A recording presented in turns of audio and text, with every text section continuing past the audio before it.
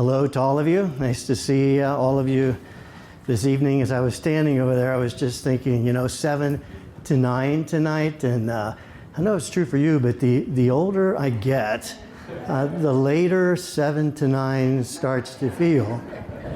So if that's true for you, and if any of you would happen to nod off as we're proceeding tonight, that's fine. Maybe you'll produce a dream, and we'll have some fresh material. We're going to make this an alive process. So I'll be very understanding of that, as I expect you will be of me. Let me say, too, I offer my congratulations to you, Claire, on this second annual Claire Bauza lecture. Of course, the title tonight is Dreams and the Dynamics of Transformation. Just want to say I don't know of anyone in the last 20 years that has contributed more to the dynamics of transformation within the Jung Association than Claire Bauza. So I feel very honored to be here participating in that. So thanks again, Claire.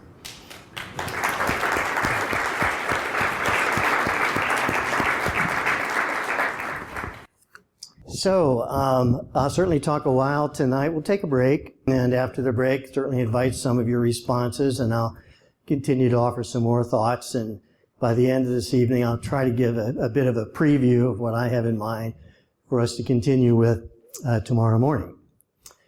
Just to begin with some introductory thoughts. As many of you know, the person more than anyone else who is most known for having articulated the belief that dreams convey wisdom to us was Sigmund Freud, who in the year 1900, at the beginning of the 20th century, published his very famous book, The Interpretation of Dreams, in which he made the famous statement, "Dreams are the royal road to the unconscious." Now, as you know, Jung extended much of Freud's teaching, very much broadened his view of the unconscious in ways we'll talk about this weekend. But I want to state just as a beginning, Jung very much in effect suggested that the unconscious refers to all of existence, everything in existence of which I am not currently conscious of, aware of, or realizing at all. And so insofar in my life, I become a bit more aware of some aspect of existence that I was not quite so aware of or appreciative of as I was before. That's transformation. And that's the transformation of consciousness. So that's what we're going to be talking about throughout this week.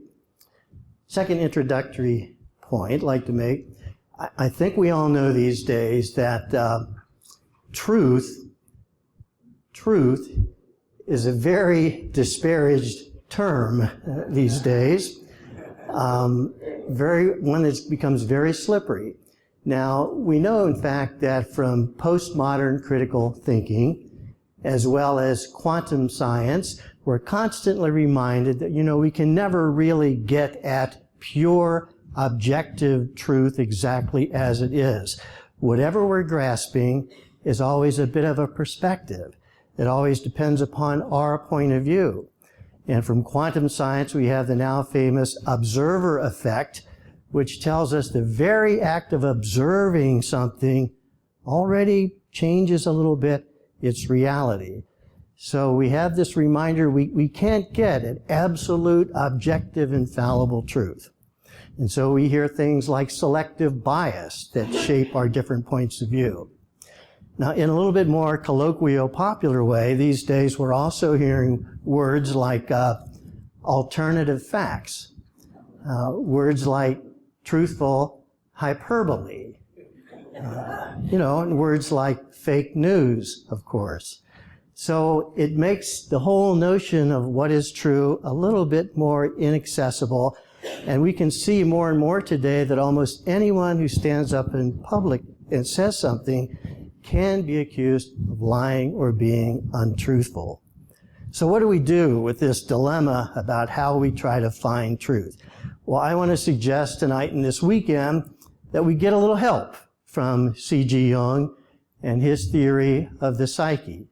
Because whatever I perceive, whatever I think, whatever I see or say, the unconscious will comment on it. Psyche will respond. And so I'd like to call our attention as we begin tonight at the quotation at the top of your outline page. So right at the top of the outline, we have a quote from a couple of lectures that Jung gave in 1933. And I'd like to read that as we begin. Let me say the title of his lecture was The Meaning of Psychology for Modern Men and Women. And he says this: dreams are impartial, spontaneous products of the unconscious psyche, outside the control of will. They are pure nature. They show us the unvarnished natural truth, and are therefore fitted as nothing else is to give us back an attitude that accords with our basic human nature when consciousness has strayed too far from its foundations and run into an impasse. So just to lift a couple of phrases out of there. He says that dreams are outside the control of will. You know, we don't create a dream. The dream gives itself to us, whether we want it or not, whether we like it or not. It gives itself to us. Dreams show us the unvarnished natural truth. They convey to us something about the nature of reality itself, and usually that aspect of reality that we're not entirely seeing accurately or completely accepting. And therefore they're fitted as nothing else to give back to us an attitude that brings us back to our human nature when consciousness has strayed too far away. And thus we find our way back more deeply to the soul. So we find, I think, in the whole language of the unconscious, a bit of a corrective to whatever perspective sometimes we're living with or speaking to others. Just as a little example, Jung, in one of his early writings, talked about a client he had, a young man who is very fond of his father, looked up to his father, idealized his father, was uncomfortable making decisions that his father did not approve of. Very early in his work, the man brought a dream. And in the dream, his father is driving a car, actually looks to be a bit inebriated, loses his way, veers off the side of the road, and has an accident. So the unconscious made its commentary on how lofty opinion of his father the young man had, and suggested that perhaps his father was not always quite as on track as he thought he might be. So the unconscious has a way of giving us the perspective that we need to incorporate more fully into our outlook. Okay, now tonight I'd like to proceed and try to say some things about the nature of psychic processes from a Jungian point of view that kind of helps us understand how to look at the dynamics of the dream. And then after that, I will go into, in some ways, the more central aspect of Jung's dream theory, and that has to do with his theory of compensation, psyche as a compensatory phenomenon, and we'll see how far that gets us. I'll use several examples as we proceed. Okay. Now, let's begin then by walking through the first part of our outline. So the nature of psychic processes from a Jungian point of view. Jung was strongly of the opinion that psychic processes, and by that I mean every psychic experience we have, our thoughts, our fantasies, our dream images, our compulsions, our repetitive behaviors, our experiences of anxiety or depression, all of our psychic experience, all of the processes we go through, the process of noticing our energy is no longer going where it once went, all of those psychic processes naturally seek the realization of the personality. In other words, they seek our wholeness, our realization of our true and full self. And that's true of individuals, and that's true of society itself. So if society is skewed in a particular approach, many people will start to experience psychically a reaction to that. So all psychic processes have something to do with a movement toward wholeness, which is rooted in and guided by an innate, inborn archetypal orientation to wholeness. And all he means by that is innate within us is a tendency to seek, is a looking for the fullness or wholeness or completeness of who we actually are. And that keeps manifesting throughout the course of our life. Now, Jung eventually used the term transcendent function to describe that innate factor, that innate function. In other words, if you take the word transcendent, it comes from the Latin word transcendere, which means literally to go beyond. And what he's suggesting is as we go through life, we keep getting messages and experiences within ourselves, within our own experience, that lead us to go beyond our prior way of thinking, perceiving, and being. And all the messages that come to us from the unconscious, being dreams, emotions, longings, fantasies, symptoms, all in some way are inviting us to transcend our previous point of view, our previous sense of ourself, our previous way of looking at life, for the sake of greater consciousness. That's the transcendent function. I'll add one other point to that, and that is Jung was of the opinion that we come into consciousness by differentiating opposites. In other words, I get more of a sense of who I am by differentiating myself from others. Or let's say I only become aware of what is warm or what warmth is by differentiating from coldness. And I only know what light really is if I can differentiate it from darkness. So as we're growing and developing in our life, we begin to develop certain ways of being or try to develop those ways of being, and oftentimes neglect, ignore, or devalue the opposite. So let's say I want to be strong. I don't want to be weak. So I will tend to devalue and probably avoid experiences that make me feel weak. Or let's say I like to win and not to lose. If you can imagine such a thing. So I will devalue, I will probably avoid at all costs, I will reinterpret experiences that suggest loss, losing, or failure. The unconscious will start letting me know that I have split off part of myself.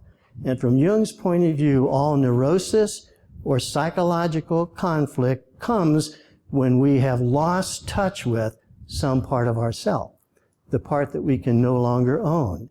And that produces a symptom like compulsiveness, a symptom like denial, a symptom like anger, or whatever it may be. And the very symptom itself is the way the unconscious tries to bring into our awareness the part of ourself we are not seeing. Now, dreams function very much in that mode because the dreams give us a picture of what's going on within the soul, and they oftentimes pictures the dynamics that are at work. Now, I think we need to look at something more graphic to give flesh on these bones, so I want to look at a dream with you, as I will throughout the weekend. I'd like to call your attention to dream number 6 on your dream examples sheet. Okay. Now again, we're saying that the psyche has an innate tendency to bring forward that aspect of ourself, or maybe of our culture, that right now is needed for the sake of greater wholeness. In spite of what I want or don't want, in spite of how I have been functioning, the psyche that's always in search of wholeness or completeness or authenticity brings forward what right now is needed for the sake of greater wholeness. This is a dream, number 6, of a woman about 50 or so. I'll just read it and we'll see the dynamic at work. Now, this is a professional woman. In the dream, she's in a courtroom. This is not an attorney at all. So I'm in a courtroom of all men with a male judge. I'm a defense attorney for a man who has committed murder. Suddenly, I feel I have to wash my hair. After I do this, I'm now in a courtroom of all women. A silver-haired judge says, "Where's the queen?" I don't know. But then the queen comes in the door. She is dressed in common clothes and looks tired. She says she applied for a job at the EPA and was turned down. Where has she been? So, here we have a dream, and I won't try to analyze it in depth, but to point out the things that are relevant at this time. Here we have the dreamer who's in a courtroom of all men with a male judge, and she is defending a man who killed somebody. We don't know who or what. And then, in what is really the turning point in the dream, tomorrow we're going to say more about the dramatic phases of a dream and the climactic turning points. In the turning point of the dream, she feels an urge to wash her hair. And washing one's hair is a pretty classic symbol for cleansing one's mindset. Cleansing out what currently occupies one's mindset or one's thinking. And when she cleanses that, the entire scene shifts. And now she's in a room with all women and with a silver-haired woman judge. And the question comes, where is the queen? And then the queen shows up. So what we see in this dream is a shift from a very dominant masculine point of view to a feminine point of view, and to the emergence of female authority, the queen. And the question is, where has she been? Where has she been? Well, now she's showing up. And then I must say this dream was some time ago. I found this one statement curious. There are many things in dreams it's hard to completely grasp. But she says that she applied to a job in the EPA and was turned down. Well, now I kind of grasp how that might be so. So is there some kind of a projected phenomenon here? So in this dream, the dreamer is recognizing that some other archetypal energy needs to be welcomed into her psychic attitude or approach. And it's a feminine attitude, not masculine, and it has something to do with female authority, however she thinks of that, whatever that might suggest to her. Now, this is the transcendent function at work. When something has become a little too one-sided in life, the unconscious, for the sake of wholeness, brings forward the missing element of self. And we'll experience that in response to our own experience, but also in response to the culture. The dreams we have may be a response to how we also experience our culture. Okay. Now, let me go on to the next item under 1b. According to Jung and others, this is not unique to Jung by any means, rational knowing and thinking, rational or a scientific knowing, is not the only form of knowing within the psyche. So rational knowing, scientific knowing, is not the only form of knowing. Now, in our society, in our culture, certainly since the time of the Enlightenment, rational knowing, and even within the last 100 years, scientific knowing is very much esteemed and has certainly advanced development and consciousness in many ways. But at times, of course, it gets over-esteemed, that nothing is reliable unless it is logical. Nothing is reliable unless there is scientific evidence to prove it. And there are other forms of knowing that are given to us all the time as well. Now, let me say a few more things. As you may know, rational knowing, which goes back to the time of the Enlightenment, basically means that we arrive at truth through logical deduction, either deductively or inductively. So let's say I'm going to buy a car, and I decide that I want a car that has good mileage, a car that seats 6 people, and a car that has good reliability reports. So I find a particular car, and that's my first premise. I find this car, I check out whether it has those things. If it does, I conclude, therefore, this is a car I want to buy. That's logical deduction. Sometimes it goes the other way by induction, and that is to say, I gather data which then leads me to a rational conclusion. So I'm applying for a job. I like the interview with my prospective boss. I look at my office. The office has 2 very nice windows. I like the look of that. They tell me what the salary is. It's a significant improvement. So I put together that data and I decide rationally, therefore, I will accept this job. It's very rational. Now, as we know, rational decisions don't always end up working out, because useful as they are, they don't encompass all of reality. And scientific method, as you may know, submits a hypothesis to essentially an experiment to see whether there is sufficient evidence to hold that hypothesis.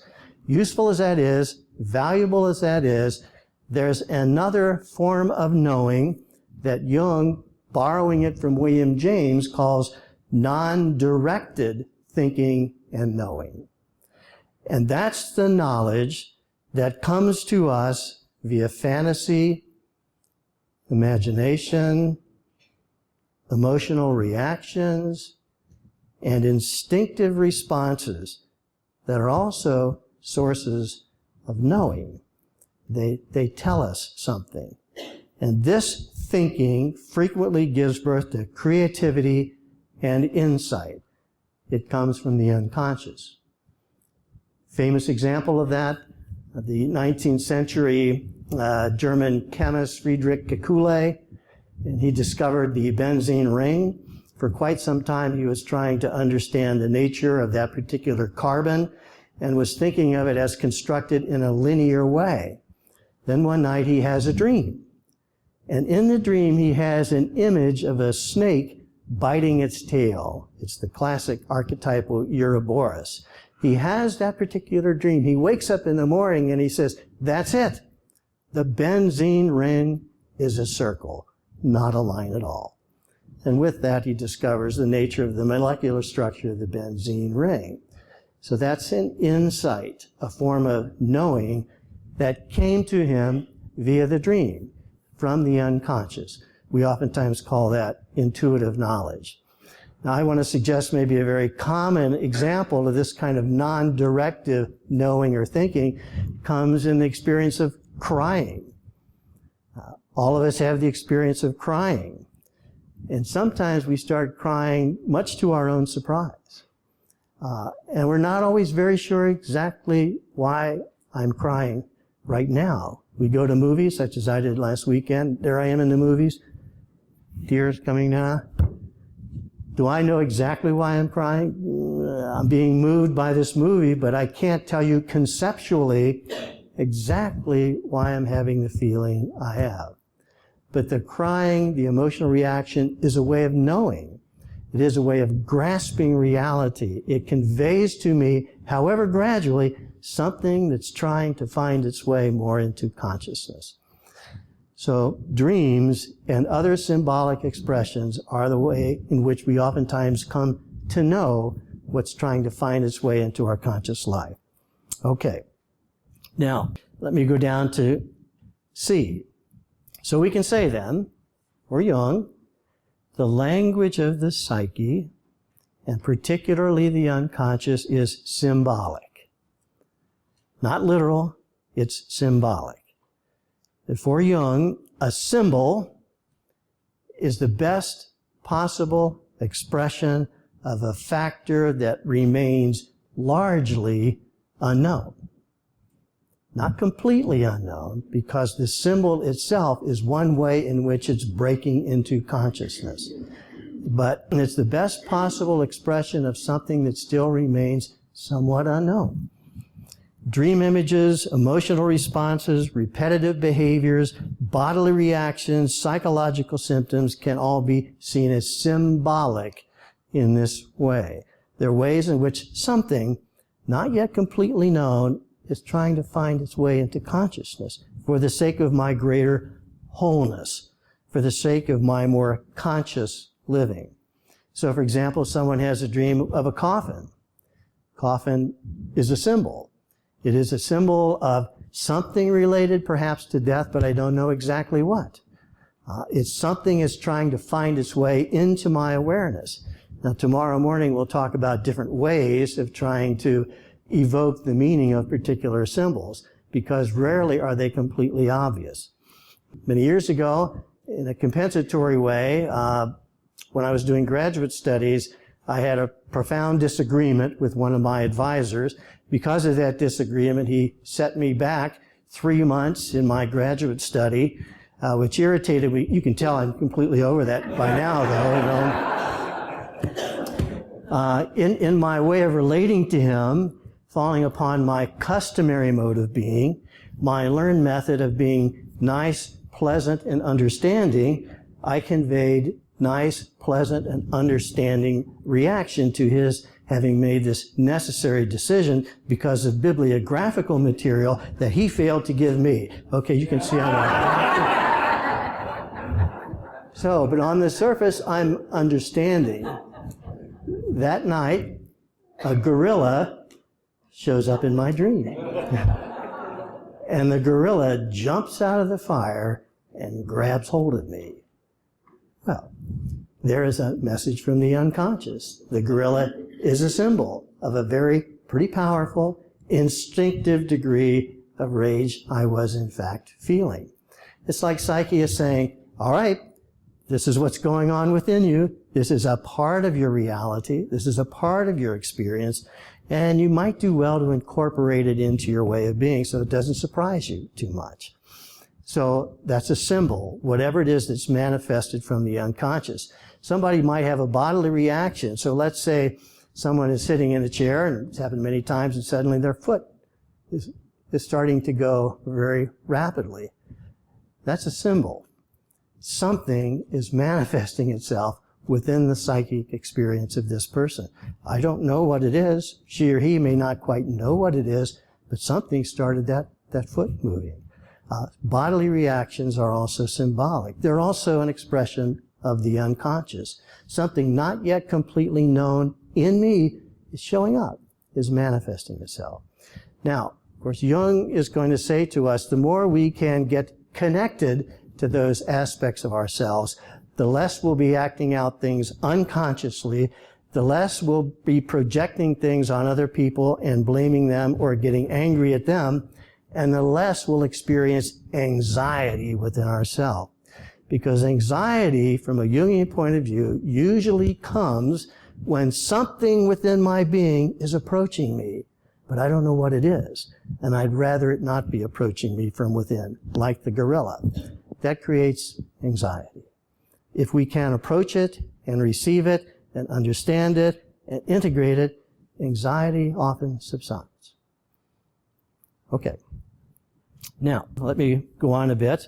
If we go down to number D, I think we have to now factor in the notion that not every symbol or every image from our unconscious or every thought we have or every voice we think we kind of hear is perfectly filled with wisdom.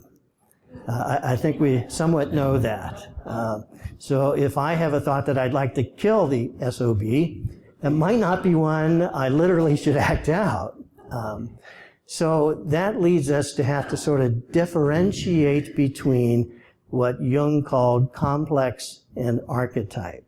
And the distinction is fairly evident in a way. So under complex, from Jung's point of view, a complex is an emotionally charged cluster of ideas. It's an emotionally charged theme in my unconscious that is shaped by past experiences.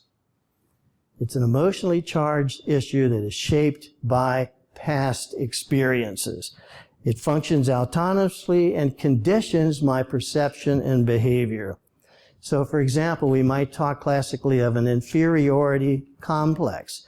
In certain settings, I may just plain start to feel anxious and inferior because something back in my past has now gotten activated again. Little example. Many years ago, I was working with a man, very successful, accomplished man in many ways, had a more challenging relationship with his father. And I remember he once brought this perplexing dream image into a session. And his father had died maybe 5 to 10 years earlier.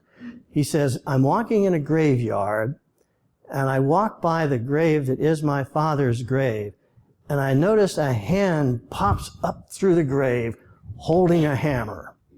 And I wake up with a start. Well, so obviously we might infer his father psychically is not dead yet.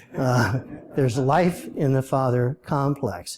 What's the hammer? What does the hammer symbolize?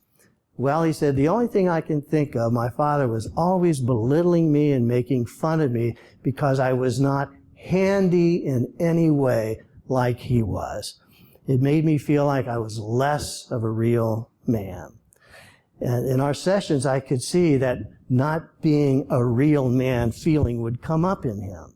So we see part of where it derives from. It's the symbolic image of the father who still thrusts that message up at him, so to speak, from the grave.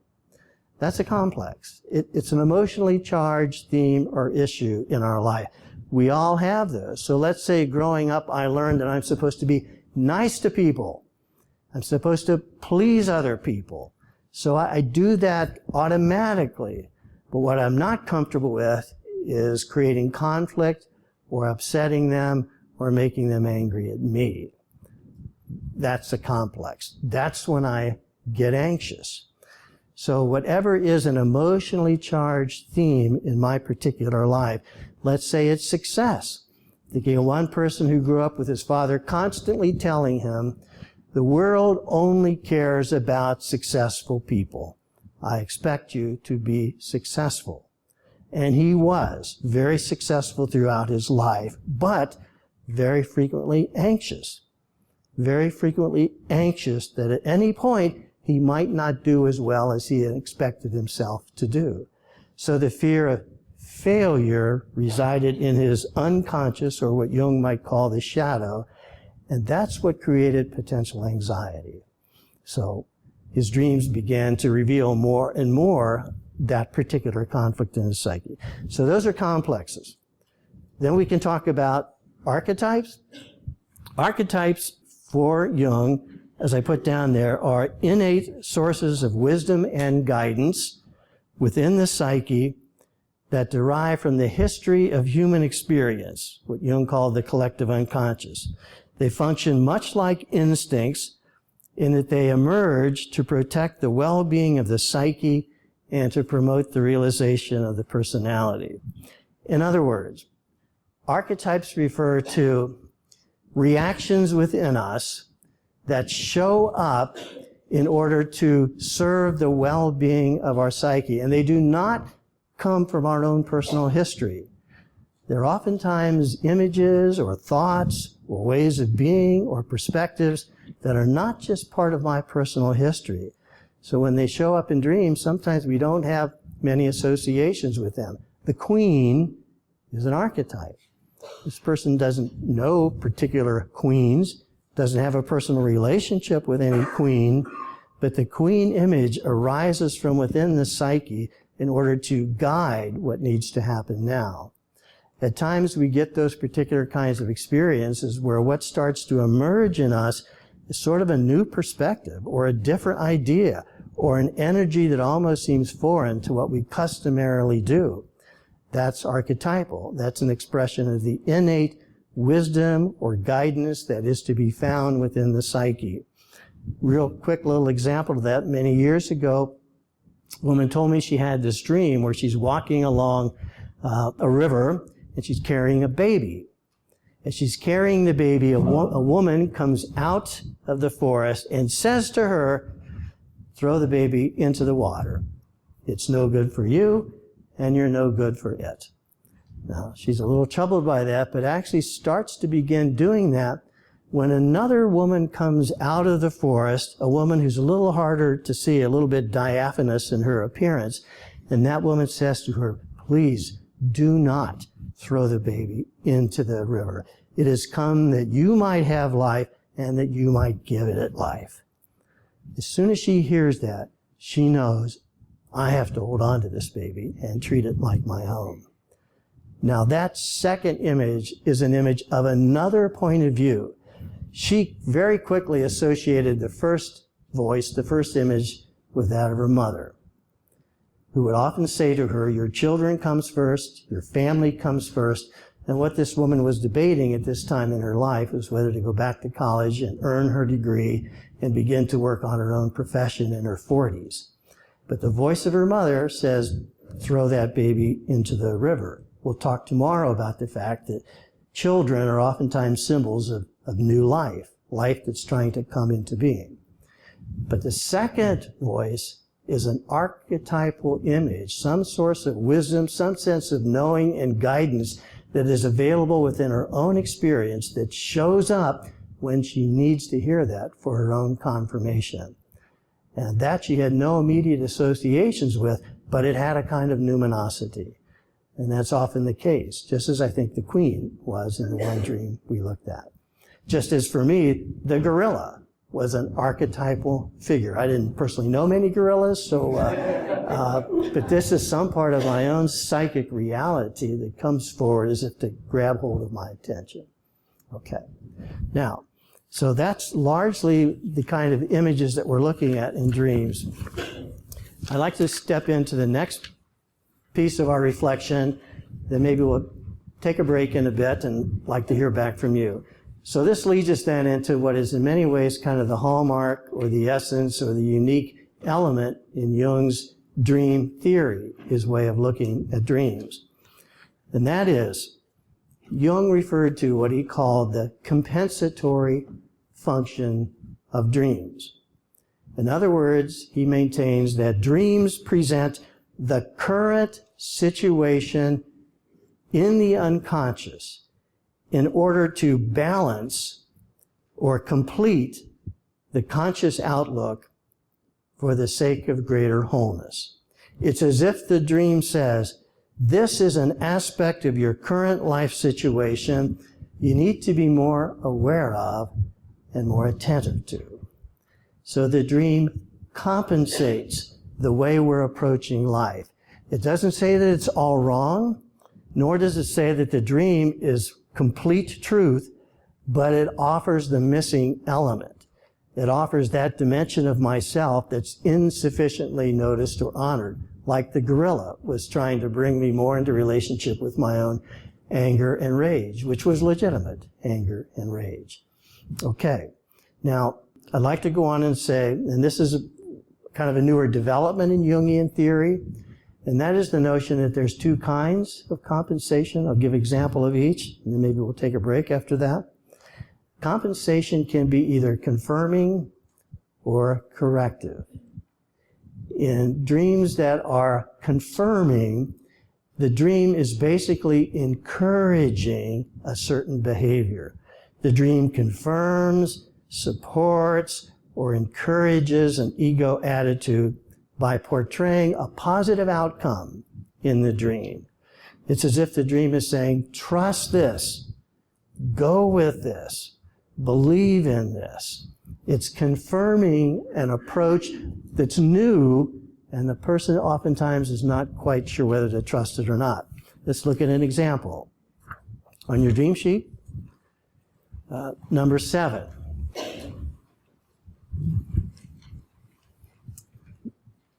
This is a dream, number 7, of a woman in her, I think, late 40s or something like that. This dream some years ago. A woman who ran her own business, a rather small business, she would say, I think of about 10 or 12 employees. The business had seemed like it had been going rather well for 5 to 10 years, but she didn't think so. She felt like, I'm always fooling people. I don't entirely know what I'm doing. I make it up as I go along. Every time I'm doing a sales pitch, I'm almost sure they're going to turn me down. Oftentimes they don't. I'm just getting by. And I said, gee, you've been doing it for 5 or 10 years. Yeah, but nobody knows how uncertain I am of what's going on. So she gets this dream, number 7. I am told that Barbara Streisand has come to see me. She's waiting in the living room and tells me she has come to consult me about her work. She thinks I can give her good advice because of my success and experience. I'm astounded she is seeking assistance from me, but she seems to be very serious. Now, I asked her, as you might, what does she associate with Barbara Streisand? And she said, well, Barbara Streisand is about the most competent, the most widely talented, the most successful, the most assertive woman I could possibly think of. And I said, yes, and she's coming to consult with you. He said, I don't believe it. I said, that's what the psyche is saying. So the psyche is affirming, supporting, encouraging her to trust an aspect of self that she's not so inclined to trust. That's a kind of compensation because her actual self-esteem is too low. Too low. So the dream compensates it, balances it by presenting an affirming message that almost always then has a positive outcome. In confirming dreams, things get better. The end of the dream is positive. It goes better than the dream ego usually expected. I always think of another dream a person I worked with had. It was a man, very tall, about 6'5" or so, but he had a low self-esteem. He used to play basketball, but never thought he was a real star, never thought he was as bright as his brother, even though he had a Ph.D., was pretty competent, but his self-esteem was too low. One day he brings in a dream, and he's talking to Shaquille O'Neal. Some of you know, former NBA basketball player, 7'2" or something like that.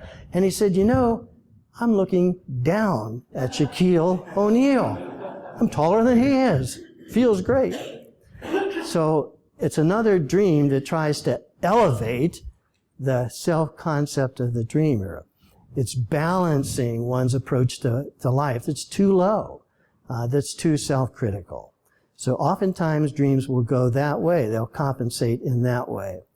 At other times, dreams may be corrective. And that's the other kind of compensation.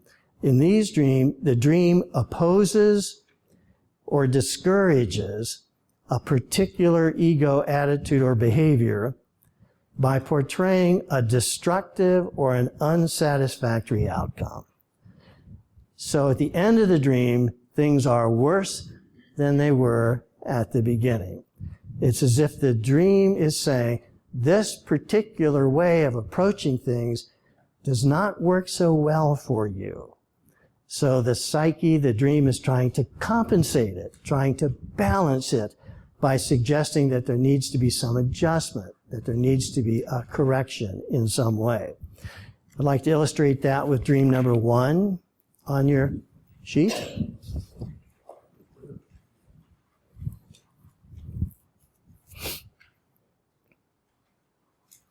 Dream number 1 is a dream of a woman about her late 50s, or might have actually been 60. This is a woman who had worked in hospitals, a couple of different capacities, had retired for about 4 or 5 years, actually did a little bit of private practice work on her own, and then, because of her husband's financial worries or anxieties, and her husband did seem somewhat anxiety-prone, he persuaded her she needed to go back to work to make some more money. And I remember her saying to me in a session, well, I guess I have to carry my load. she gets this dream. I'm in a hospital hallway, and I see a crawfish, larger than life, crawling along the wall. Now, there's a man down the hallway who is out of control. The staff tries to control him. He yells out. I approach him to give him an injection to quiet him. Now notice, I approach him to give him an injection to quiet him. I am not afraid. But now, the crawfish is close to me. It grabs me by the shoe. I try to rid myself of it, but can't, and am now very frightened. So at the end of the dream, she is much more frightened and in conflict than she was at the beginning. So this is a corrective dream. Psyche, through its symbolic images, is suggesting this particular way of approaching things leads you into more conflict. Now, how do we begin to understand the meaning of some of these images? Well, notice in the dream there's a man who is yelling or protesting. She doesn't know that man. As we'll talk about later, unknown figures in the dream are usually aspects of ourself. So we might say the man is a protesting voice within her own being. And notice what she does. She gives him an injection to quiet him or silence him. And then things get worse. Here comes the crawfish, grabs hold of her foot and starts pulling her away from what she's doing. The crawfish is not unlike my gorilla. It's an aspect of her own psyche, an instinctive reaction within her own psyche that's trying to pull her away from what she's doing. And she was frankly very much in conflict with whether she could actually do this job she had tried to go back to work to do. Remember, I asked her if she had any association with crawfish, and I remember what she said is, well, I don't know about crawfish, but when I was growing up, there were crawdads by the river, and she lived around Kentucky. And the only thing I remember about crawdads is they always go backwards. They always move backwards. They go backwards. Well, the crawfish is pulling her backwards, away from what she's trying to do. Seemed to me the crawfish was part of her own instincts, part of her own bodily felt reactions that were not in favor of her trying to silence her own inner protest and carry her load. So this dream seemed to be a corrective compensation. There's another attitude within your psyche you need to pay more attention to. Now, as you know, sometimes the dreams we get are not the ones we're looking for. They're not particularly convenient from our conscious attitude. But from the wider view of the wisdom within the psyche, they're in the service of the well-being of the psyche, just as our own instincts. Instincts are part of the evolutionary process that show up to preserve the well-being of the organism. And the archetypal images of our psyche are very much the same. They show up to preserve the well-being and the transformation of the self, both individually and collectively. Okay. Now, we've gone for a good hour. Does it feel like a break would be a good idea? Okay, let's do a 10-minute break, and then we'll reconvene. I want to listen to you, and we'll proceed on a little bit further tonight.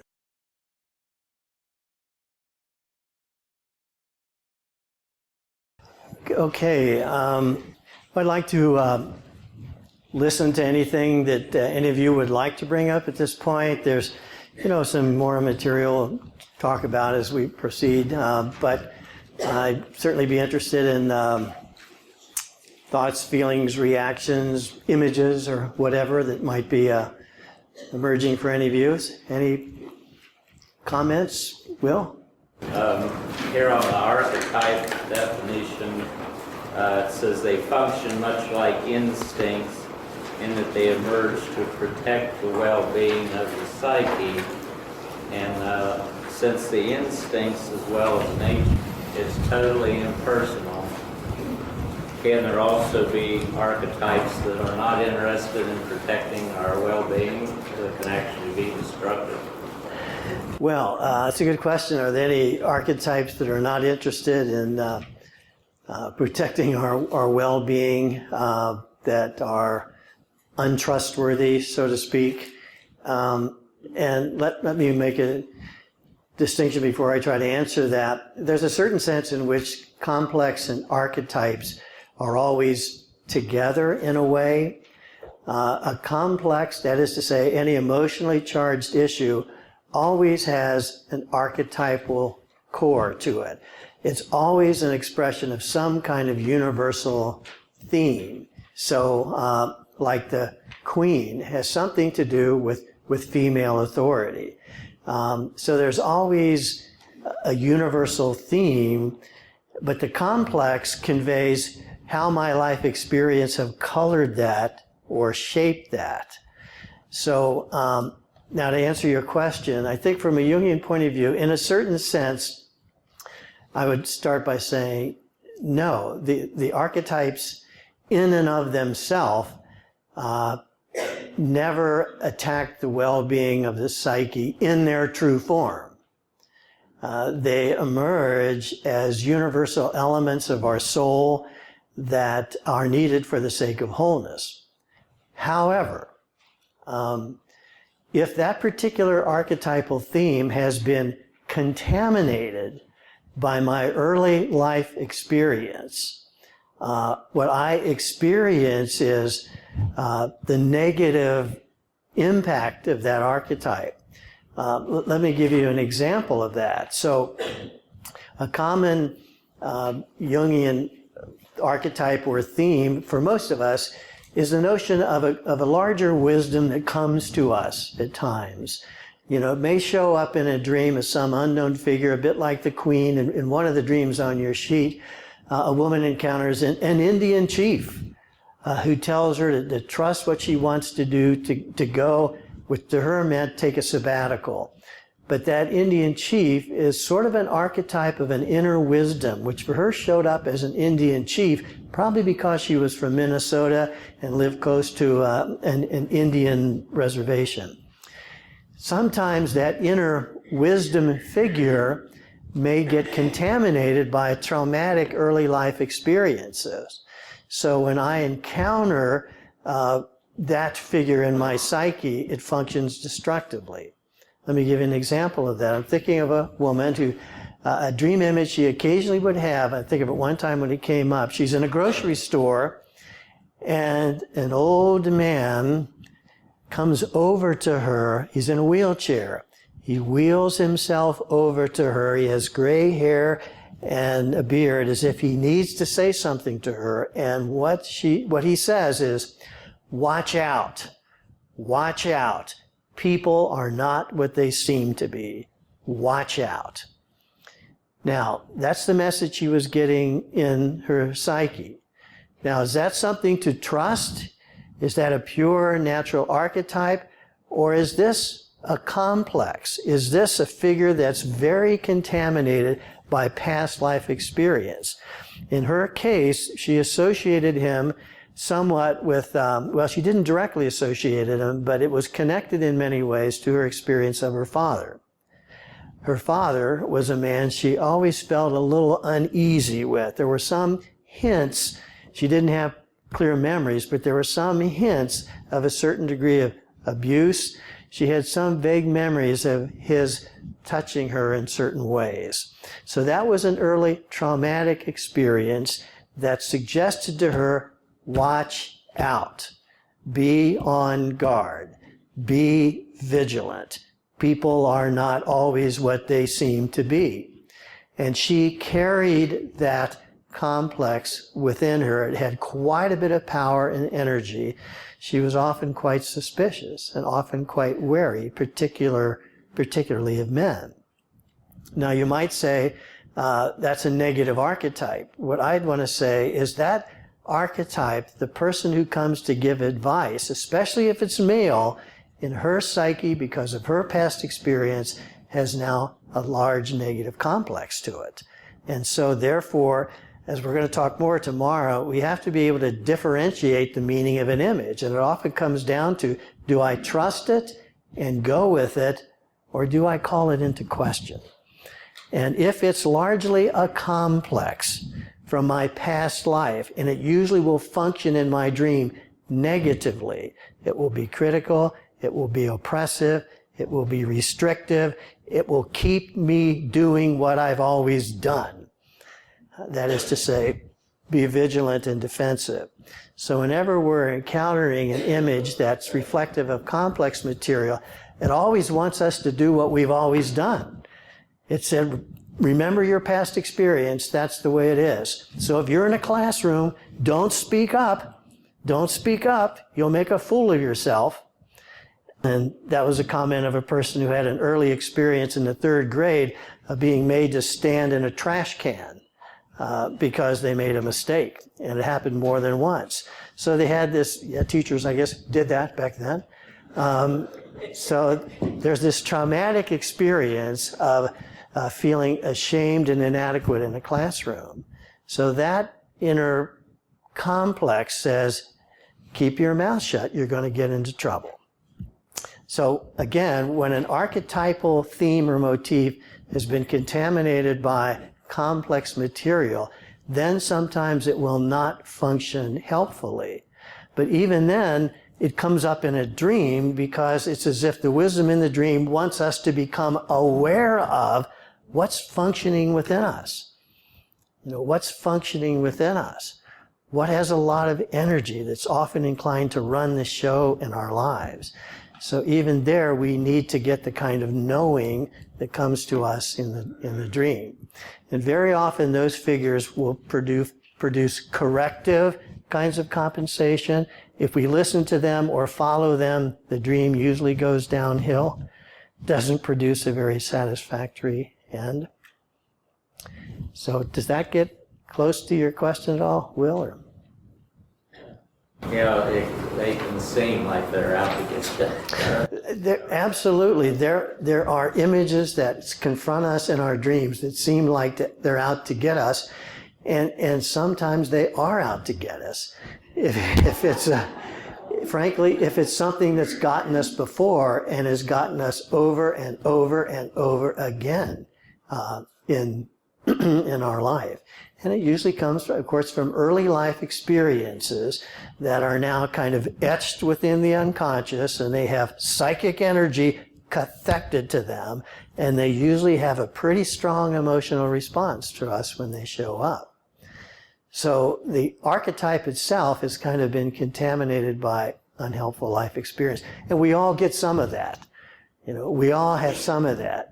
We all have certain inner reactions that are part of our path, part of our story, that aren't particularly helpful for us to trust. But they're very repetitive, like the woman that has the dream, throw the baby into the water. That message of throw your own plans, throw your own desires, throw your own wishes into the water, subordinate them for everybody else, that's a familiar theme for her. Not serving the well-being of her psyche.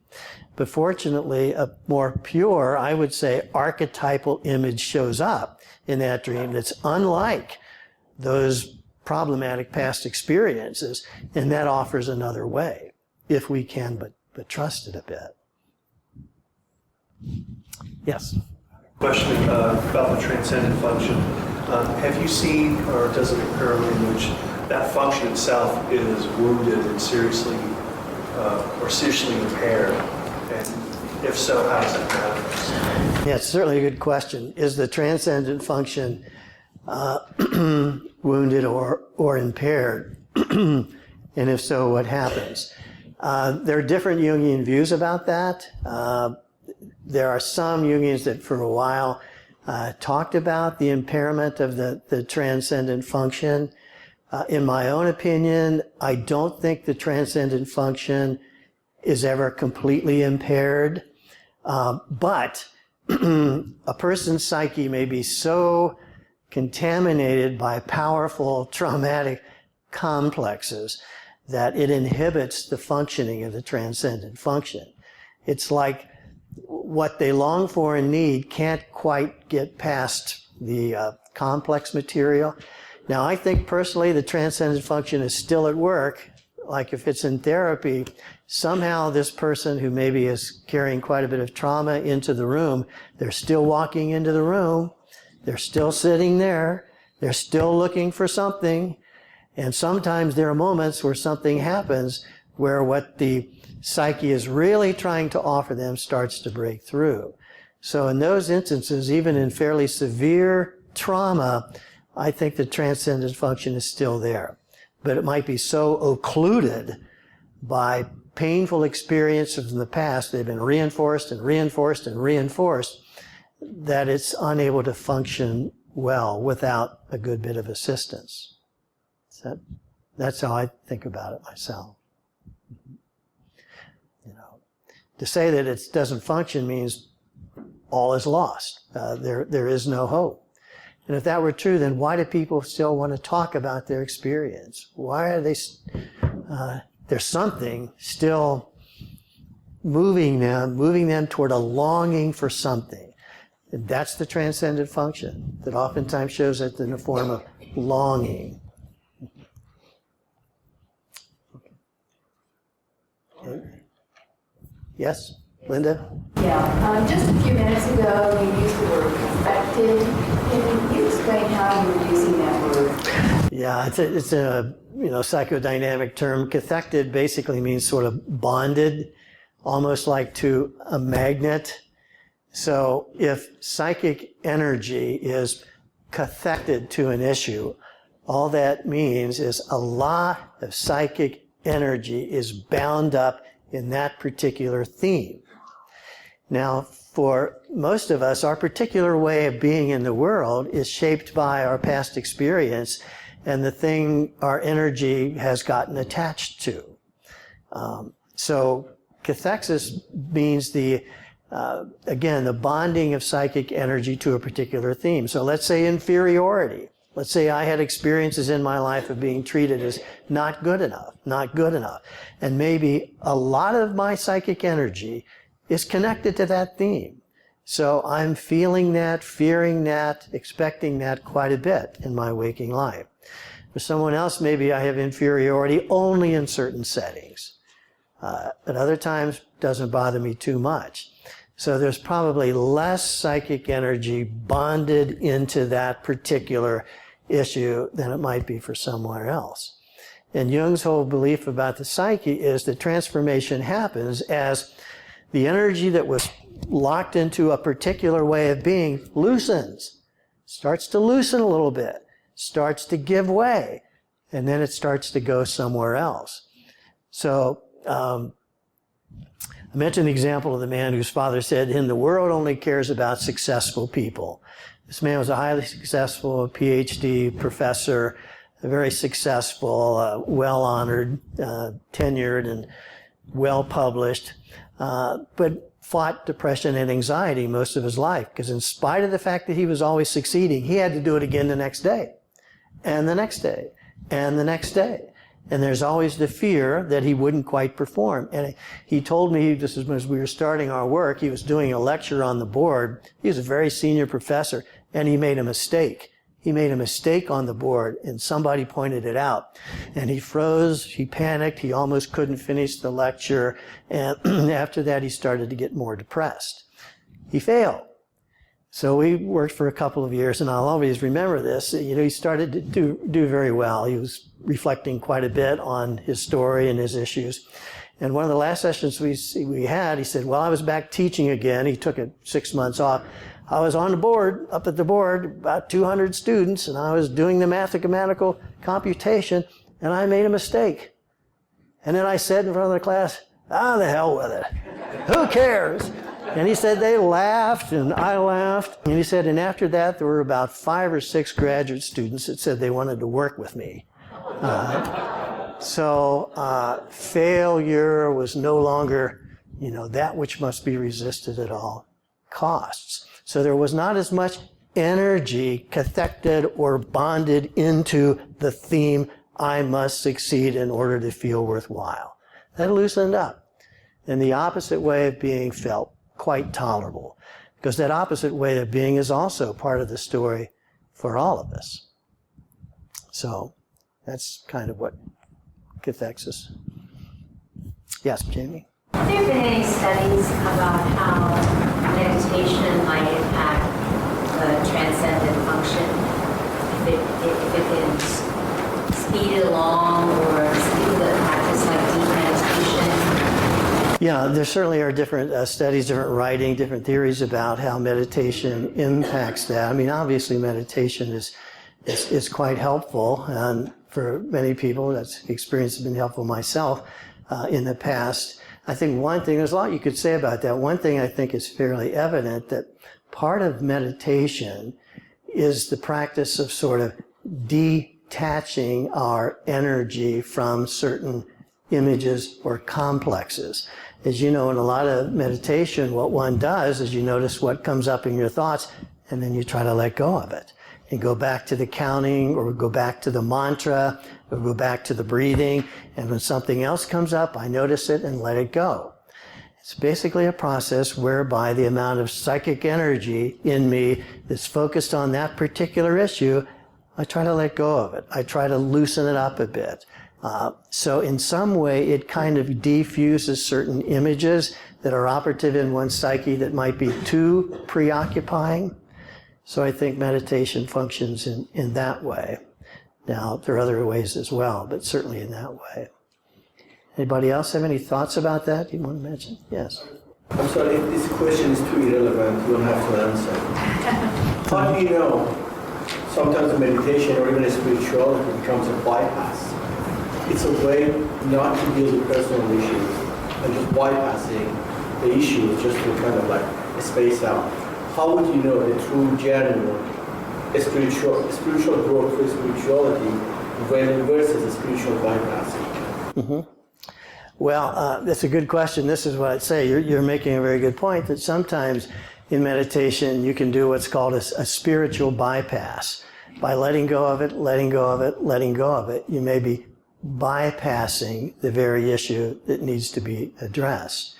And I think that's true. And one Jungian analyst I know who's done a lot of work with meditation, I discussed it with him, and we talked about, and he mentioned as well, two different approaches to meditation.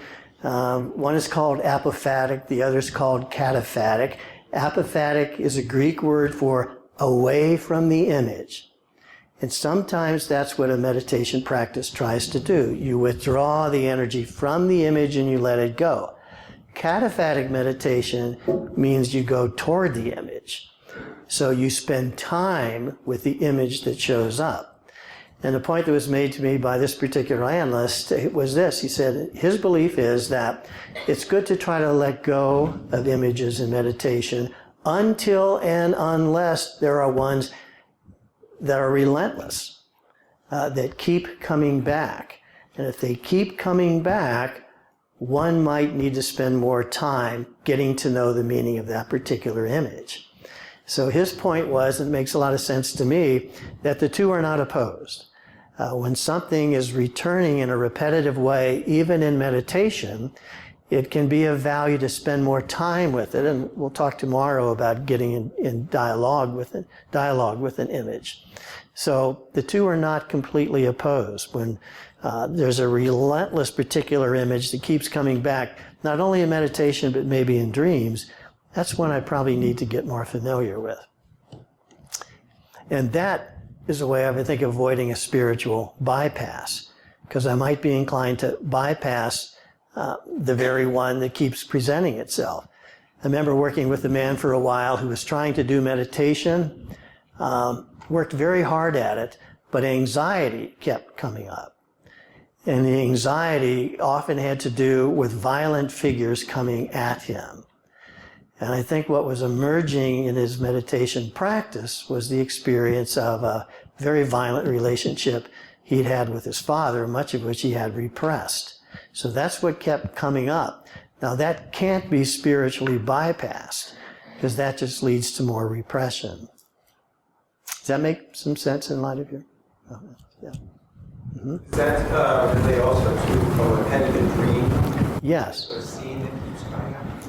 Yes, repetitive dreams, which we'll talk more about, but repetitive dreams are obviously themes or motifs that continue to have energy in our psyche. And whatever it is the unconscious is inviting us to do about that theme or issue, it's not yet been quite satisfactorily done or encountered. So the dream keeps coming back in different versions or different forms. A lot of dreams that will take us back into early times in our life. And maybe we've been back there before, but lo and behold, there we are again. It's like the unconscious is saying, this theme has just got some energy in it for you, and it's good for you to be aware that still moves within your psyche and shapes your perceptions and your behaviors. So, it might have to do with inferiority, or the need to be competitive.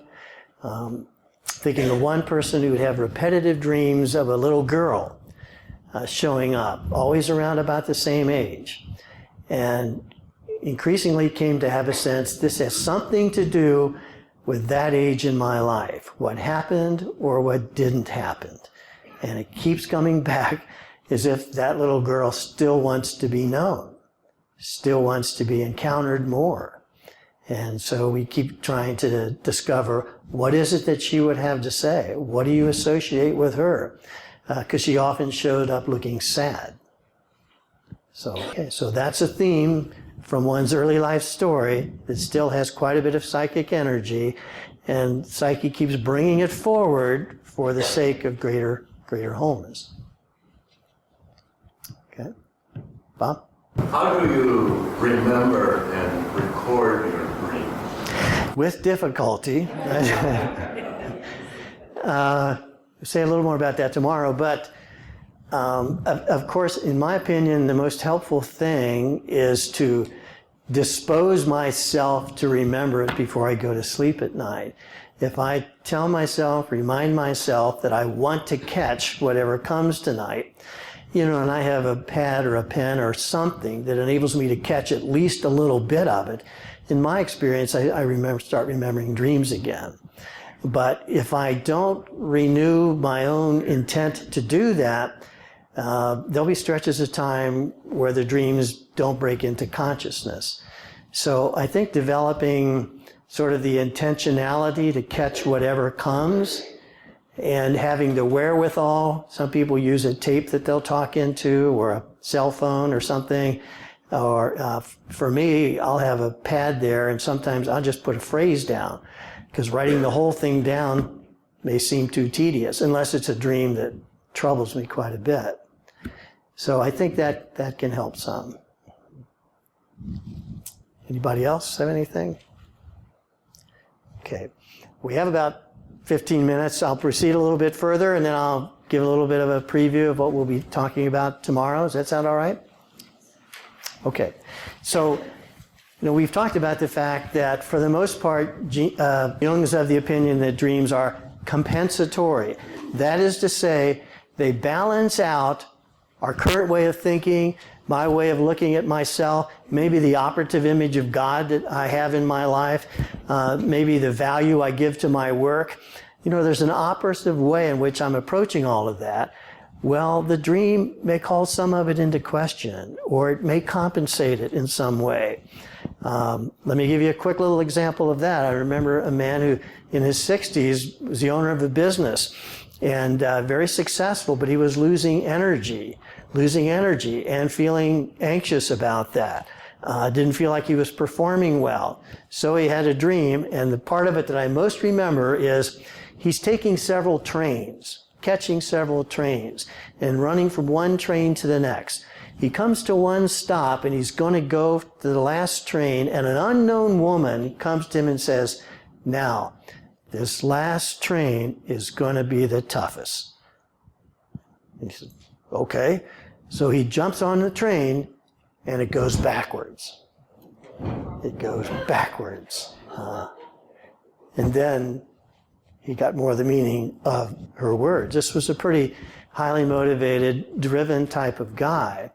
but he was reaching that place in his life where the next stop was not to go forward and progress and be active and be productive.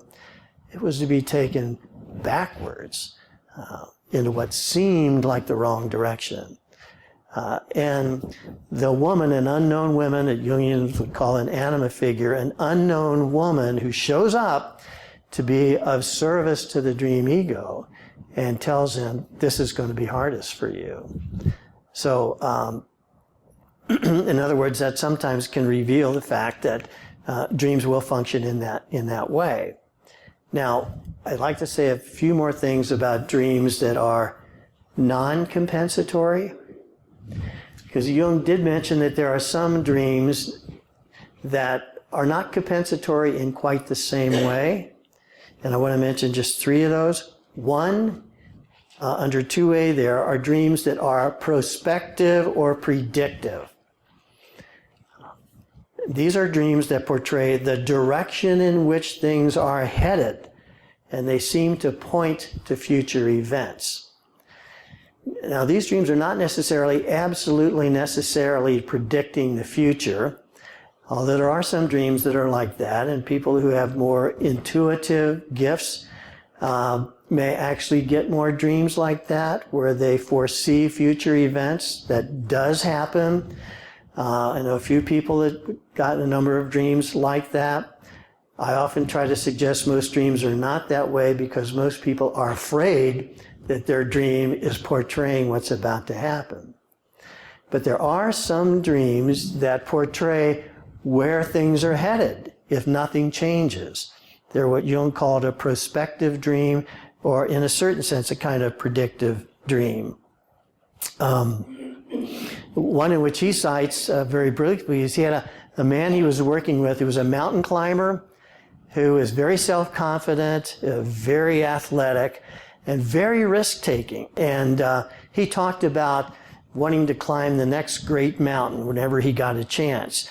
And he had a dream in which he is on a mountain and steps right out into midair all by himself. Jung said to him, I want you to make sure that every time you go mountain climbing, you have at least 2 guides with you at all time, because this dream is a warning. This dream is a warning that you tend to take steps that are risky. And he said the man kind of laughed it off. He didn't believe too much about dreams, all that much. And he said, I'm pretty experienced mountain climber, don't worry about it. Well, about 6 months later, the man died in a mountain climbing accident. And a man who was with him was below watching him, and he said he almost let go of his rope and leaned out too far as if he was stepping into open air, and he fell to his death. That's pretty dramatic. But Jung cites that as a prospective dream. It shows a tendency that's headed in a particular direction if it's left unchanged. Sometimes we get dreams like that. They show us the direction in which something is going if we don't make some kind of an adjustment. That would be a prospective dream. I'll mention one very quickly that's on your sheet, but I'll just tell it to you. It's another prospective kind of dream. Well, I'll mention where it is. It's dream number 4. This is a dream of a woman about 40. I'm sitting in the back seat of a car. Another woman is driving. I have a road map, and I'm afraid to tell her that we must take a detour to the left. She won't listen to me. I can see that we will drive directly into a large pool of water and get stuck halfway up in the mud and water if she doesn't turn left. I'm still afraid to tell her. Now, this dream is portraying something that looks like it may occur. And she can almost see it, or the dream is picturing it for her. And this is a dream of a woman who is very much afraid to speak her mind or disagree with her boss. The woman driving the car is her boss. and she's in the back seat. She could see where things are headed, but she's afraid to tell the driver to make a turn or make an adjustment. And she was very much afraid to tell her boss of her particular disagreements, that she was not satisfied with how things were going, but she just could not get herself to say it. As a result, she went into a fairly deep clinical depression in which she could not function very well at all. So she goes into the dark mud and gets stuck. In some ways, it seemed to me the dream was telling her the direction in which things were going if a detour could not be made. But the detour required her to speak up to her boss, which she was afraid to do. To me, that's kind of a prospective dream that has a certain kind of warning to it. Okay, let me go to a second kind of non-compensatory dream, and that's a traumatic dream. And these dreams portray very significant, usually quite troubling, painful experience from the dreamer's past, usually activated by present events with a similar theme. So these are dreams with a lot of anxiety. They're not so much compensating the present, they're bringing up old trauma. And the woman that had the dream of the man in the wheelchair who came over to her and said, "Watch out, people are not what you think they are." That's a dream that brought old trauma back from the past. It usually creates quite a bit of anxiety. So those kind of dreams are unearthing the old trauma, and it needs to be seen that way, because usually the message I'm getting is not one I need to repeat or accept. Does that make any sense at all? Okay. How do we know whether that's true? Usually the dreamer can start to make associations with those images. Those images usually take us back into the past. That would be a dream that's filled with trauma. Lastly, let me just say that there are some dreams that have a collective or cultural quality to it. These dreams portray collective issues pertaining to one's culture. In this respect, they're still often compensatory of cultural attitudes which are affecting the dreamer. So this dream is not so much just a personal dream. It may not even be primarily a personal dream. It's a dream that's a response to the culture, that in some way is compensating the culture, but it's manifesting in my psyche. And let's look at one dream like that. It might be the last one we look at tonight. This is dream number 9. I would just suggest you just let sort of this is a dream of a man, late 50s, early 60s. And just let the images impact you the way they do. I think this is a dream about culture. A spaceship lands on the ground and is half buried. There's no reaction from the people in the region. Some of us go to see it. It stirs and a commander appears who indicates that they have come to make repairs to keep the Earth's trajectory functioning. Then the spaceship flies away at dusk.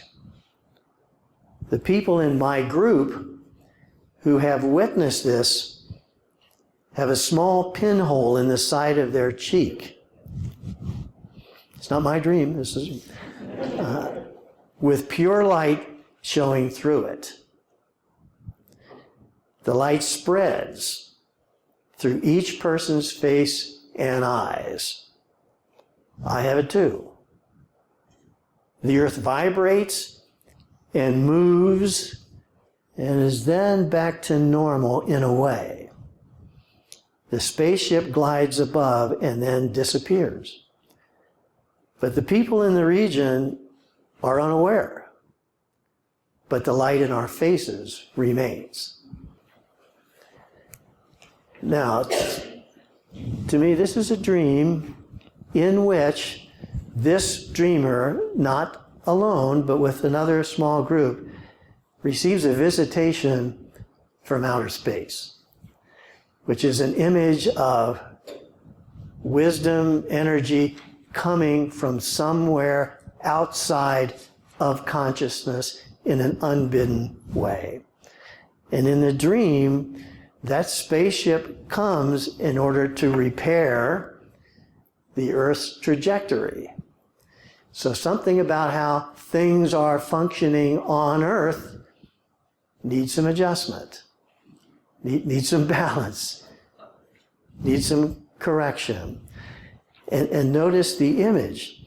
The people who have witnessed or received this energy or this message now have light going through their cheek and through their eyes and through their face. So there's an illumination, there's a light, there's an awareness or a consciousness that is not very much had by most of the other people in the region who are not even aware that the spaceship has come. Now, in my view, that dream has cultural implications, somehow points to the need for greater consciousness, for people to be open to receiving whatever visitation comes our way in terms of different outlook, different understanding, some adjustment. But it's an awareness that's many people in the region are not yet quite ready to receive. Now, some dreams are like that. What I mean by that is the dream seems to be a reaction more to culture than just to one's own personal life issues. Does that make any sense to you at all? Does that? Okay. Jung had a famous dream like that. Actually, there were two visions he had back in 1914.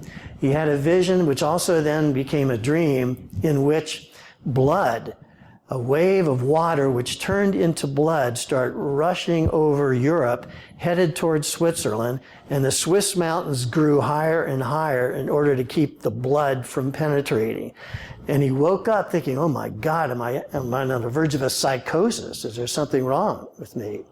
He had another dream about 3 months after that in which the water on the land in Europe turned to ice. Everything had frozen and became ice.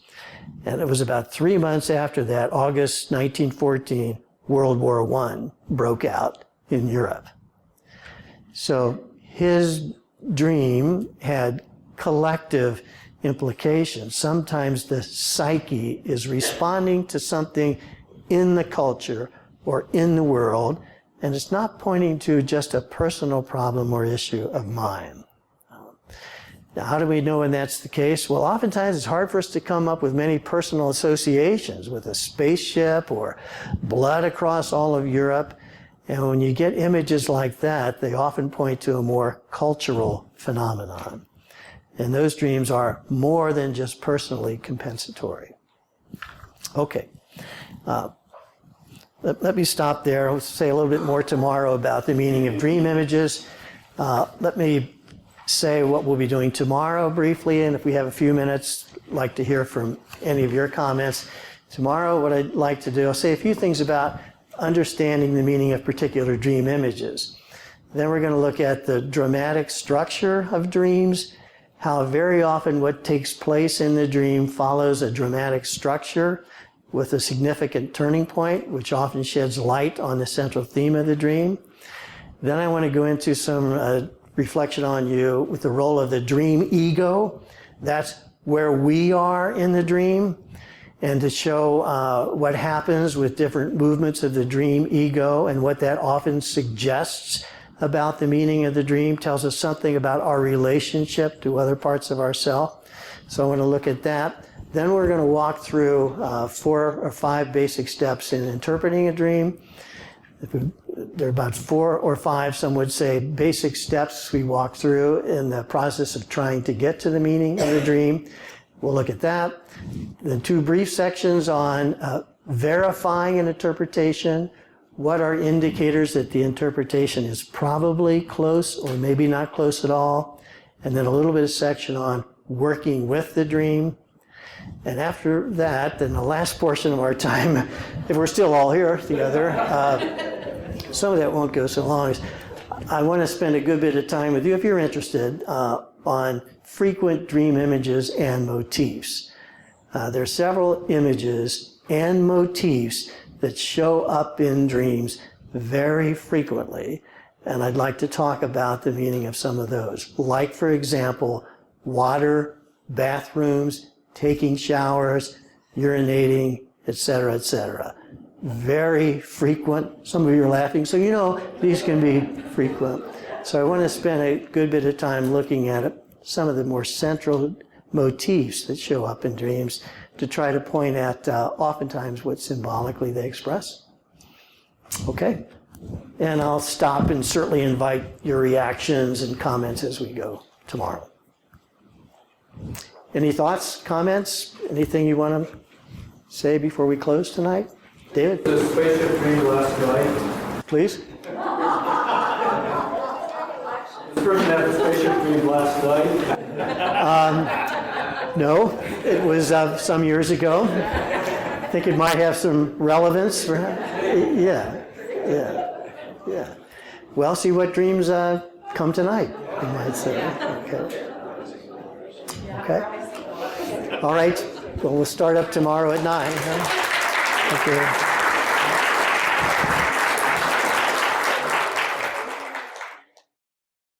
Dick is a Jungian psychoanalyst and licensed clinical counselor in private practice here in Columbus. He holds a Ph.D. in spirituality and psychology from Graduate Theological Union and a diploma in analytical psychology from the CGO Institute in Missouri. For over 20 years, Jaco has celebrated our special relationship with Dick and his valued service to our organization. He has presented us with many thoughtful and respectful programs reflecting on Jung's ideas and how they relate to our lives. I know you, like me, and looking forward to today's workshop, and I welcome you to it. And without further ado, let me welcome Dick Sweeney. Thank you, John. Thank you, John. Thank you. All right.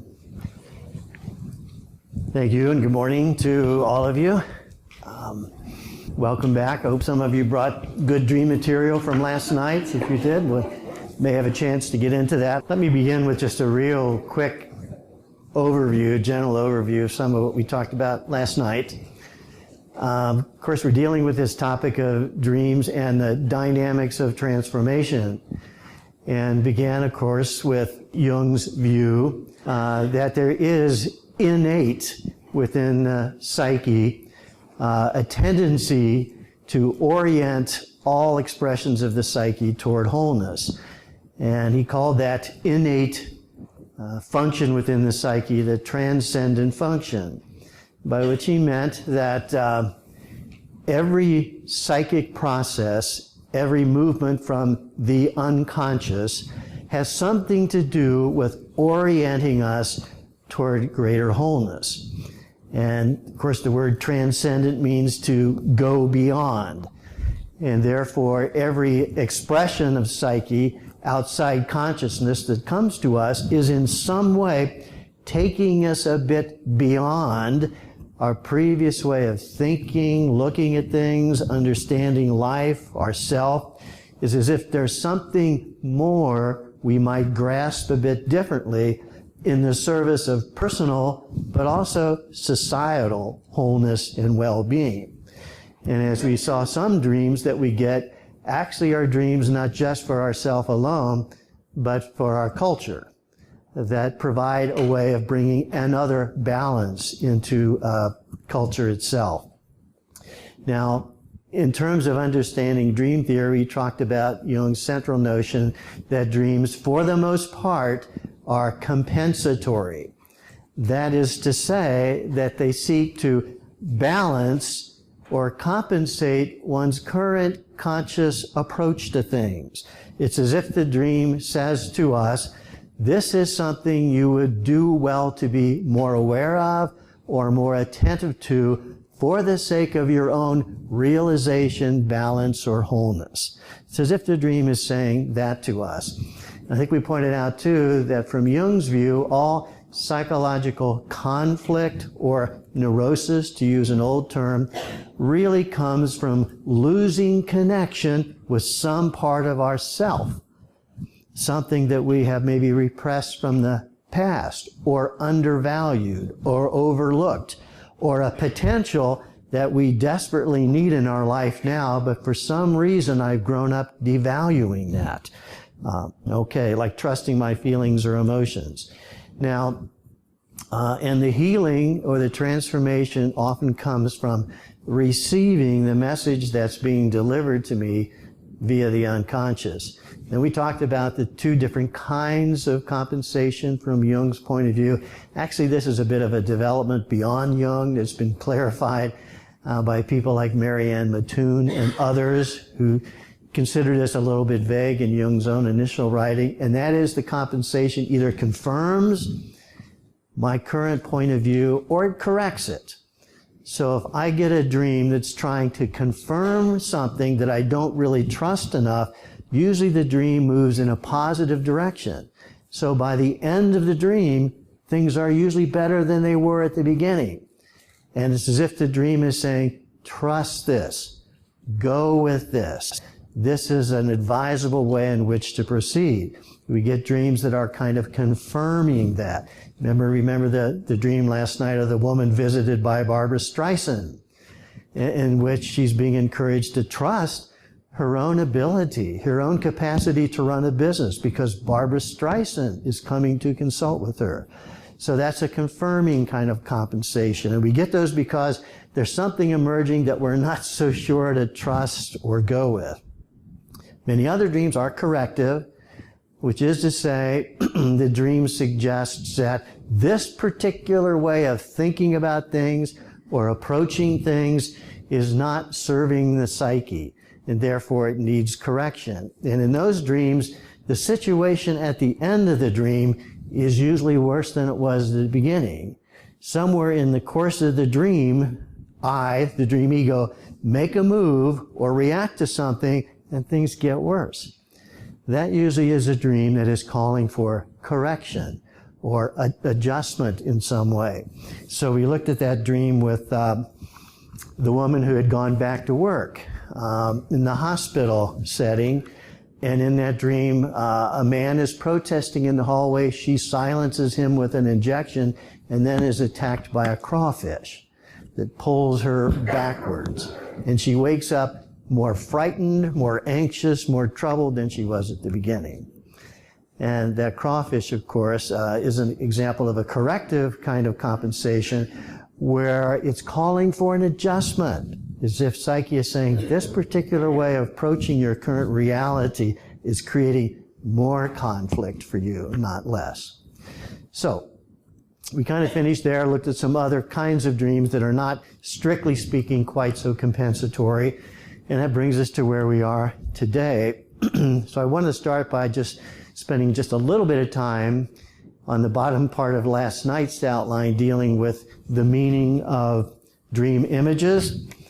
And then we're going to move on into other specifics today about how to understand particular dream material. Okay? So on the back of last night's outline, the section B refers to just a few things on the meaning of dream images. So how do we begin to get a sense of, well, what does this particular image mean? This snake in my dream, or this train that goes backwards, or an airplane that's crashing, or some unknown Indian figure that shows up and wants to talk to me. How do I understand the meaning of those images? Remember we said last night that dream images are always symbolic. That is to say, they are the best possible expression of something still largely unknown, but something that's finding its way into consciousness, and yet it's still largely unknown. So anything that's symbolic, there's the meaning is not fully grasped or exhausted. Okay, just want to say two things about the meaning of dream images, and that is the subjective or objective aspect. And basically, this is under B1, most dream images, from Jung's point of view and other theorists as well, are subjective. That is to say, most frequently dream images are to be interpreted as an aspect of oneself. This image is an aspect of my psychic reality, my current experience, of which I'm not completely aware or have not yet quite been able to appreciate as fully as might be helpful. So it might be an image of an attitude of mine, or an aptitude, or a behavior, or an instinct.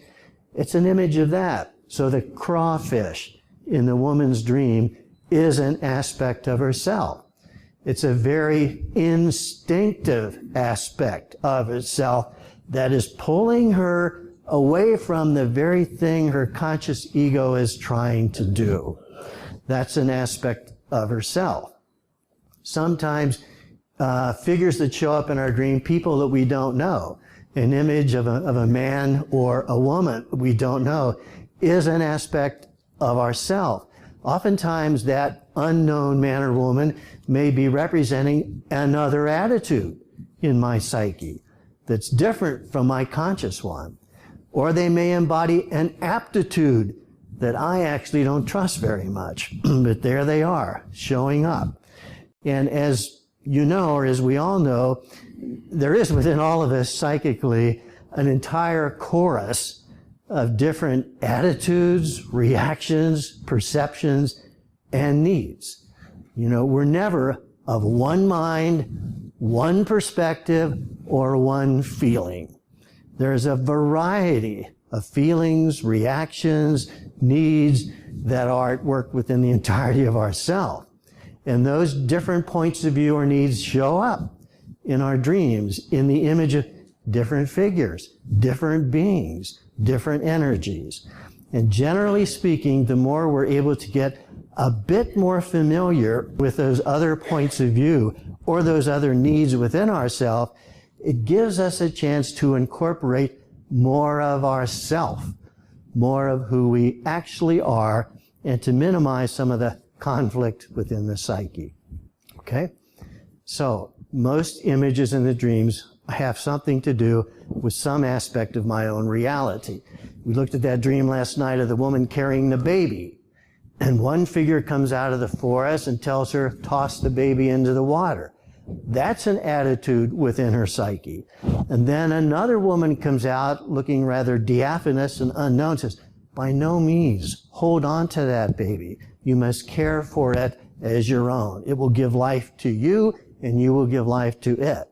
So those are two very different attitudes at work in her own psyche, the one of which, of course, she associated with her mother, who frequently said to her, you must subordinate your needs for the sake of your family. The other one has a very different attitude. And the baby she was carrying, this one was in her late 40s, beyond childbearing years, we pointed out it had something to do with new life in herself. And she was very much contemplating going back to college and beginning to start her own career now that most of her children were out of the home. So, both of those women that come out of the forest are attitudes within herself. And if we come to recognize that, we're less likely to project them automatically onto other people and make judgments about them. Okay? All right. Now, objectively, it is the case that sometimes in our dreams, a figure may show up that actually does refer to an actual person or thing in one's current life. It's not so much a part of myself. It has to do with this other situation or this other person. But even then, it's probably telling me something about how they are affecting me or what my attitude toward them is. There are usually three things to keep in mind that point out that that may be a more objective meaning. And I put those down here. First of all, if this image is of a known person or thing, something, or a person I know. Secondly, though, it's a person to whom I have a current relationship. I have a current, active, ongoing connection with that person in my life. And thirdly, is that person behaving in character? If all those three things are the case, then very likely the image has more objectivity to it. In other words, it points as much, if not more, to an actual person in my life. Now, for example, yesterday we looked at the dream of the woman sitting in the back seat of the car. Another woman is driving. The woman in the back seat has the road map and can see there's this dark, black, muddy pit right in front of them. They need to make a detour, but she's afraid to tell that to the driver who just keeps plowing ahead. In that dream, the driver was her boss at a place where she works. That image is more objective. In other words, this is a person she knows. It actually is my boss sitting in the driver's seat. I do have a current relationship with her. I work with her 5 days a week, and she's pretty much in character. She's driving the car and not particularly interested in what I have to say. So that's a kind of a dream where the image does actually point to someone other than just my experience. But even there, the dream is telling me about my relationship with her or how I'm interacting with her. So even there, there's a bit of a subjective quality. Okay? Now, let me add the second part. We can say that every image in a dream, a car, a snake, a train, another figure, has both a personal and an archetypal aspect. All that really means is, from the personal point of view, there's probably some meaning that this image may have based upon my own past experience. Sometimes, I should say not always, but sometimes the image has a particular meaning for me. So let's say I dream of a cave. Well, it might be quite significant to know that I had a terrible experience this is not true, a terrible experience when I was 6 or 7 when I got lost in the cave and I was terrified. Okay, that's a very personal experience which gives a particular meaning to cave in my dream. Or let's say there's an airplane, there's a man flying an airplane. Well, if my father happened to have actually been a pilot, that's probably going to give a different meaning to that particular image. So there's a personal quality sometimes to the image, and that's always important to bring out fairly early in our associations. We're going to go through the steps of interpreting a dream in a few minutes, and we'll see that's step 2, the amplification or associations. Now, secondly, in addition to personal meanings, there are archetypal meanings. And that is to say, this dream image does not pertain primarily to one's past experience, but expresses a universal, innate potential. So these archetypal images have usually a more universal meaning, have a meaning that probably most people would connect with that particular image or something like that. In that sense, it may not have a lot of personal associations, like the queen we saw last night. The dreamer, to my way of thinking or knowledge, doesn't know any queens, has no relationship with a queen, so the queen image is more archetypal, kind of a universal image for female authority, we might say. So sometimes the image has much more archetypal dimensions to it and not as much personal dimensions to it. Okay? Now, I added one last thought there. Known persons with whom one has no personal connection are often to be interpreted more archetypally. So it might be a figure I know, but I don't really have a personal connection with them. For example, not too long ago, a woman shared with me, in fact, a few weeks ago, a woman shared with me a dream where she's at a restaurant. She's sitting at the restaurant at a table, but has not been waited on yet. And then she notices a group of men come in, sit down at a table, and in the middle of that table is Donald Trump. So she watches in amazement. The waiter goes over to them and says, "What do you want?" And immediately, in a loud voice, Donald Trump says, "I want the King Kong entree." There you go. I want the King Kong entree. And so the dream ends there, but the dreamer, a woman, is kind of sitting there in amazement at how quickly and authoritatively he said what he wanted and got a reaction. Now, he's an archetypal figure. She has no personal relationship with Donald Trump, but he's a symbol of a particular way of being in her psyche. We might say dominant, very assertive, quite willing to put his own needs and interests front and center and expect a response.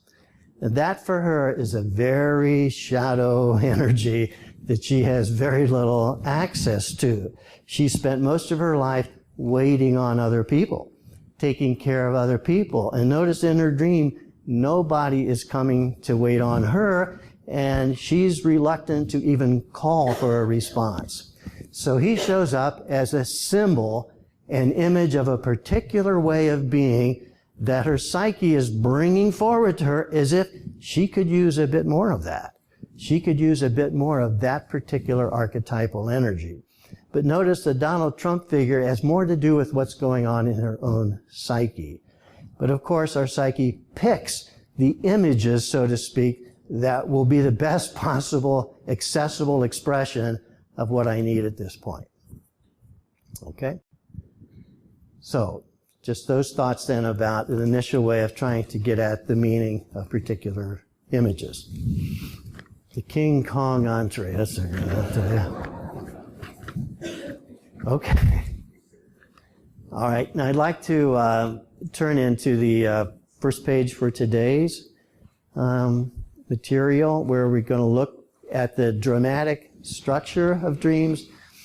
So everything today tries to get us more specifically and understanding and doing interpretation of a dream. Jung and others suggested that, not surprisingly, there's a certain kind of dramatic structure to most dreams. This is section C on the outline. And that classic dramatic structure usually consists of exposition, plot development, climax, and conclusion. So, at the beginning of the dream, at least as we start to remember it, we have the exposition. Now, what's the exposition? It's the initial setting of the scene in the dream. Notice the initial situation of the dream ego. Notice the situation in which they are. So let's say I dream, I'm in a building, climbing stairs. Well, right there, I have the setting. And it tells me right there, I'm dealing with something institutional. A building is a man-made structure. So this dream has something to do with how I am relating to this particular structure or construct in my current life. Or let's say I'm in an airplane. Well, that's a very different setting. That dream probably has something about being transported to another way of being or to another perspective. So very often just noticing the setting of the dream gives us an initial entree into what the theme or the motif may be about. And it's also interesting to notice is the dream ego is me in the dream. Am I present or am I absent? Am I stationary or am I moving? We get info about that right from the beginning. And as you know, in some dreams, we're not even really quite there. We're seeing the dream from outside. And that usually is a suggestion that we're somewhat removed from these parts of self, that I'm not really actively engaged with some of these other elements within myself. I'm that distant from it that I'm seeing it from afar. Now, if it's a dream where we're actually in the dream interacting with the figures, that usually suggests we actually are more engaged now with some of these aspects of self. So now as we go through this, I'd like to look at one dream as an example of the dramatic parts of the dream. And on your dream example sheet, it's number 14. So we'll walk through these 4 parts of the dramatic structure with this particular dream. And this is the dream of a woman, I think in her early 40s, when she shared this dream with me. This is a woman many years ago who was not really a client of mine, but shared this dream because she thought it fascinating, and it is. Here's the dream, number 14. I walk out into the desert with great energy, and in front of me are 4 dark holes. So notice the setting. She's in the desert, and she's moving. She's walking out into the desert with great energy. So there's a lot of positive, enthusiastic energy at the beginning of this dream. In front of me are 4 dark holes. I turn the first one inside out, and a beautiful flower pops out. I'm fascinated. I go to the second, turn it inside out, and another flower pops out. Wow. I then turn the third flower inside out, and am amazed to see another flower pop out. So the energy is increasing, the fascination is increasing. Enthusiastically, I turn the 4th hole inside out, but a large, ugly snake pops up. I am shocked, and I lurch backward. I then try to, that should be stare, not snare. Although maybe it should be snare too, I don't know. But I then try to stare the snake down. Then a white bird flies down. I convince it to attack the snake. It swallows the snake. But the process is ugly, and the bird is now engorged and misshapen. I awaken with an unpleasant feeling. So, the dramatic structure of the dream. We see the exposition. She heads out into the desert with enthusiasm. She's moving, a lot of positive energy. Now, the plot develops under point 2. In any dream, the plot develops as the dream ego, that's us in the dream, interacts with other images or figures. That's the plot unfolding. Usually the dream ego approaches or avoids certain images and is acted upon or affected by them.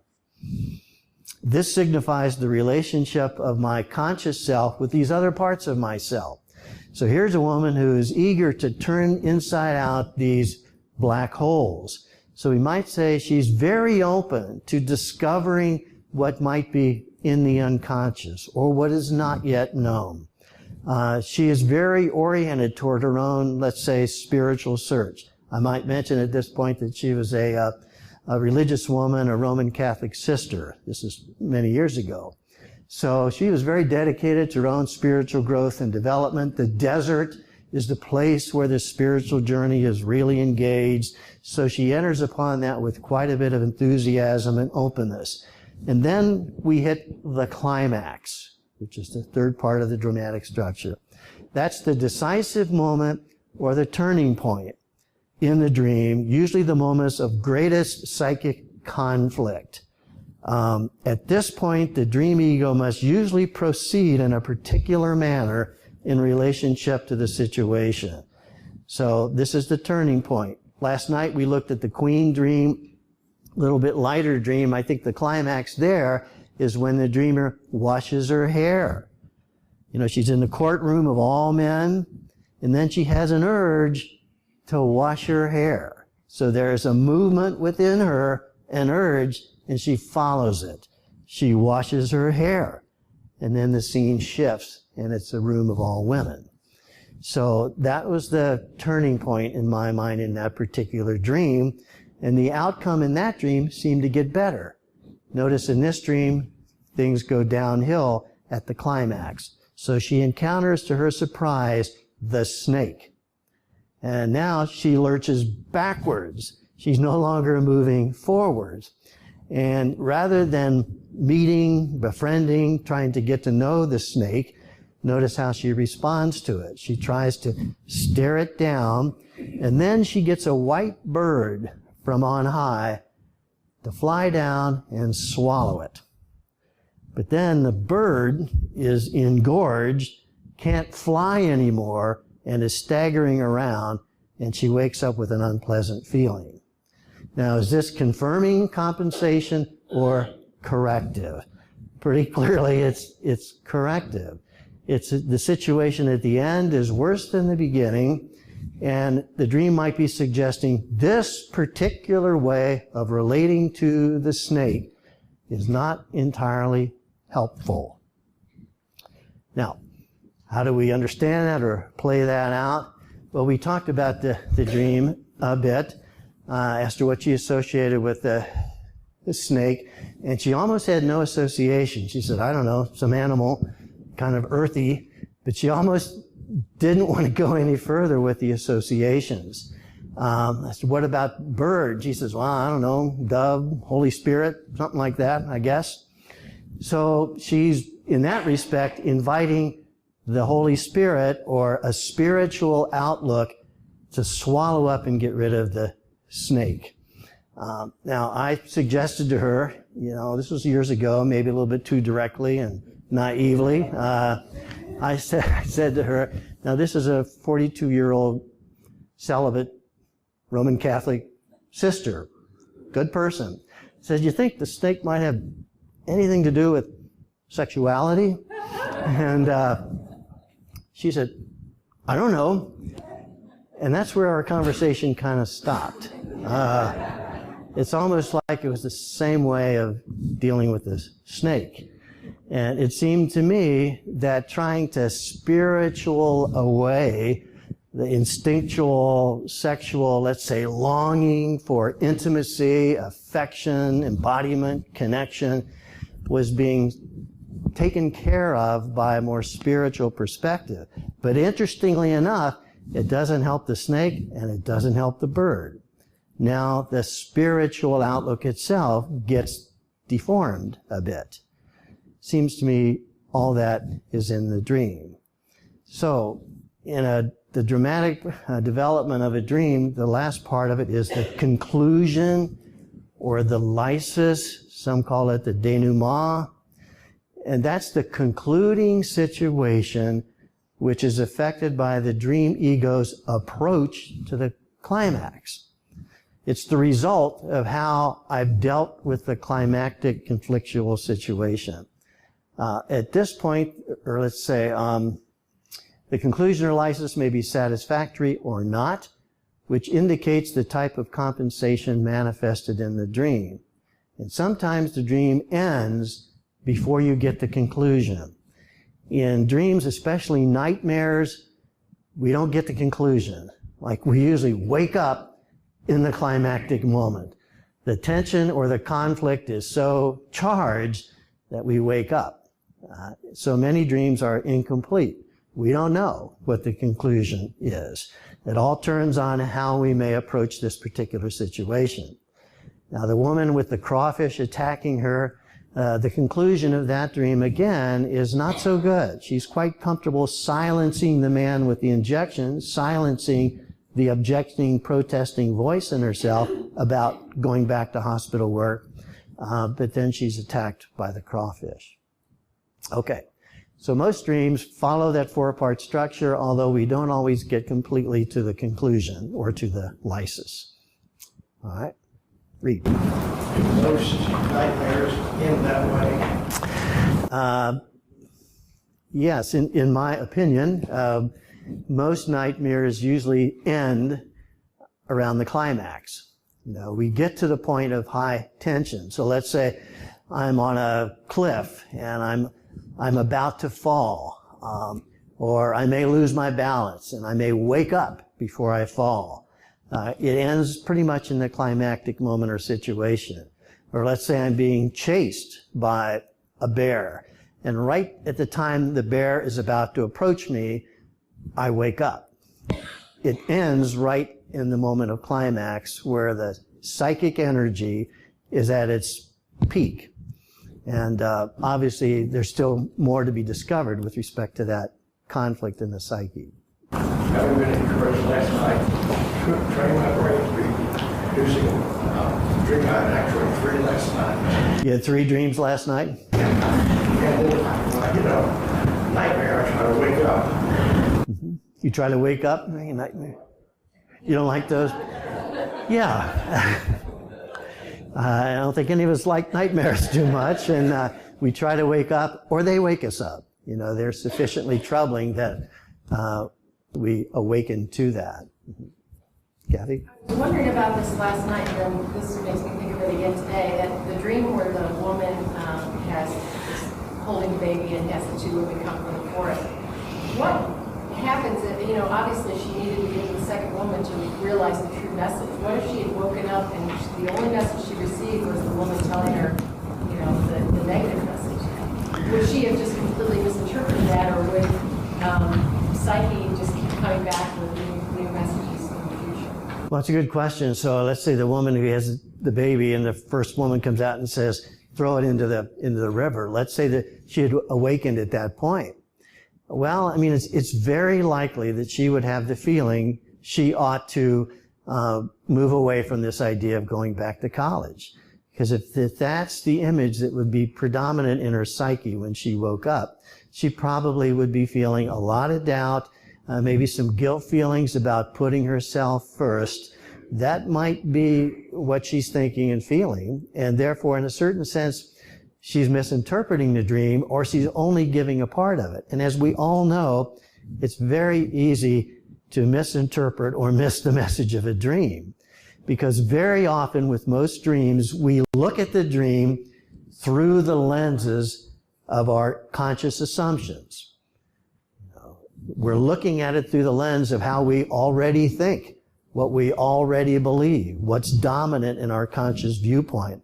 And that's often the thing that the dream is questioning a bit.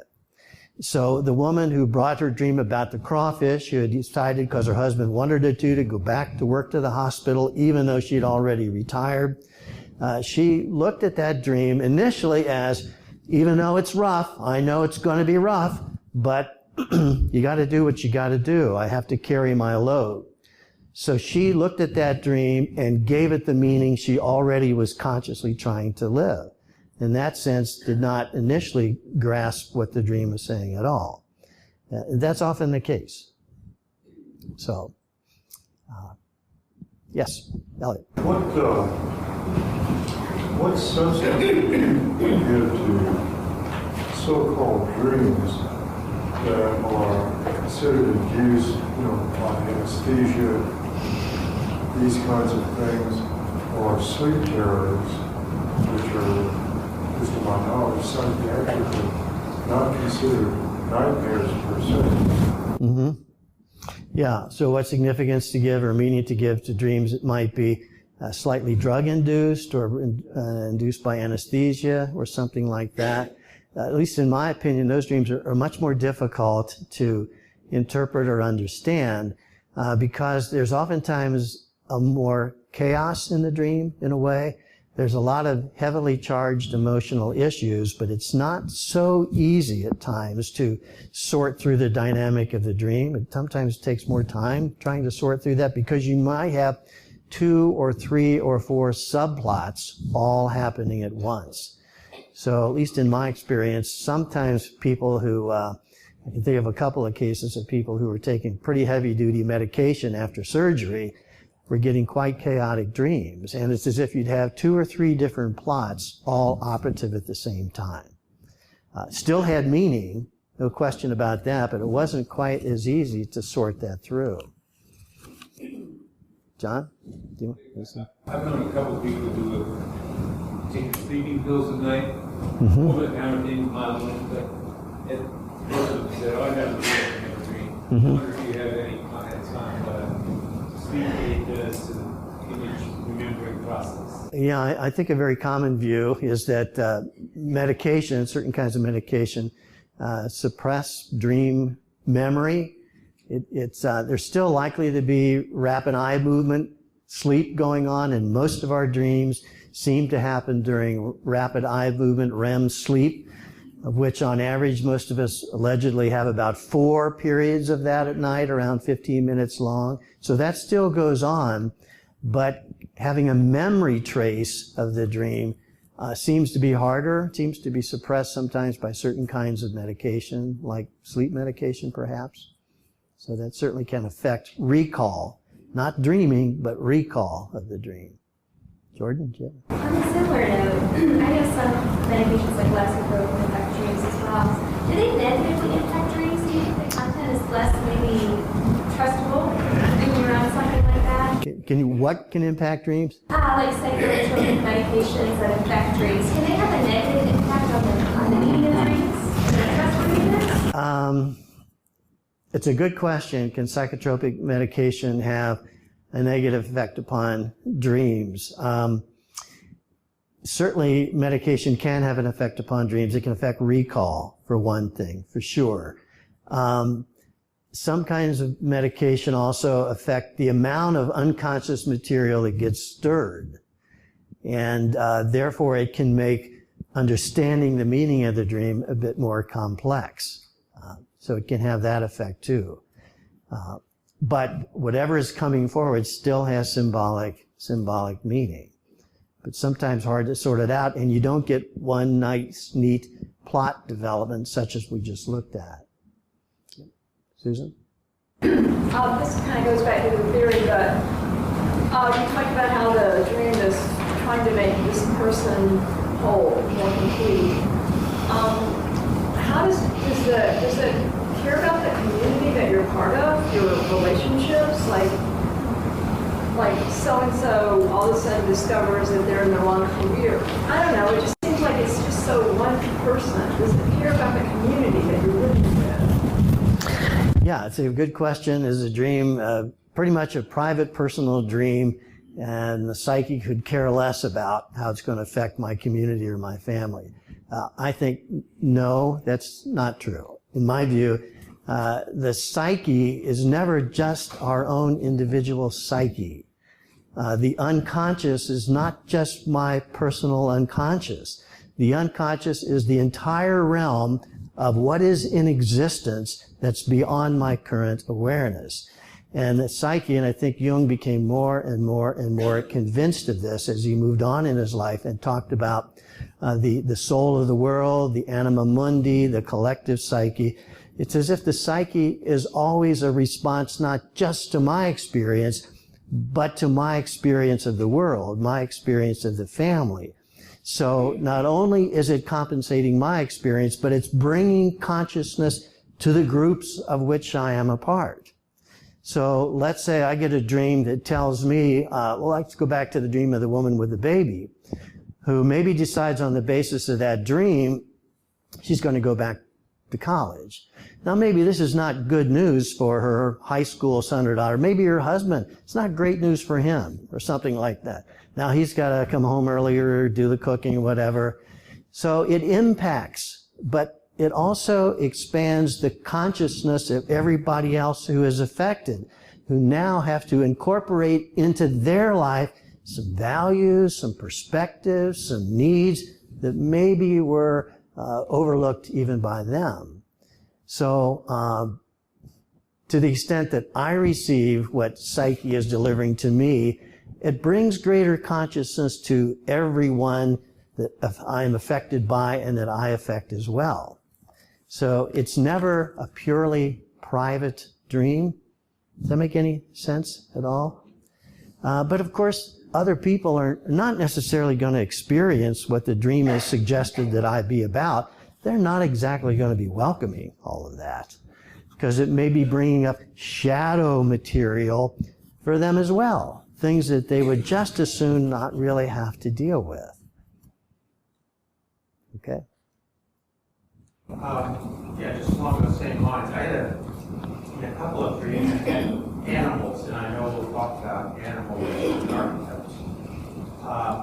And I didn't have any understanding of those animals, but when I looked at the meaning of them, I realized that the meaning fit perfectly into the dream. Even though my waking reality didn't know the meaning of those dreams, my psychic reality, my dream reality did know the meaning. Yeah. It was pretty revealing to me as to how powerful dreams are. Yeah, that's a great example, and animals are a good example of that, that consciously I may have no idea why a gorilla is showing up in my dream, or in the dream of another person, why a triceratops dinosaur shows up in a dream, which a young man not long ago. Now, what in the world is a triceratops dinosaur showing up in my dream? Well, as he worked with the dream, it started to reveal itself more, that this energy coming up out of the water, as he's standing in the water, holding a wrapped up man who seems to be dead, and then notices there's a shaman magician doing a ritual. The triceratops comes up at the call of the magician and bites the wrapped up man. Blood starts to flow, water starts to flow, energy starts to flow, and it's all brought about by the triceratops. Now that's a very archaic, evolutionary old energy within the psyche that's coming to the surface and awakening, so to speak, the dead man. And that's precisely what was going on. Put simply, too simply of course, this is a young man who had a tremendous aversion to anger of any kind. His mother was constantly telling him not to be one of these angry, irritable men. So here comes this powerful, instinctive, archaic energy that comes to the surface to awaken some part of him that was largely asleep, wrapped up. So, why a triceratops? Well, psyche brings forward whatever seems to be the best possible expression of something still largely unknown. Okay. Michael? Yeah, I was just thinking about it as you talk about that. There's an example I heard some years ago. It seems to me you have to be a little bit careful or extra care with those kinds of images. Two different people dreamed of an animal which they were both very fearful of. In one case it was a shark, and in the other case it was maybe an octopus. Now, in one case there was pretty clear reason to be fearful. In the other case, it wasn't. Mm-hmm. And if you know something about the animal, then you can say, well... Yeah. Well, it's a good question to bring forward, and we'll look at specific animal images later this morning as we proceed. In my view, whether or not the animal is actually dangerous to the psyche and to the soul turns on whether or not that animal image embodies complex material. That is to say, messages and experiences from my past life that have an adverse effect upon my psyche. Now, if the animal is an image of that, let's say I got a boss that has sharp, critical, overpowering energy. He's like a shark. And so I have a shark that shows up in my dream, and I have the fear of being devoured or eaten alive. And in my associations, fairly quickly, I'm thinking of my boss. Well, that animal image may be an image of complex material, some wounding energy that I have experienced and am experiencing now. So to yield to that is probably dangerous. It's not what I need to do. On the other hand, another shark may be exactly what I need to get more in relationship with. Maybe I need to get more connected to the forceful, powerful, biting, assertive aspect of myself, even though I don't trust that so much. Frances Wick, in her book, The Inner World of Childhood, talks about a dream like that, where a man who is very much a cerebral man, very much into philosophy and spirituality, has a dream where he's flying around, floating around in the upper regions of a cathedral. And then he notices that water is coming up to meet him, and in the middle of the water is a shark. Now, to me, and she interprets it this way, the unconscious is bringing up to him elements of his own soul that he stays too far away from. Elements of his own emotion, some of his own anger, some of his own non-integrated urges. They're floating up to bring balance to a too one-sided approach to life. So there you get an image where like the same type of animal may actually have a different meaning. At least that's my way of thinking about it. But you're right, Michael, one has to kind of discern what that particular image may be, and we usually do that by our associations with it, by what it evokes in us. Okay, Peggy? Well, I was going to say some people I know have this problem, but it's really me. I heard some people have this issue. I just pretty much all my life don't remember dreams. Mm-hmm. And I will have effects from dreams, maybe corrective dreams, where I will just, it'll hang over me all day, and I know it was from a dream or something, but it's powerful. I have no idea why. And I don't know why I don't remember dreams. I wonder if I'm repressing things, or, so you kind of hit on it last night. I was going to leave it alone, but I said to Phil, when I was thinking of this question, and he said, yeah, you should ask me. It's Phil's fault, not mine. Phil's fault. Okay, we'll blame Phil. Yeah. Well, some people definitely say they almost never remember dreams. And there's no one definitive answer to that, I think. But I think different things may be an issue. I think a big factor is one has never really quite acquired the habit of doing that. It's never been a habit that was developed early on.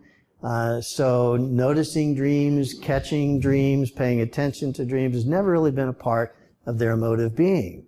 Their psychic attention is usually on other things. It's generally a little bit more true of people who have more extroverted energy. That may be more true of them. So that's a component of it. It may have to do with sleep cycles for some people, that they actually are dreaming. My suspicion is, don't know, my suspicion is that you probably do dream, but that you probably don't wake up in a certain way during REM sleep. If we awaken during REM sleep, then we may catch some of those dreams. Some people's sleep patterns or sleep cycles are such that they're not awakening that much at all during rapid eye movement sleep. So they don't remember dreams as much. So I think some of those can be factors as well. So it's just a matter of really recapitulating, whatever. Well, I think it's a matter if one can dispose oneself toward wanting to remember dreams. In my experience, people sometimes do start to pick up fragments. It's important to just grab the fragment, like I'm sliding down a hill. Don't know what else it's about, but I'm sliding down a hill. Well, those are images. They have meaning. And so not discarding those, but saying, okay, let me grab hold of that and sit with it and maybe talk with somebody about it. That's useful. So trying to develop the habit can be helpful, but I don't want to discount the fact that there may be other, physiological factors at work as well. And sleep cycles are different for people, and some people don't seem to awaken out of REM sleep, or their relationship to REM sleep is a little bit different, so they don't catch very much in their dream life. And daydreaming, that's, we're aware, but we kind of let our mind go. Yeah. Put that in this category as well. Yes, daydreaming or waking fantasy, I think it's always interesting to ask us, where does our mind go when we're not doing anything with it? There's something not entirely conscious to us that's manifesting in our daydream. So that comes from the same place, so to speak. Sometimes, though, because we're awake, we can stop it or shift it or move it in a particular direction. So there's oftentimes a little bit more conscious intervention at times. So maybe if the fantasy starts going in a certain direction, I'll cut it off or something like that. But daydream, waking fantasy is very much also an expression of the unconscious, symbolic expressions of that. Okay? All right. Let me step into the Section D, additional considerations in dream interpretation. But first, Linda? Yeah, excuse me, I don't want to interrupt, but I do have a question. Your response to Michael I thought was very elucidating, but I thought was hearing Michael say some kind of proper caution and hearing an animal that showed up in a dream. Were you saying that, Michael? Yeah. You know, there was a shift at one point from calling the collective unconscious to calling it the objective psyche. And there's the idea that the unconscious has a certain amount of information that, for instance, that there might be an animal that is always to be regarded as problematic. And that's why that animal is chosen, as opposed to another animal. You know, this is sort of my take on it. Yeah. So, yeah, I'm glad you opened that up again. So you're saying like there may be a particular animal that shows up in a person's psyche that's always problematic, and that's why that particular animal comes to the surface, and that's one always to avoid or something like that? Something like that. So just something to be aware of in terms of the true nature of that animal. Okay, I mean, I think it's good to expand that a bit because, you know, nothing is absolutely clearly always the case when it comes to dreams. I guess to try to honor more what I think you're getting at, sometimes we may get an image that a particular animal figure is so potentially devouring, overwhelming, or destructive that we probably shouldn't approach it. Is that kind of what you're saying, perhaps? Well, perhaps, but only perhaps. I guess I want to affirm the fact that it may suggest to me that in my current approach to life, I'm not going to be able to easily survive the connection with that animal, that it probably can pull me into, if not what sometimes is called psychosis, it might pull me into a pretty substantial, chaotic, emotional period where I can't function very well. So in that sense, the animal embodies an energy that is too much for me to actually contend with. So that sometimes is true.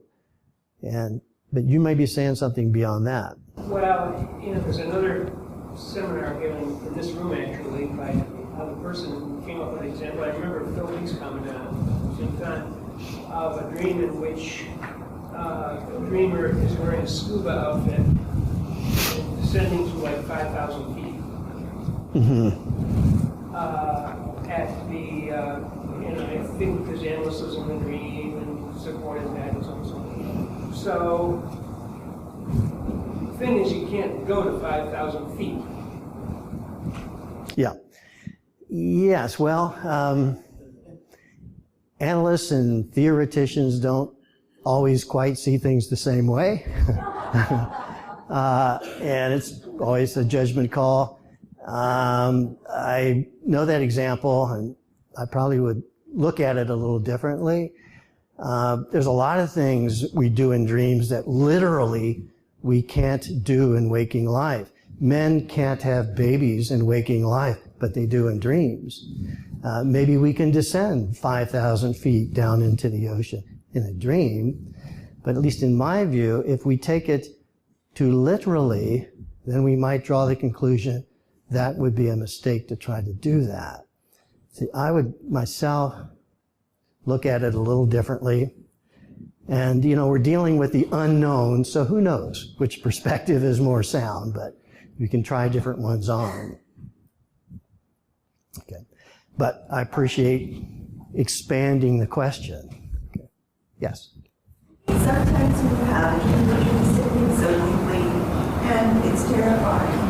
there can be that moment of magic, in a sense, in which just going through that threshold takes you to another place that is positive and enlightening. You mean going through the fear can take you to another threshold?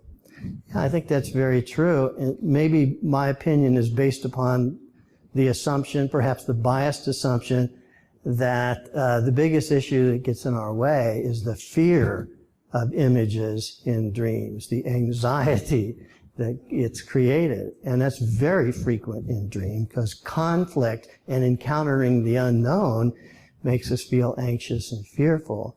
And so I'm inclined to think the concern is backing away too much.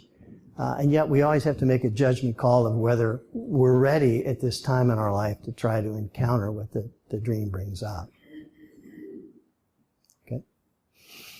All right, shall we press on into more ambiguity as we proceed?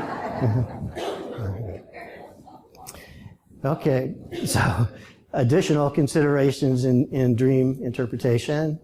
Just some thoughts of mine that have to do with things that I think are often illuminating. First of all, notice changes in affect throughout the dream.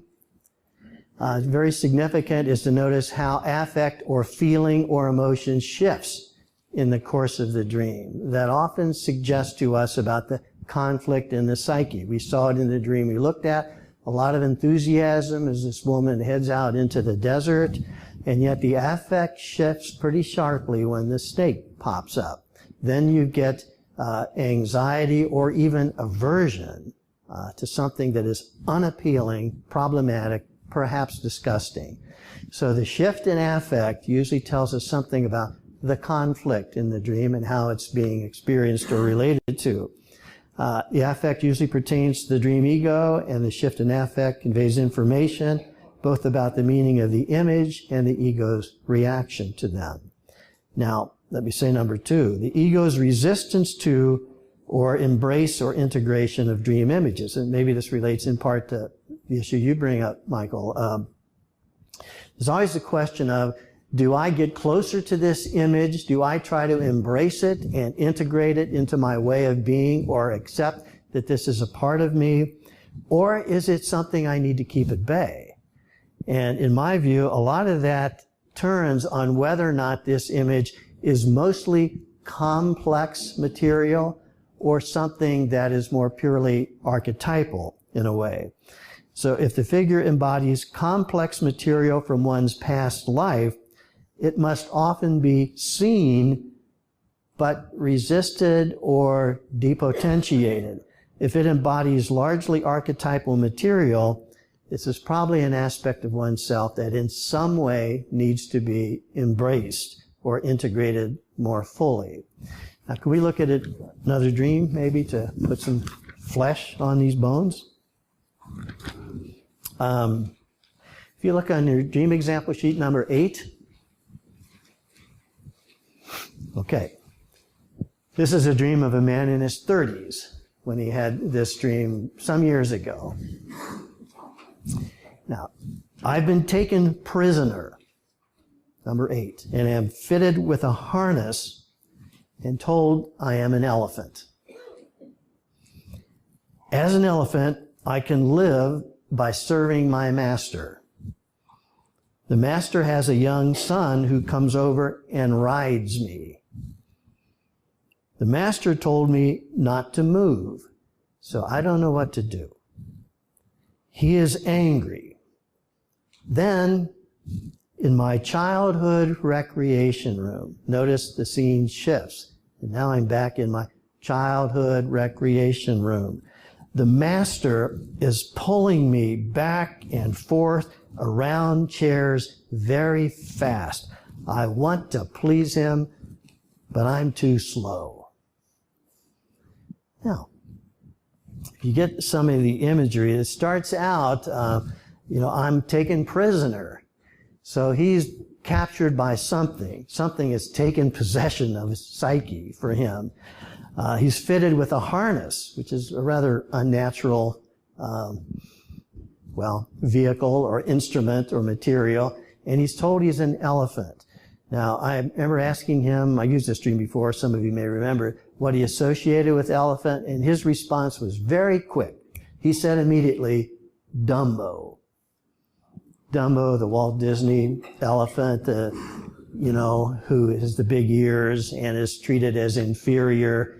And he associated with Dumbo and saw himself as not too bright and rather slow, as his father frequently referred to him, not nearly as fast, quick, sharp, intelligent as his younger brother.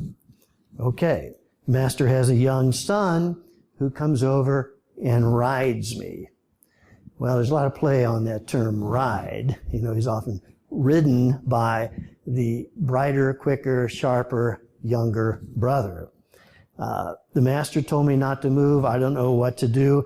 And then notice the scene shifts back into the childhood recreation. So the dream takes him back to what we might call the original scene of the crime. Where this complex all got started. Back in his relationship with his father, who he felt frequently put him down and was displeased with him. He's too slow. And so the father pulls him this way, and that way, and this way, and that way. That's the psychic situation in his psyche, getting pulled back and forth, not knowing what to do, feeling too slow and too dumb. That's a complex. Now, any dream material in which he has, and he did get material, in which some other figure would show up, might be a male figure treating him the same way. An unknown man that yells at him or ignores him or puts him down. Now, is that a figure that needs to be integrated all the more into his psyche? I would say no. That's a figure that's largely complex, contaminated by this early experience of his father and that early wounding. And whenever he gets messages in his own waking thoughts that doubt himself, question himself, call himself too slow, not quick enough, not smart enough, that's not something that needs to be integrated. It needs to be seen for what it is, seen where it comes from, and to some extent, hopefully, depotentiated or not trusted. So there are some figures that show up that are not ones that we need to pay more attention to. Then there are others that come up that seem to come from a different place. We don't have automatic personal associations with them, but they approach us with some different energy, like the gorilla that jumps out of the fire and tries to grab hold of me. That's a different energy that wants to get closer to me, that simply is, in fact, taking more possession of me. We might say that's more archetypal material that probably does need to be contended with or wrestled with or incorporated into one's way of being. Does that make any sense? Okay. Now, complex images. Yeah, Sandy? I was thinking another way this could be understood is some expression of fear of repeating that with you. Absolutely. In therapy, there will be an unconscious fear of repeating that with me, that he will, at some level, expect me to see him as kind of slow, not too quick, not quite bright enough. So that's going to come into the room. Frankly, it's going to come into any relationship of his, where even if he's trying to be one way, the complex inside of him is telling him something else. So it is certainly going to come into therapy, show up in the transference or whatever. In the work with this man, the issue that finally started to come to the fore is he wanted to quit his job. He was doing computer work, fairly successfully, making good money. He said, it's never what I wanted to do. I said, well, what do you want to do? And he would kind of laugh. He wouldn't tell me. But finally he said, well, I actually kind of want to do what you do. I said, oh, really? Yeah. And he said, well, I'd like to go back to grad school, maybe in social work, but that's a pipe dream. So you can see something immediately comes up and trashes that possibility. Too slow. Well, eventually he seemed, very engaged to me. He did not seem unintelligent or slow. After a couple years of work, he eventually left Ohio, which is where we were, moved out west, and went into social work grad school. Last time I heard from him, which is 15 years ago, he had graduated and he was a social worker. So it's like what was trying to emerge within his psyche kept banging into the complex. And that had to be depotentiated. The energy locked into that complex had to loosen up a bit so it could go where the psyche really wanted it to go. And oftentimes that takes, some interaction with other people who see the other side of us and don't just reinforce the complex. Okay, so, yes? Considered a nightmare. Looks like a nightmare to me. I'd say, well, yes, I think you could say that. He woke up feeling troubled. And, I mentioned last night that some dreams are not entirely compensatory. They're a little bit more traumatic, as if a dream that kind of keeps bringing the old trauma, the old wound right back again. And this dream has that quality, and it is a bit like a nightmare. In the dream, there's no resolution.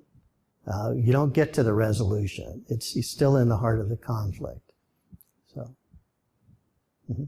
So is there a reason why nightmare doesn't get resolved? Perhaps it needs to be resolved in the conscious mind during the day? Well, at least in my opinion, theoretically, that the nightmare doesn't get resolved or the dream doesn't get resolved because the person does not yet have sufficient access to the archetypal aspects of themselves that carry the resolution. So, for example, this particular man did not yet have enough access to another point of view within his psyche that saw him quite differently, that appreciated, saw the capability that he actually did have. He did not have sufficient access to that. How does that happen? Usually through our life experience, somewhere along the line, we encounter another point of view, another person, another experience that conveys to us a different view, that activates another archetypal capacity within ourselves. As Jung once said, we never get individuated alone on a mountaintop. It's in our relationships, into our interaction with life, that hopefully we encounter energies that activate, support, call forth what needs to happen in our psyche. So, does that make any sense at all? Okay. How are we doing? All right. Well, that's taken us fairly far. We look at one more dream and then yes, Linda, why don't you ask me? Richard, just to build upon the point about coming to wholeness in solitude. So last night someone asked me about meditation and how possibly it might support avoiding a charged energy as opposed to engaging in some way. And you mentioned that someone had spoken to two approaches, one going away from meditation that goes away from image, and one that goes towards it. So could you just say again what the two terms were? Apathetic and cathexis? Yes, I'll try to respond to that and then we'll take a break, because it looks like we're needing to take a break. Anyway, so yes, the two words there, anglicized version of Greek words, apophatic and cataphatic. This has to do with two approaches to meditation. Someone asked about that last night. Apophatic means literally away from the image. Apo is a Greek preposition for away from. Phino is the verb for appear. So an apophatic meditation, one moves away from image. So in that approach to meditation, the thoughts that come up, the images that come up, the concerns that come up, one tries to let them go, to return to one's breathing, to one's mantra, to the movement within one's own soul. It sort of lessens the attachment or focus or fixation or preoccupation with various aspects of self in order to find one's way gradually to the center of one's own being. At least that's how I understand it. That's apophatic. Cataphatic, kata is the K-A-T-A, is the Greek word preposition toward. It means you go toward the image. Now, the Jungian approach is more cataphatic in a way, where you try to get to know the meaning of the image or the emotional reaction. That has a place in the tradition of meditation as well. In Ignatian meditation, it's very cataphatic, where you go toward the particular image that comes up. You read scripture, you see what it evokes in your own soul, you try to get closer to that and find out what it's saying to you. That's much more cataphatic. Now, in my view, and I think I mentioned this last night, the two are not diametrically opposed, really. And sometimes in doing meditation, some theorists take the point of view that if a particular emotion or image keeps coming up, keeps returning, and one's initial effort to let it go keeps coming back, there's probably something there that needs to be encountered a bit more, needs to be looked at, maybe needs to be integrated or depotentiated. That's what needs to happen before the meditation can move to another place. That's the way in which I think both views can come together. Is that closer to it? Okay, let's take a break.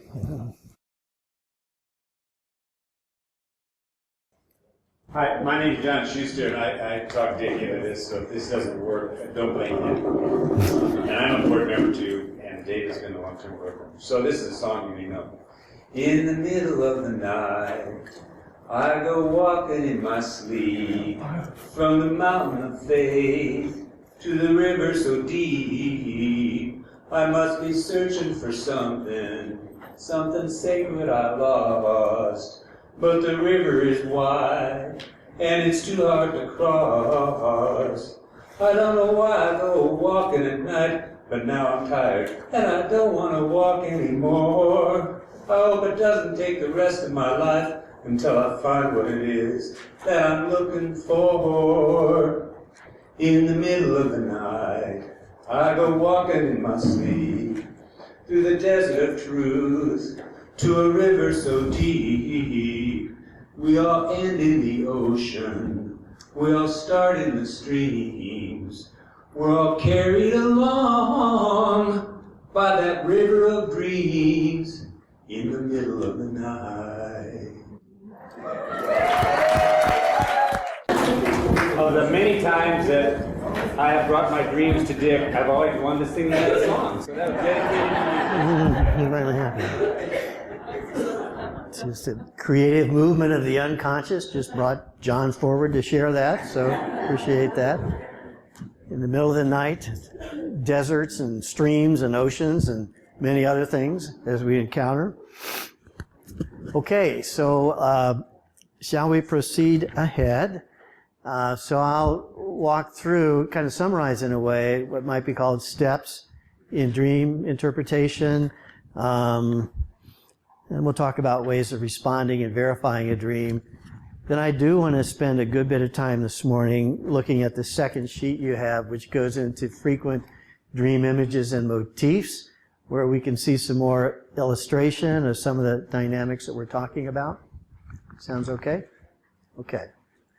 Well, let's try to summarize a bit then. This is on section E. Steps, so to speak, in dream interpretation or working with the dream. There are 4 or 5, depending on how you count. So, like step 1 is presenting the dream as fully as possible in the first person and in the present tense. So when we're thinking about a dream, recording a dream, or talking about a dream, it's good to do it in the first person. I am walking out into the desert. I approach a cliff and I'm afraid of falling over. And to put it in the present tense, because that makes the dream alive again, immediate again, and it's like we're entering back into the dream. And obviously presenting it with as much detail as possible. I want to underscore as possible. Dream fragments are fine in and of themselves. Sometimes that's all we get, like sliding down a hill or or running from a bear, or stuck in my car, or something like that. It's rare that we're going to get a complete dream, and we don't have to require that of ourselves. Oftentimes, if people think you got to get the whole dream or it's useless, we end up missing a lot of what psyche is just trying to bring forward. So catching as much as we can. And of course, most of us don't like losing a lot of sleep, so that may put limits on how arduously we're going to work at getting up and writing down a dream or talking into a tape. It's great if you can do it. It's great if you have the energy to do it, but, what's workable is what's workable. And I think we go with that and receive as much as we feel able to receive. Okay? So presenting it as much detail in the first person in the present tense is useful. Now, the second step is what's called amplifying the dream or the dream images. So at that point, I go toward the particular images in the dream and I amplify it, that is, kind of enlarge it through basically personal associations and archetypal associations. So first of all, I look at what do I associate with that? What do I associate with a cave? Or what do I associate with being on a bus on the back of, what do I associate with that? What do I associate with a military figure? Maybe I say, well, of course, my father was a military figure. Well, that's a pretty significant personal association. Or what do I associate with being in a classroom? Maybe somebody says, oh, some of the worst experiences of my life. Well, that's a pretty significant association that lends some more meaning to what that image might be. So we bring the personal associations to the image. Then I put down here cultural associations. That might mean, what would that particular image mean to a group of which I'm a part? Maybe it's a religious group. So let's say there's a church of some sort that shows up in my dream, where there's probably some cultural associations I may have to that. So it's fine to bring those in too, but I mostly want to move to the third, which is the archetypal association. All that means to is, what are the common universal meanings that this image might have, that probably very many people would tend to have with this particular image? So like a snake is not a bird. A snake is on the ground. So for most people, snakes are going to have something to do with earth, groundedness, shall we say, lower chakra energy. Pretty universal association. Now, if I had a trauma with a snake when I was sick, well, that's a personal association that may add another level of meaning. As we participate and talk with our dreams about somebody else, or if we're in a dream group, very often the value of dream groups is we get the archetypal associations from other people who may say, well, if that were my dream, I would associate an airplane with this. Or being stuck in the mud would probably have this meaning. So they're basically providing some of the archetypal amplification that may give meaning to the dream image that I'm not conscious of. But they're saying something may bring another aspect into consciousness. So the second step of working with the dream is drawing out what those associations might be. I put under archetypal associations, what does it mean in famous myths and stories? Certain images that show up frequently in a myth or in a story usually convey something of the archetypal or universal meaning to that. Just to illustrate that, if you don't mind, I want to point to another dream, because I just made that association. It's dream number 5. I've used this dream in other seminars. Maybe it's familiar to some of you. It's the dream of a woman around 50, I believe, some years ago. Number 5. I accompany Janet Reno. So this is an older dream. Janet Reno, former Attorney General, one who actually stayed in office and wasn't actually fired. So, excuse me. Sorry about that. I just couldn't suppress that biased reaction. So I accompanied Janet Reno to the Caribbean, where she is to receive a special award. However, she is told that she must first perform a task. She must put on a bathing suit and dive into warm tropical waters in order to recover a pink necklace. Janet Reno looks at me, the dreamer, as if to ask whether I think she should do this. Before I answer, a man's voice from somewhere says, "Yes, please do it." Now, okay, this is a dream of a woman, very professional woman, very successful woman, for whom Janet Reno would definitely be a kind of a heroine or someone that she would identify with. Very dedicated, very hardworking, not married, which of course is fine. I think when I was working with her, she had one serious relationship, lasted for some years, didn't quite work out, and she was okay with that. So here she is at age 50 or 55, and this is a woman who was very assertive, confident, had a lot of animus energy, but is the psyche want anything else besides that? Well, she gets this dream.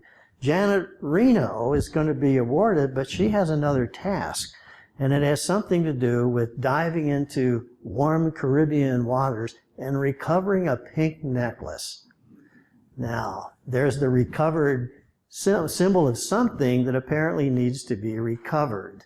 And I would say a pink necklace has something to do with femininity.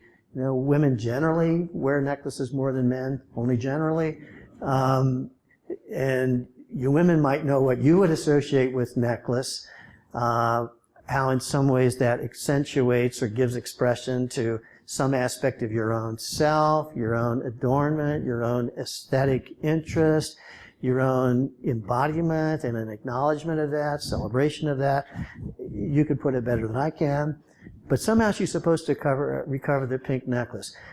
And to find the archetypal meanings, I was mindful of Rumpelstiltskin, the fairy tale Rumpelstiltskin. It's the tale, as you may recall, I'll be brief about it, of a father who wants to curry favor with the king. In fact, the king is about to take all of his land or something or punish him, and he says, well, no, wait a minute.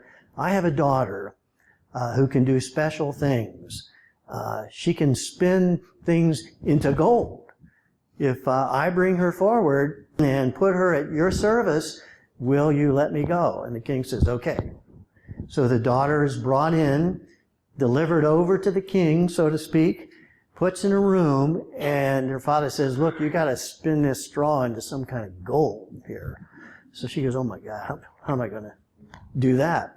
Well, as the tale goes, along comes a little midget, dwarfed man named Rumpelstiltskin, who says, I can tell you how to do that. I can do that for you. She says, okay. So, but you got to give me something. You got to give me something. You got to give me a ring on your finger. Okay, I'll give you the ring. So he helps her, spins it into gold. She delivers gold to the king. King is pleased. Let's have some more. Okay. So now she's got to keep working for Rumpelstiltskin, who wants more. Next thing he wants is a necklace. You got to give me your necklace. So she gives away her necklace. More and more gold, And on he goes, and finally, I think she's supposed to, if you have a child, you have to give me your child. He goes, oh, no, that's enough. I'm not doing that. So you get this tale is about a woman serving the need of her father in order to deliver gold to the king, but she has to keep giving away other aspects of herself.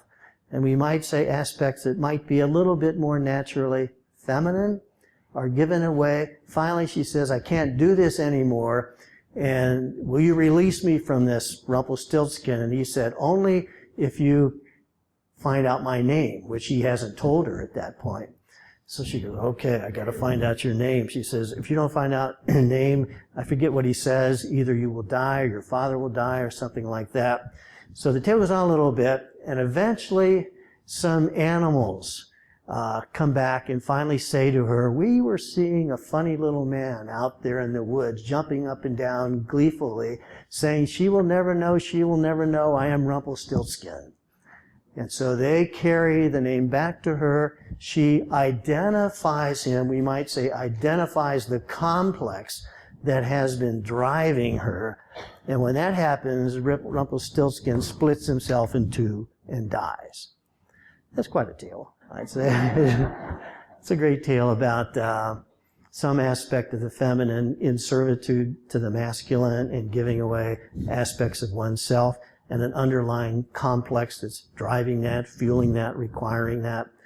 So all I'm saying is necklace, when the necklace shows up in this dream, it's a long way to get back to the necklace, isn't it?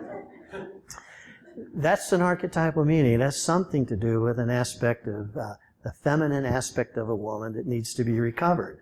Now, Janet Reno is a symbol, might be a symbol in this woman of that aspect of herself that maybe has given a bit too much of her psyche to single-minded professionalism, which maybe has been very good in her life, but right now, psyche seems to be calling for something else, or advocating a recovery of something that maybe had been left in the unconscious.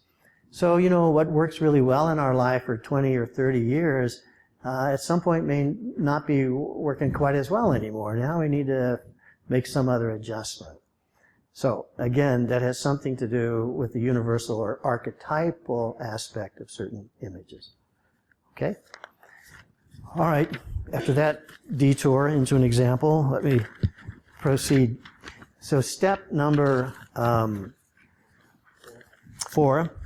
or we had 4 or 3, which is a very important step, and that is situate the dream within the life context of the dreamer. So now I ask, what is occurring now in the life situation of the dreamer that might be relevant to the dream action? What initial connections can be made? So what's going on now in my life that this dream is commenting on? Because the dreams are always bringing something into the present that's relevant for the present. Some dream theorists say most dreams are in fact a response to something that's been active in my life within the last 48 hours. I may not know it, but it's something that has gotten stirred in my life in the last 48 hours. And so the dream is in some way a commentary on that. So it's very important to try to look at what's going on in my life right now that this dream may be a comment or a commentary on. Obviously, the woman that has the dream of being in the hospital with the crawfish that comes after her, it's not too hard to make that association with the fact that I've just started going back to work again at the hospital. So pretty apparent that that's the present life situation the dream is commenting on. The dream of Janet Reno, well, actually, as I recall, this goes back several years, there was a question of a potential relationship in this woman's life at that time, and she had mixed feelings about whether to go for it or not. So it may be that the dream was commenting on that in some way. Yes, David? Yeah, actually, I was going to ask this earlier, we brought it back in. What about the man's voice from somewhere says, yes, please do it? Yeah, that's an interesting phenomenon of something that happens in dreams where there's a voice that comes from somewhere you know not where. I think that's almost always, or I should say usually, a message from the unconscious that there's another voice, an archetypal voice within my soul that says something to me. And at times that happens in dreams where there's a voice that says something or some strange word comes to us. It clearly comes from a source outside of consciousness. I think it's often archetypal. Some Jungians might say it's even a voice of the self that's calling to us.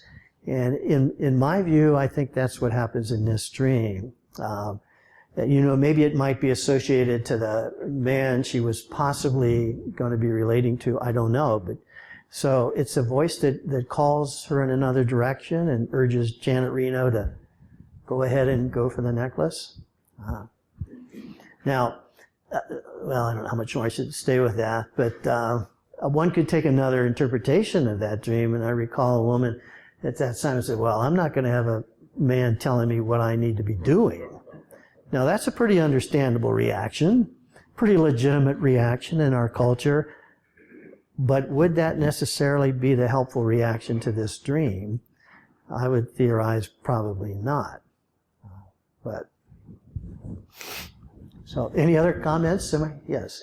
When you talked about that voice coming from elsewhere, I was just recently reading Edward Edinger's Archetype of the Apocalypse. And I was commenting on this, you know, in the image where John is having a voice, where the voice comes from behind him, and was talking about that this being the voice coming from the unconscious, from the self.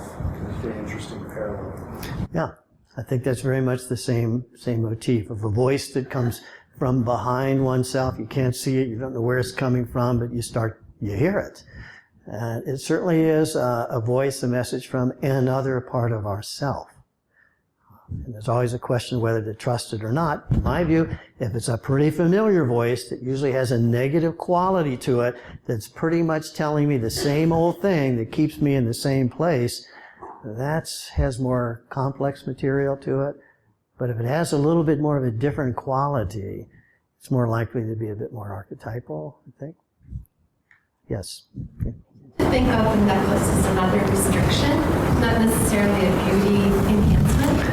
A restriction? Did you? Yeah. Mm-hmm. So when she's asked to dive in and to put that on, she's diving in to restrict herself in some way. Or Janet Reno is going to have some additional limitation. And if I was bold enough to take it even further than that, if she was considering deepening her relationship with this man, she may have been thinking about the limitation that it's going to put on her, or restriction on herself, by creating this or giving more power to that relationship. So there are various ways to look at dreams, and that's another way to look at it. You're saying necklace could be restriction.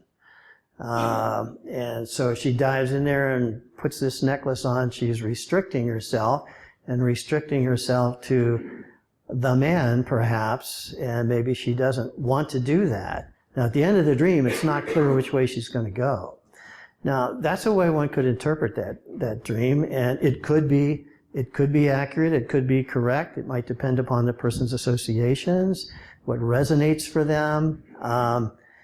You know, it might reflect whether this is an old familiar theme.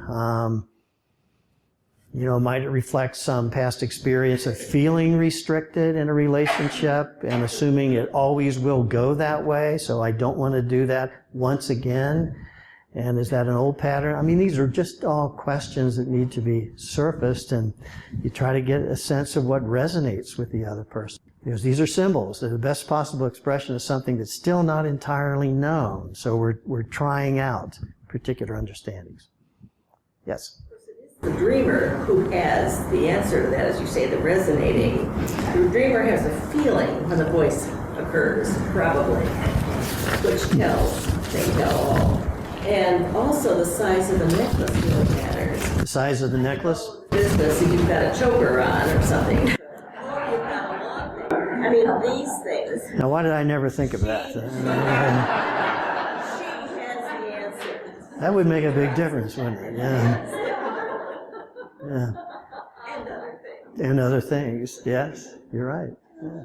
Couldn't that male voice also be a function of the animus part of the self? Yes. I mean, if it's a male voice in classical Jungian terminology, it has something to do with the animus. All that really means it's something going on in my psyche that for me has a masculine quality to it. But then we have to always discern, is it helpful or is it not helpful? Is it positive animus energy or is it negative? And if it's negative, usually that means it's getting in the way of our movement toward greater wholeness. Yeah, and that's what has to be discerned somewhat. Yes, do you want to? Could a dream like this be transpersonal in the sense that the dreamer is picking up on things that are happening within the culture? I would think very likely, yes. I mean, that's why I'd want to say I don't think any dreams are purely and exclusively personal, that they almost always carry cultural associations, cultural needs, and cultural complexes, heavily charged motifs and values that are given to us by our culture. And that can sometimes be unhelpful and sometimes also helpful if it's more archetypal. So yes. So I think in this dream, I would be inclined to say there's plenty of cultural overlay to this.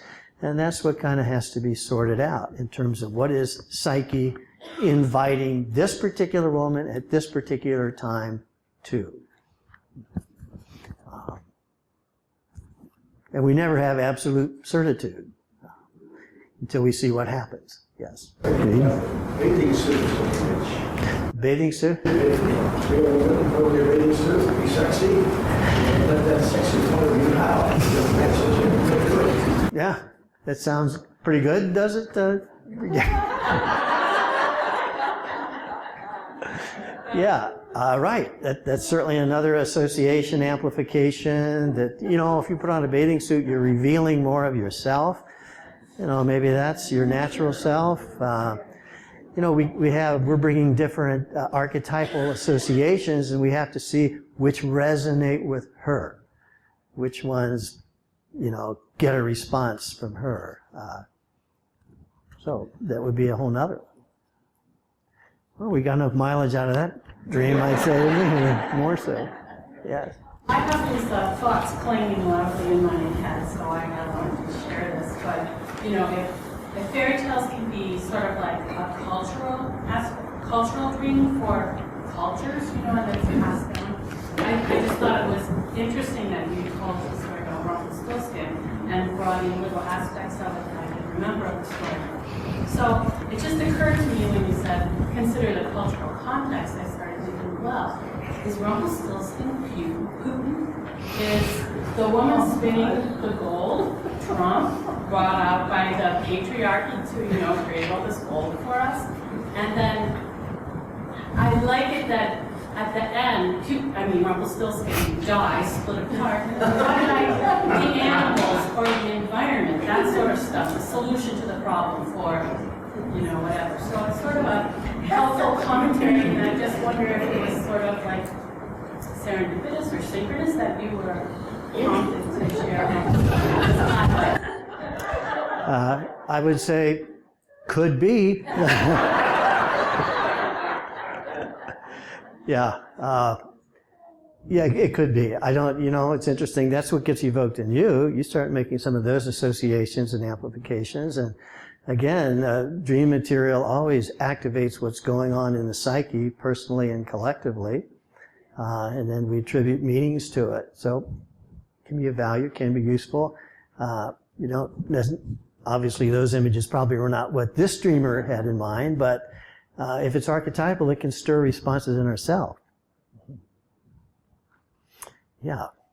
So it depends who you project onto Rumpelstiltskin. It can be a lot of different figures, that's for sure. Yeah. Okay. All right, let's move to the next step in the interpretation then, and that's number 4, which is to begin to interpret the meaning of the dream by asking, how's the dream compensating, completing, balancing the waking ego's attitude or approach to reality? So that's the major question at that point. How is it balancing? How is it compensating it? How is it commenting on what's currently operative in my life or in my cultural setting? Because the dream is bringing something of which I'm not completely conscious or not fully aware or haven't as of yet totally appreciated. So what might that be, assuming it's compensating or balancing? You might look at the four-part structure of the dream, see if that says anything. Does it end in the climactic moment? Is the conflict unresolved or not? I might relate the dream to other dreams I've had. How does this illumine or sound an awful lot like other dreams I've had? Back in my own midlife shift, I was having a lot of dreams of collisions happening all over the place. In cars, hitting other cars, cars running into me. So obviously there was a lot of conflict intensifying in my current way of life as a Catholic priest, as some of you know. So oftentimes dreams tend to end up being related to other motifs that are going on in our dream life at the time. That can shed a little bit more light on it. And lastly, remain open to other viewpoints and willing to adjust one's initial interpretation. It's kind of like living with the dream, continuing to wonder about a dream. Maybe I'm thinking about it this way, but I remain open to some other thoughts that come to mind, or another conflict that comes to the surface, because we never get the full meaning of any dream, really. We hopefully get a dimension of it. Now, that leads to number 5, which is working with the dream. Respond to or act upon the meaning of the dream as currently understood. It's often said that a dream tends to become more of a living experience if I do something with it. There are various things one might do with the dream. I tried to break them down with working with the dream itself or working with one's life itself. Both are ways of working with the dream. Now, in terms of working with the dream, you know, I might have a dialogue with the image itself. It's what Jung calls active imagination. It's largely what he does throughout the Red Book. Those of you are familiar with that. So I talk to it. I ask it questions. Okay, do you want to dive into the warm water? How do you feel about that? Janet, do you want to dive into the warm water? And maybe she says, yeah, I think I probably need to. Or maybe she says, no way. So I'm getting a little bit more familiar with that particular image. So I dialogue it. I let it speak to me. Remember, many years ago, a woman had a dream of a coffin. Wherever she was going in the dream, she had a coffin she was dragging behind her. And in one dream, she's going along dragging the coffin. She sees children playing in a play yard. She wants to join them. She starts to, but I still got the coffin, you know. And another dream, she's dragging the coffin up over a hill. So this is getting pretty hard. So obviously she needs to find out, what's the coffin? It has something to do with what's dying. Now she said, I don't know, is it something I'm supposed to bury, or is it something I'm supposed to open up? Am I supposed to keep carrying this? What am I supposed to do? So she did a dialogue. Actually, we did it together, and I acted as if I were her dream ego, and I asked her to be the coffin. And I asked her questions like, and it was interesting to me how quickly she had responses. I said, so, am I helpful to you? And she said, nope, not anymore. Okay. So I said, well, what do you want me to do with your choice? I said, well, it's my choice. Is there something that needs to be opened up? And she says, I don't think so. And we went on like that. And I said, so do you think it's time to bury me? She, absolutely. Okay. And we did that for a while, and then she stopped and she says, I know what it is. I know what it is. She had been offered a pretty significant job shift. She was a member of a religious community, a sister, that everybody thought was the great job for her, great ministry for her. She had turned it down. She didn't want it anymore. She was tired of working. She was tired of excelling. She was tired of doing everything that she's supposed to be doing. She turned it down, but she couldn't tell anybody. She was acting as if she was still considering it. She was talking to some of her communities that she's looking forward to it. It was a dead option in her psyche, but she hadn't buried it yet.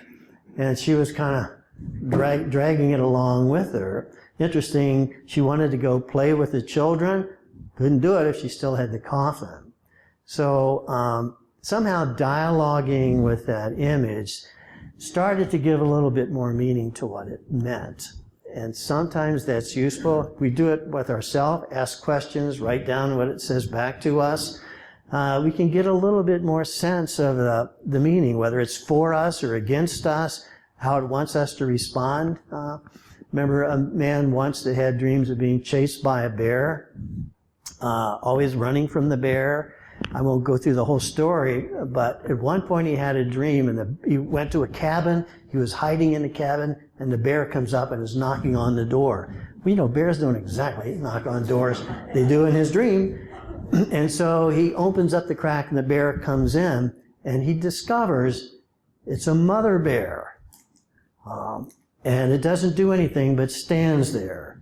Now, I could go on and play out more about that dream, but just by trying to do a little bit of dialogue with it, he began to get more of a sense, this bear has something to do with my mother.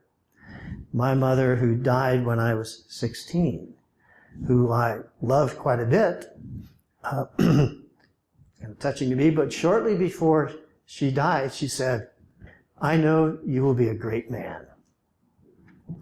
Well, it's a very loving thing to say, but that was an expectation that now chased him quite a bit throughout his life and filled him with anxiety. I must be a great man to validate the tragic death of my mother. That's not what she meant, of course, but that's how it got internalized within his psyche, and he was filled with quite a bit of an anxiety. Whatever he was doing was not quite as much as he should be. So all I'm saying is that somehow the image reveals itself a little bit more if we dialogue with it a bit. Okay. We might dream the dream forward. So let's say the dream ends at the climactic moment. So maybe I imagine until you imagine, okay, if I went this way, what would happen? If I go up and embrace the snake, I wonder what that would be like. So I imagine dreaming the dream in different directions and see what response I find myself having. That can be working with the dream. Maybe I compare the dream to others in a sequence, see if it's a lot like that. Remember dreams a man had many years ago where there were snakes in the water. He tried to work with some of his anxieties, and after about a year, remember he had a dream and there are worms in the water. So the snakes had gotten a little smaller. So that suggests something. Maybe they've been depotentiated a bit to some extent, perhaps. Okay, share one dream with others. That's a way of working with the dream. So I just tell somebody about the dream. Doesn't mean I interpret it, they interpret it, but if I tell them about it and just talk about it, that's working with the dream. You know, it's letting it have some life. Now I want to say a couple of things about working with one's outer life. So step 5 is working with the dream or kind of honoring the dream. These are ways in which we might honor the dream in waking life. So maybe it means altering or adjusting a behavior or attitude, trying to adjust it a little bit. So if I've been avoiding anger in my life, if I've seen anger as a problem, and I get a dream where a gorilla jumps out at me, okay, maybe I need to allow myself to be a little angrier or to express it a bit more or not hide it quite as much. So I'm trying to adjust an attitude or a behavior to honor what I'm thinking wants to be in my life in a different way. So honor a need that's been too much neglected. So, you know, maybe the snake in the dream of the 4 holes has something to do with a desire in my psyche that's been neglected, and I don't quite know what to do with it, but it's showing up. And oftentimes the 4th phenomenon in a dream has a lot to do with wholeness. So, okay, maybe I need to honor my desire for more affection in my life or something like that. Trust an inspiration or a desire. So let me trust something that seems maybe foolish or different or not very mature, but maybe I need to just trust it a little bit. Try it. Follow that inspiration a bit. Develop or use a characteristic or trait. Face more directly a particular conflict or problem. Maybe just acknowledge it. I know I have some conflict around this issue. Just acknowledging it maybe telling somebody about it. That's working with the dream. Usually we don't exactly know what we need to do. It's not clear exactly what's going to promote wholeness, but if we talk about it, look at it, think about it some, we're working with it. We're being with it a bit more. And lastly, I like this one. The older I get, the more I like this one. Accept the inevitabilities or limitations of life. Accept and tolerate what has been denied, what has been rejected, maybe what is no longer entirely possible. Maybe I don't have the energy for that anymore. Maybe the last train is going backwards now. Okay. So maybe it's okay to accept that, that I don't have to be proceeding forward. So a lot of times just accepting what seems to be the case is a large part of working with the dream. Yes? Comment about the idea of, because in the process, talking about situating a dream in your life context, the question is about dealing with old dreams that happened maybe in the past. That for example, I'm thinking of one right now that I had maybe a year or two ago. I don't really know what was going on in my life within that specific time frame, a week or two, but the image still has a lot of charge to it, and so it seems like it's still a very relevant image. And so my question is that commenting about working with some of the dreams that are maybe a little older. Yeah. There's a question about working with dreams that are older, maybe a year, 2, 3, 4, 5, 10 years older. I would say if there's any part of that dream, any image that still has some emotional charge to it, then it's quite relevant. It's relevant for my psyche now. There's psychic energy, to use that technical word, still cathected, bonded to that image. So it's a significant aspect of my total self that still has energy, so it can be worth working with that. Most of the significantly charged images like that don't go away. We don't completely understand it. And we may have dreams 5 years later that kind of take us back to some of those early associations. So old dreams are not entirely old dreams. So I guess that's what I want to say. Susan, and then I'll... What about physical conditions? Do dreams ever speak to that? Physical conditions? Yes. Dreams sometimes forecast physical conditions, or they may illumine the symbolic meaning of a particular physical condition. I think, Jung increasingly minimized the distinction between mind and body. Maybe minimize is not the right word. It's better to say he saw mind and body as two aspects of the same reality.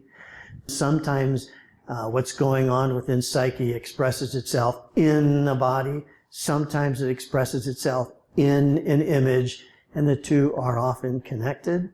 Some people somaticize more than others, which might be to say symbolic material comes to them via the body.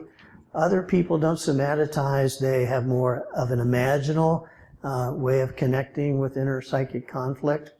So the two are very much connected in a way, and sometimes dreams will illumine what's going on in the body.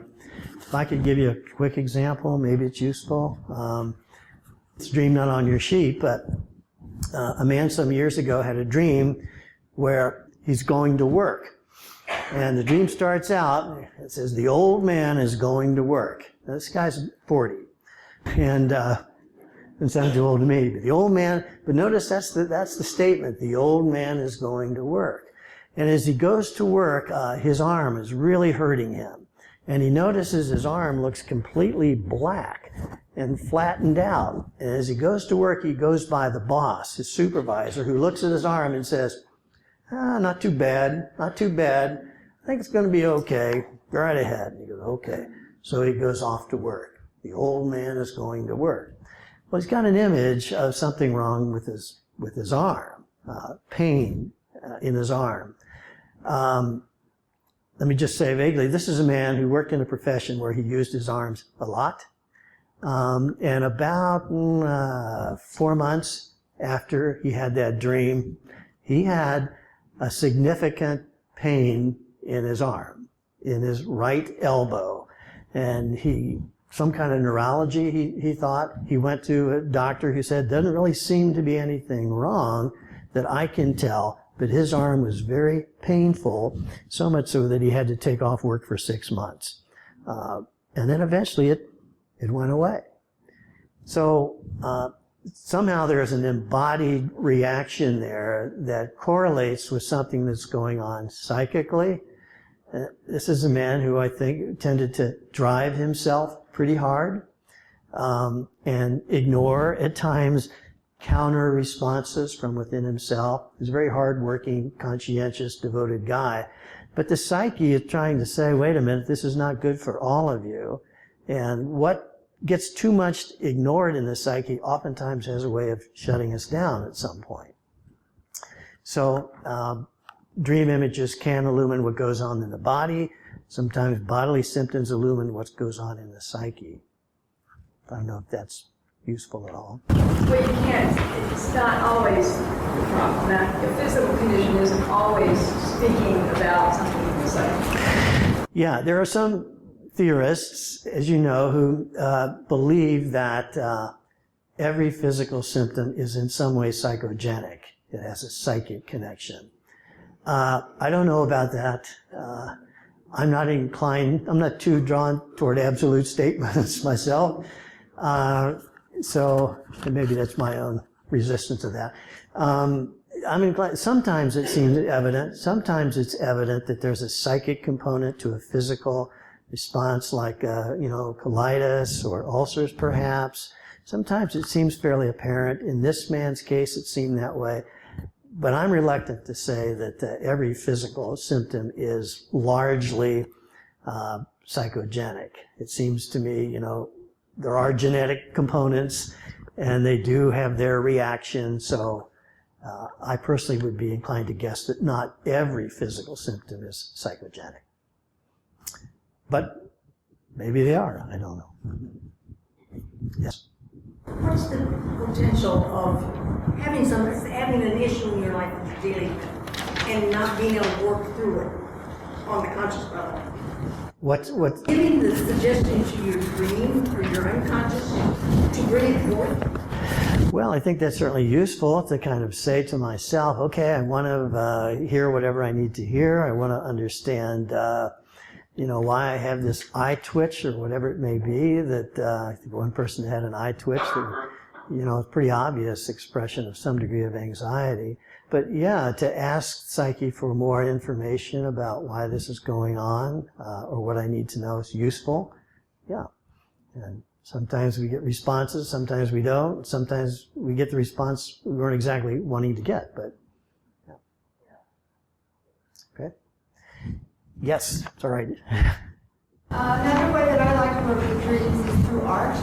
So if I have a dream that I either can't figure out or something very creative comes to me, I can sculpt it, I can draw it, I can write it to music. And I think that's a really good way to connect another aspect of ourselves to the dream and remember it. Yeah, that's a very good point. I'm glad you brought that up. Of course, artistic expression is a great way to work with symbolic dream images, to give expression to it, draw it, paint it, sculpt it. Absolutely. That's a great way to just be with the image, to work with it and let it kind of work with us. Yeah, thanks for bringing that up. All right. Yes? I just have one question. When you wake up from a dream and some seem more real than others, is that symbolic in and of itself, or is it more just a technical thing of where you're waking up at? Well, when you wake up and some images seem more real than others. More real. If you're questioning, is that really happening, or is that a dream? Well, I would be inclined to surmise that if I wake up with like that, then that dream probably has quite a bit of affective charge. It means it's so alive in my psyche that it feels like it's alive when I wake up. And I think those are pretty significant dreams that would suggest that what's going on is pretty close to what's going on in my waking life, and there's quite a bit of affective charge in it. So I think those are pretty significant dreams, and one's worth paying attention to, for sure. All right, so let me add this closing little section here on verifying a dream interpretation, and we'll take a break. Okay. These are just a couple of thoughts or questions that may help us verify, again, not in a scientific, conclusive way, but at least give us a little bit of assistance in guessing whether we're getting close to the meaning of the dream. A big one is, does it click for the dreamer? Some theorists speak of an aha moment, where the dreamer just knows that resonates. And it's not a rational knowing, but it's an emotive, instinctive, non-rational assent from within oneself. Now, the woman who did the dialogue with the coffin, once she said a couple of things, there was an aha moment. She knew what that coffin was. So when that kind of response comes forward from the dreamer, an aha moment, a click, or a certain kind of resonance, that's a pretty good sign that the way of thinking about the dream is fairly on target, or it's connecting with what's going on in the soul. I just want to qualify that a little bit, and just by saying that the absence of the aha or the absence of the click doesn't necessarily mean the interpretation is wrong. Because it may be an image of a pretty significant resistance to that particular meaning. It may suggest that the ego defense system, and we all have that going on, is such that there's not a readiness to hear that interpretation. So while the presence of the aha is very revealing, the absence of it doesn't necessarily mean that the interpretation is completely off. Does that make any sense to you? At least that's my view. Now, of course, the interpretation may be off, and that's why there is no aha. That, of course, may be true. So, a lot of times when we're with my analysts, we're trying to amplify the dream. I will often notice the difficulty that I'll have where I feel like, she'll give some suggestions, and then it's just like nothing, everything falls flat. Almost like I feel like I'm banging my head on the wall, trying to get something I just can't see. And I'm kind of wondering if that's kind of an example of maybe that resistance to the content itself. Yeah, I mean, it could be. It could be that the resistance is in the, let's say we're talking about a therapeutic situation, the resistance may be on the part of the client, but the resistance could also be in the therapist, that I'm resisting letting go of my interpretation. So, it can be in both sides, or one side or the other. And at times we don't know, but it's worth asking ourselves the question. So if somebody's trying to sell an interpretation and you just can't get it, it may be because it doesn't resonate. It's just not quite right. So the best we can do is kind of, if this is a frequent theme that comes up and I'm always pushing and pushing and pushing away from it, well, that might be a little more indication of a certain degree of resistance.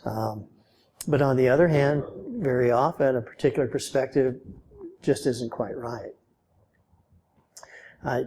Parenthetically, I might say the woman who shared the dream with the snake, the 4 holes in the snake, again, not a client of mine, she's actually a friend of mine, and it was interesting to me, as soon as I raised the question about, well, you think it may have something to do with sexuality, our conversation was pretty much over at that point. Now that led me to assume or project onto her the belief that there was a lack of comfort with exploring that theme, or at least exploring it with me, which of course may have been quite fine.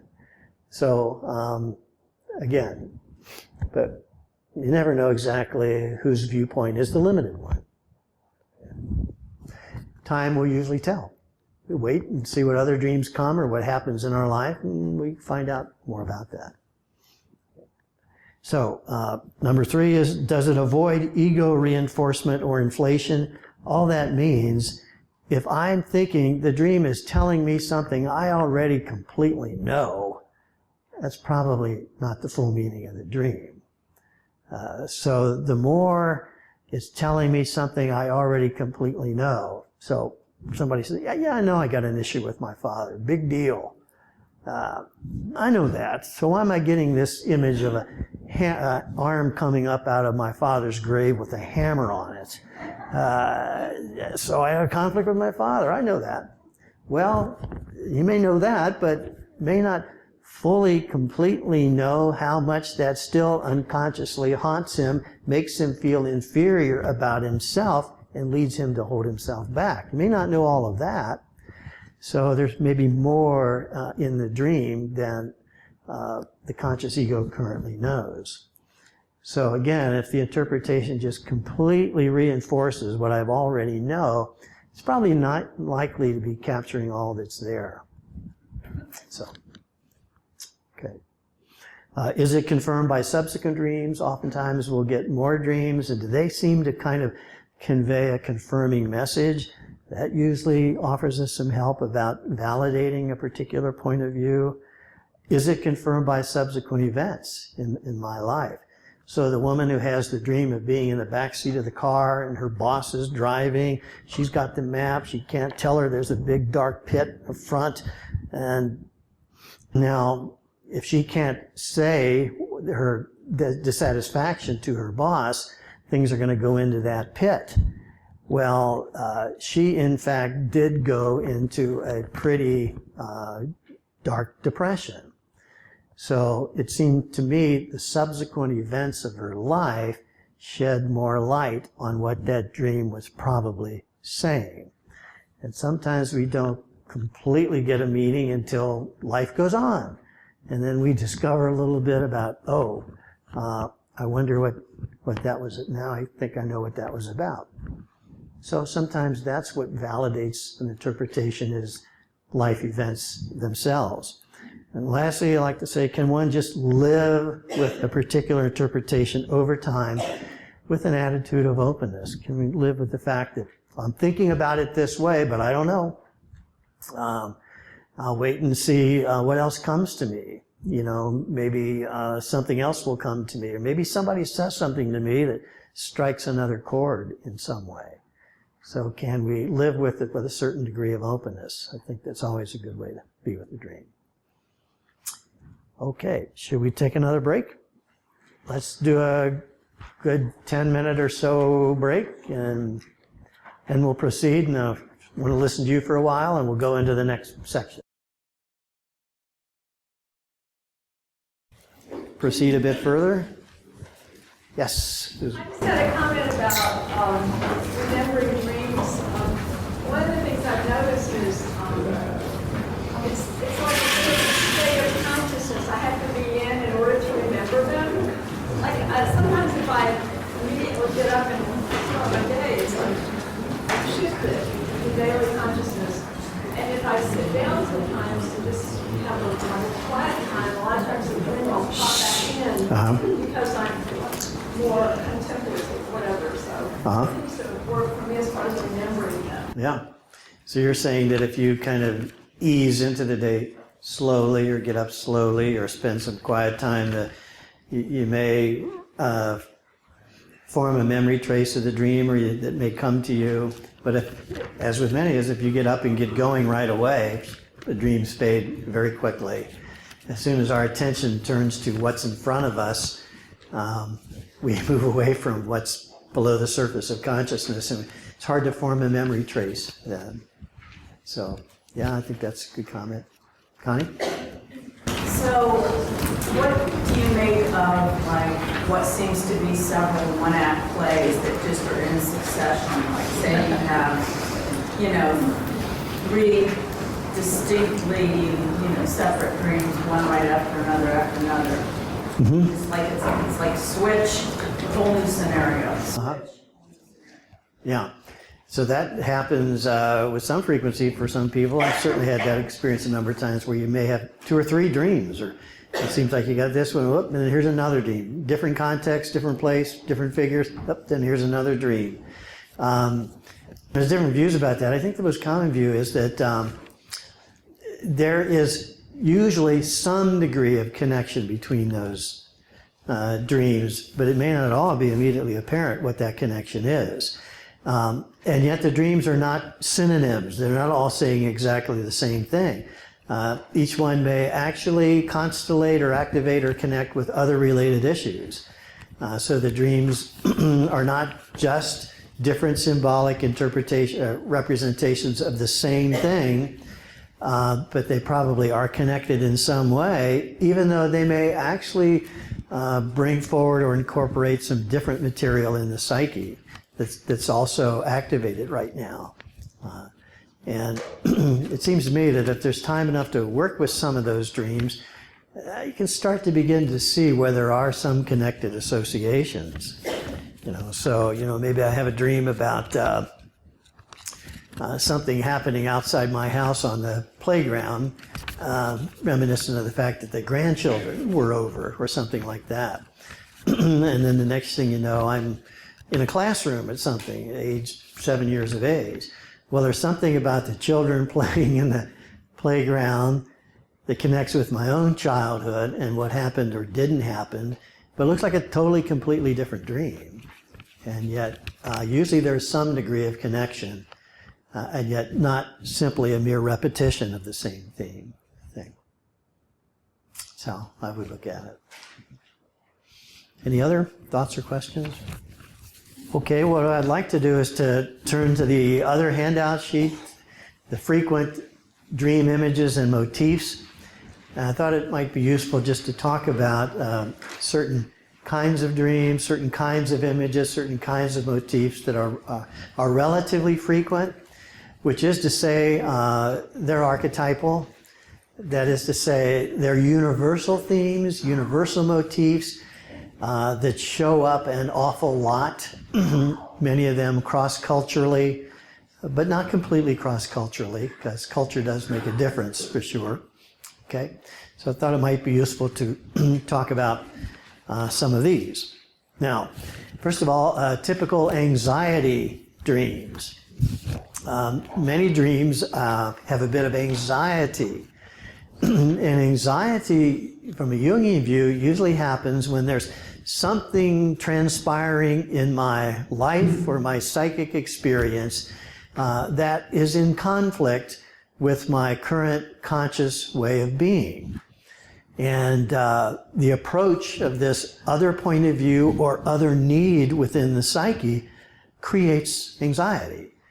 Now that's potentially creative anxiety if I can survive it and allow what's trying to come forward to come forward. I begin to discover what maybe has been too much in the shadow.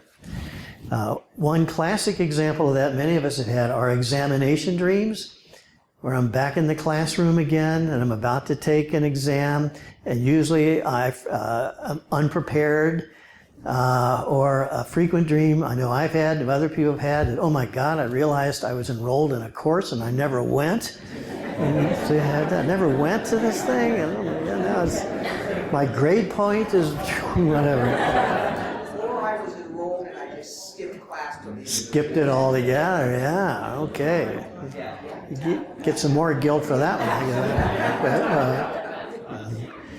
one. So those dreams are fairly frequent, and they usually seem to have something to do with the fear of not measuring up in some way.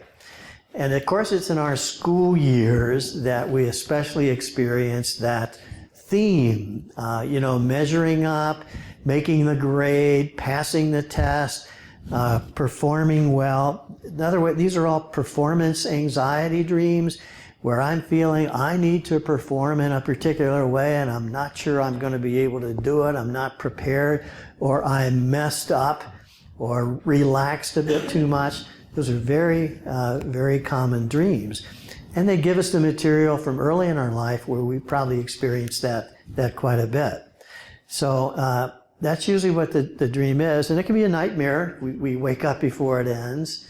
But there's something probably going on in our waking life that's activated pressure for us. Got a job review going on, or I'm going to meet old relatives and hope I come across well. Social anxiety, feeling like I got to perform in a certain way socially. Any of that can activate some of those dreams. Now, another variation on that are pursuit dreams. Another kind of anxiety dream where I'm being chased by someone or something. It's the fear of the approach of some aspect of self. The pursuer usually represents some aspect of self that must be understood, resolved, and integrated. So I'm being pursued. And of course, the dream ego is usually trying to get away, because this creates fear, creates anxiety. I mentioned, a little bit that example of the man being chased by the bear. If I might refer to that a little bit. This is a man who was dealing with a certain degree of performance anxiety. Had to do with, frankly, his, finishing dissertation writing. This is many years ago. And he was stuck with this dissertation. It kind of lay dormant for a couple of years. He left even trying to finish the darn thing, decided I got to move on, the heck with that. But his timeline was about up after 10 years. So he came back and decided, maybe I have to take another run at this thing. But he was quite anxious. That's interesting, take another run at this thing.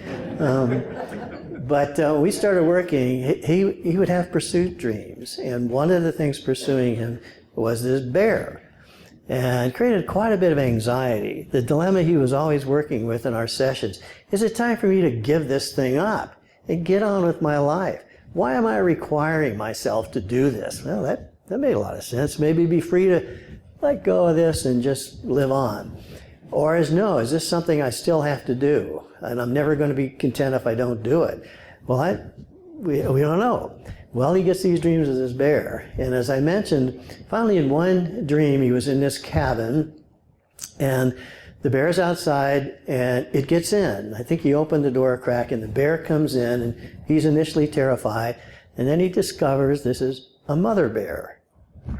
So it's a feminine bear, a mother bear, and the bear's just standing there, not doing anything. So I asked him to associate with his mother, and he said some of the things that I shared with you. Yeah, my mother, she died. She was pretty close, died when I was 16 or so. I remember her saying, you're going to be a great man. And I noticed how much he was affected when he said that, as I'm affected now. Maybe it's part of my own issue, I don't know. But probably, what do you mean maybe? Probably is. So that was this burden, challenge laid upon him, the way he interpreted it. I am going to be a great man. And that meant I will write a great dissertation. And he told me that he aligned himself, it was not a local university, with the top scholar in the university in the field he was studying. It had to be the top scholar. He had to write a top dissertation.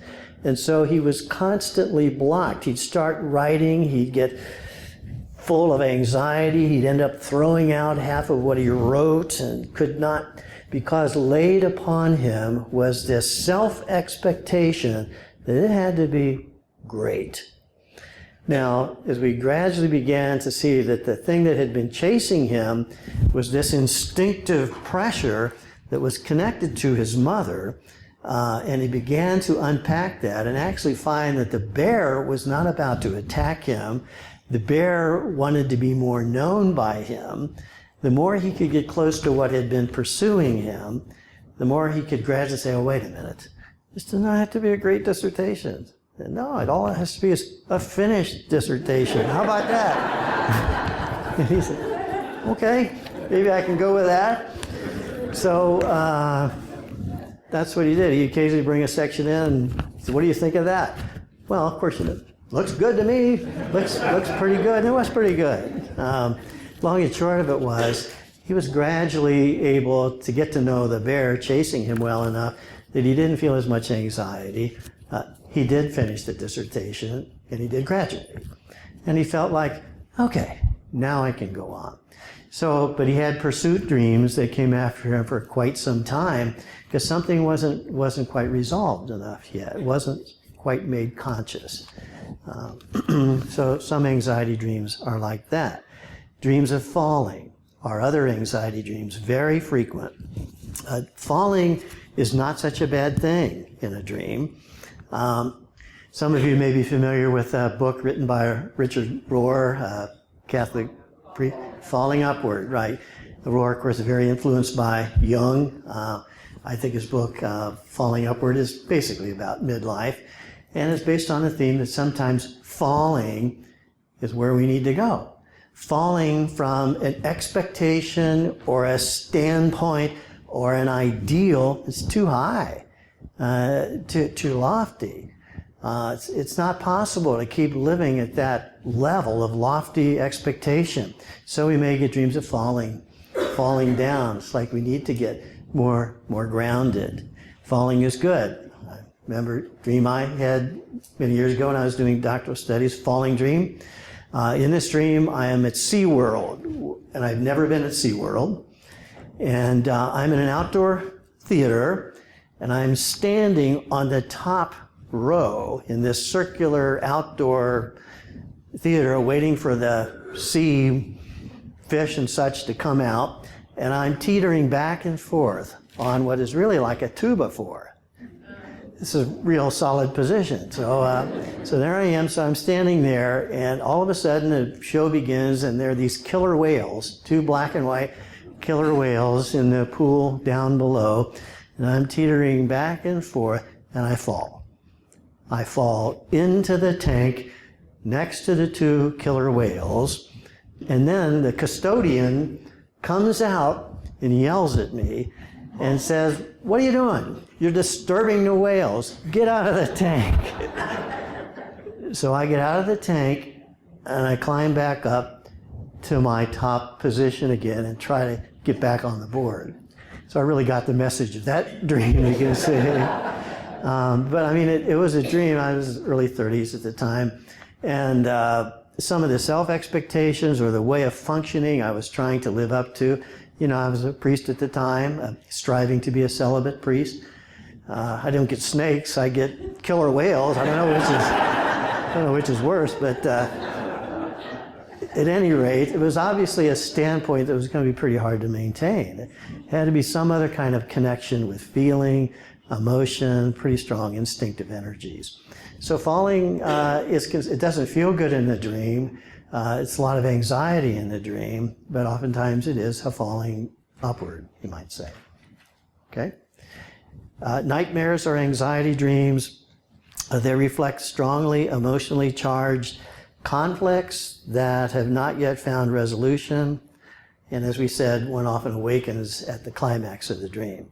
So many dreams have anxiety in it. And if in some way we can approach the conflict within the psyche, it gives us the chance of a little bit more wholeness or incorporation of other dimensions of self.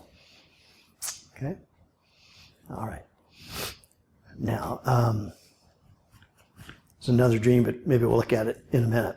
So number 2 on the sheet is persona issue. Some of you are familiar with that. The persona is a frequently mentioned Jungian archetype. That is to say, it's kind of a universal theme or image or motif that often shows up in life. And persona is the image of personal adaptation to the expectations of others and reflects concerns about how one is coming across. So when I'm very conscious of how I'm being seen or how I'm coming across or how I'm presenting myself, I'm dealing with a persona issue. And as we go through life, as you know, we all take on certain roles. And as we step into those roles, which we have to in order to function socially, that's helpful, it's useful, but of course it can become a problem. Because maybe I have to kind of feel like I have to hide all the parts of myself that don't fit the role. That's not what people want, so I think. So I'm trying to maintain another image of myself. That's persona.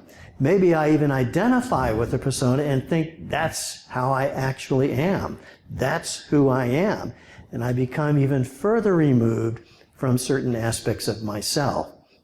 So the persona is a necessary aspect of development where we learn how we have to be socially, but there's always the problem then that it moves us away from the shadow, all the other aspects of ourself that don't completely align with the persona. Now, there's a couple of dreams I might want to look at to illustrate this. Let's look at one that's, I think it's number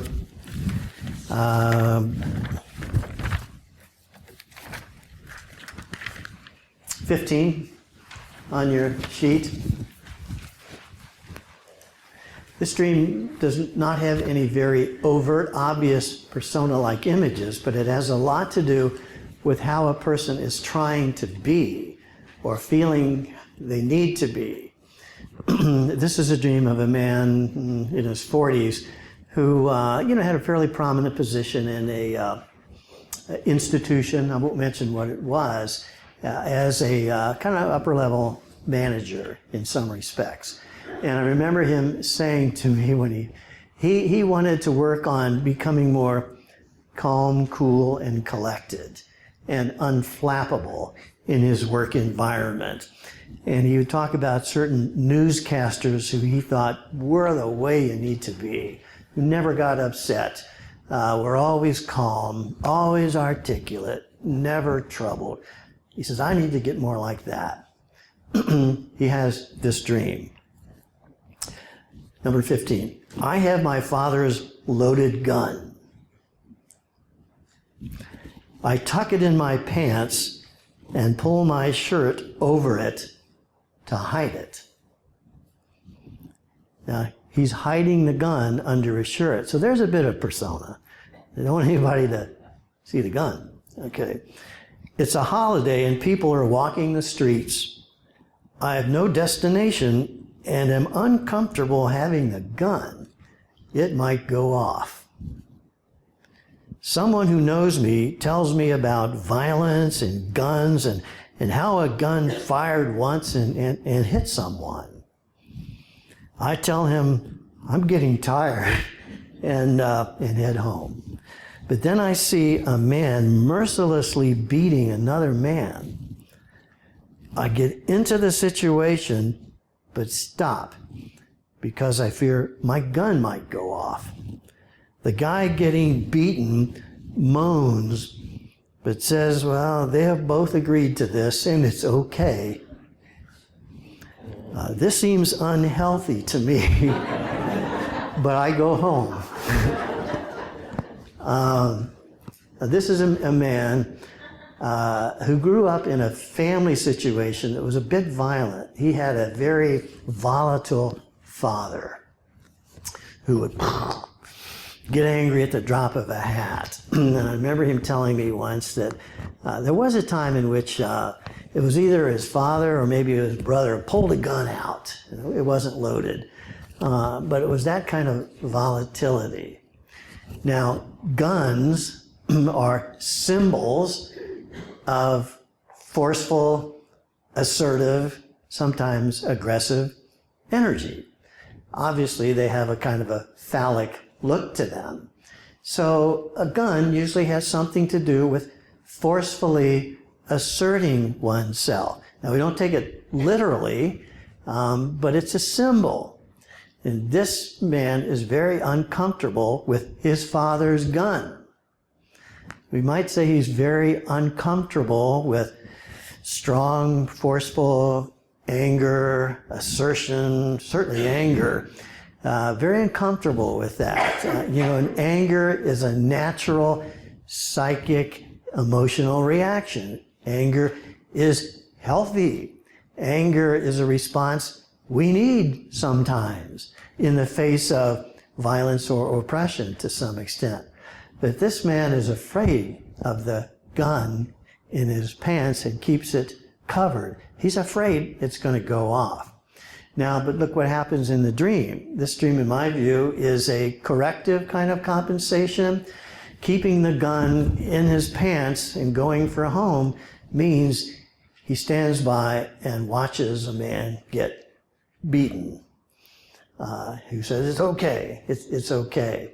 And at times, it seemed to me, even in his workplace, he would let himself kind of get overrun because he wanted to be cool, calm, cool, collected, unflappable. I can relate to that. I kind of like that way of being myself. But whatever. But it gets one-sided. And the gun is too much in the shadow. The ability to assert oneself forcefully, maybe angrily, when necessary, is too much tucked away and not allowed into the preferred persona.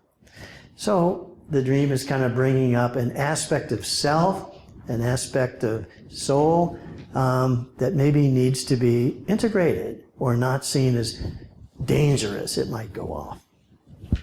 So I think this is a dream in which we see someone's preferred way of being, the persona you'd like to have, and what that requires one to keep tucked away in the psyche. And present situations, well, would that may not actually be the helpful thing? Does that make sense to some extent? Okay. I want to look at another persona-related dream, which also introduces the motif of bathrooms, which we'll look at. So this is a dream of a woman, number 11. This actually brings performance anxiety issues back into play. This is a dream of a woman, number 11, a woman of around late 50s, I believe, when I got to know her. A Caucasian, American-born woman. This is her dream, number 11. I'm on stage performing, but wearing a burqa. Now, right at the beginning of this dream, we get the scene, we get the setting of the scene. I am on stage, I am performing. Okay, that tells you a lot about what's operative in this woman's psyche. And I'm wearing a burqa. Well, now this woman is not Islamic, not a Muslim. Grew up Christian, not too awfully practicing anymore, but she's wearing a burqa in her dream. It seems strange. I have to go to the bathroom, but there are many women lined up waiting outside the women's bathroom. The men's bathroom seems wide open. It's kind of interesting. I finally go into a kitchen and go to the bathroom by relieving myself into a small glass. So here's a woman who's performing on stage.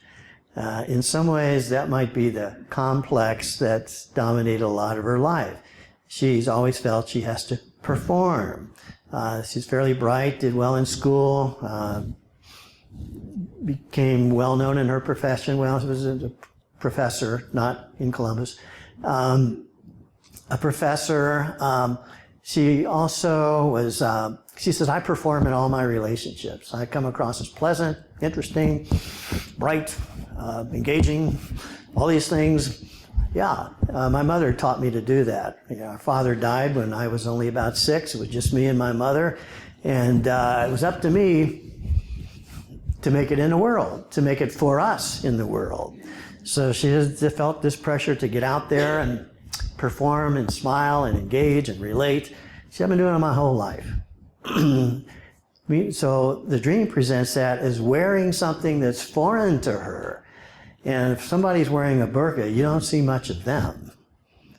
You don't see much of the true self behind that persona. You may see eyes, and that's about it. So in the dream, she needs to go to the bathroom. And the bathroom is a kind of classical archetypal symbol of the need to let go and release what I'm carrying around inside of me. to let go of my feelings, to let go of my emotions, to let my needs flow through me and to come out. But very often in bathroom dreams, it doesn't go so well. She has a long line, and there's, interesting to me, I don't know how you would see this, there's a lot of women in line. So there's maybe a collective aspect to this where a lot of women are holding a lot in, let's say, and not getting a lot of permission to let it out. But for her, the men's bathroom, wide open. May say something about her experience of women and men in her own psyche. You know, finally she gets out of line, goes to the kitchen, and relieves herself into a small glass. So there's not much space for her to relieve what's going on inside of her, but she's trying. I don't think it's a dream. I think it's a nightmare. It's a nightmare. Going to barco and going to small glass, that's a nightmare. Yeah, I would think, well, she didn't feel completely relieved by this dream. Yeah, I think you could say it's a nightmare. There's not much receptacle for her to let her feelings and emotions out. Because she spent most of her life feeling like, she's got to perform and be on stage and be a certain way. That's the conflict in her life. So it's basically trying to get the persona off. It'd be pretty hard to, in my imagining, to go to the bathroom in a burqa. I don't know how you do that, but seems like it would be helpful to remove some of that. But yeah, I think that's what's kind of imaged in the dream. That's the conflict in her psyche, in a way. Okay? Yes, Reed?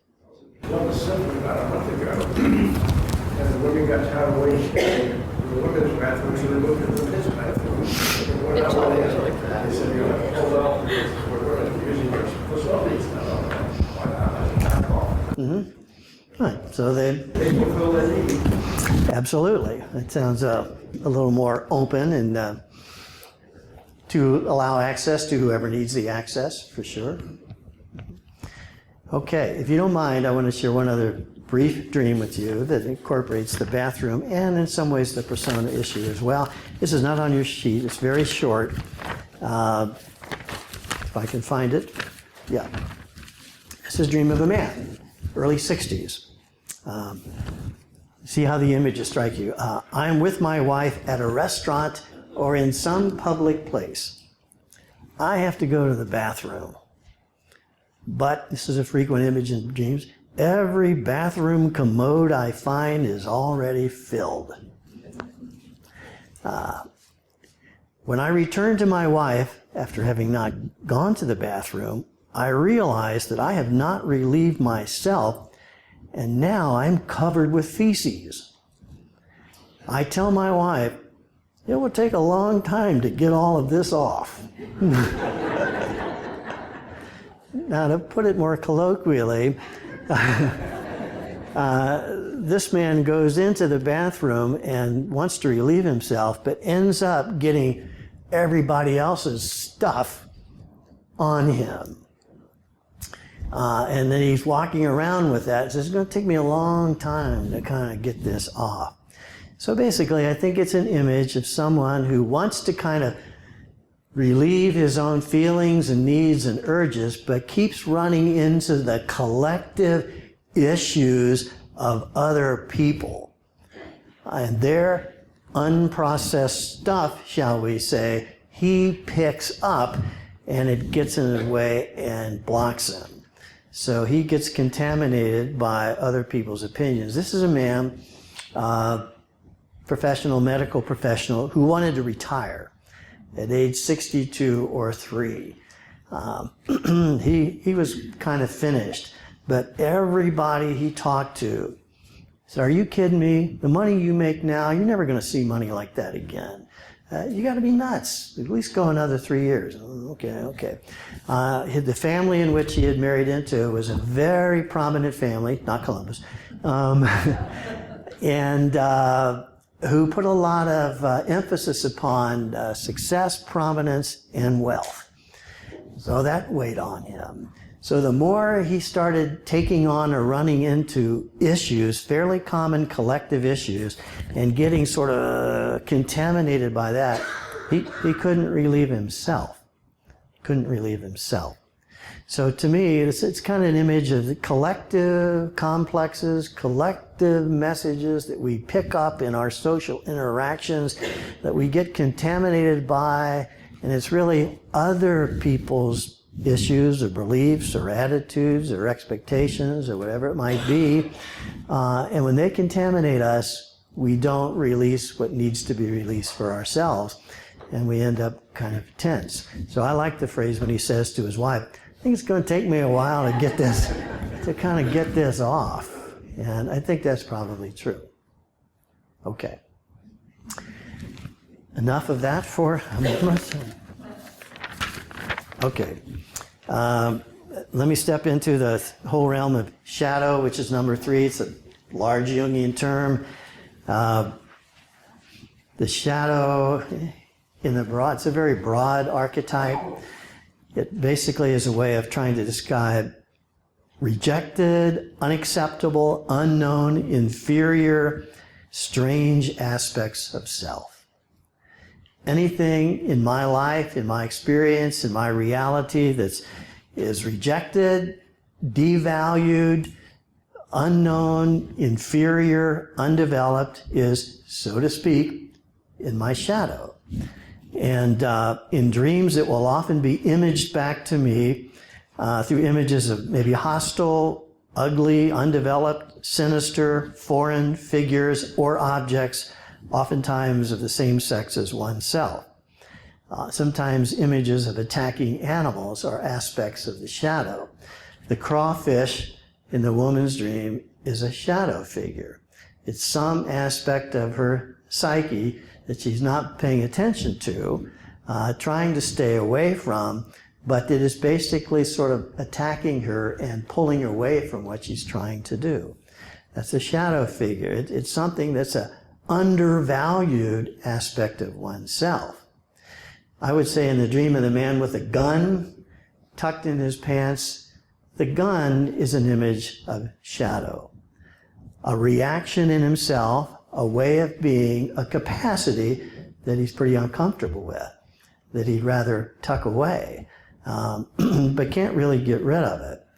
So these are frequent motifs or images in our dreams where we encounter some figure that seems strange or unwelcome or hostile or sinister, that we don't know what to do with, that we'd like to get away from in a way.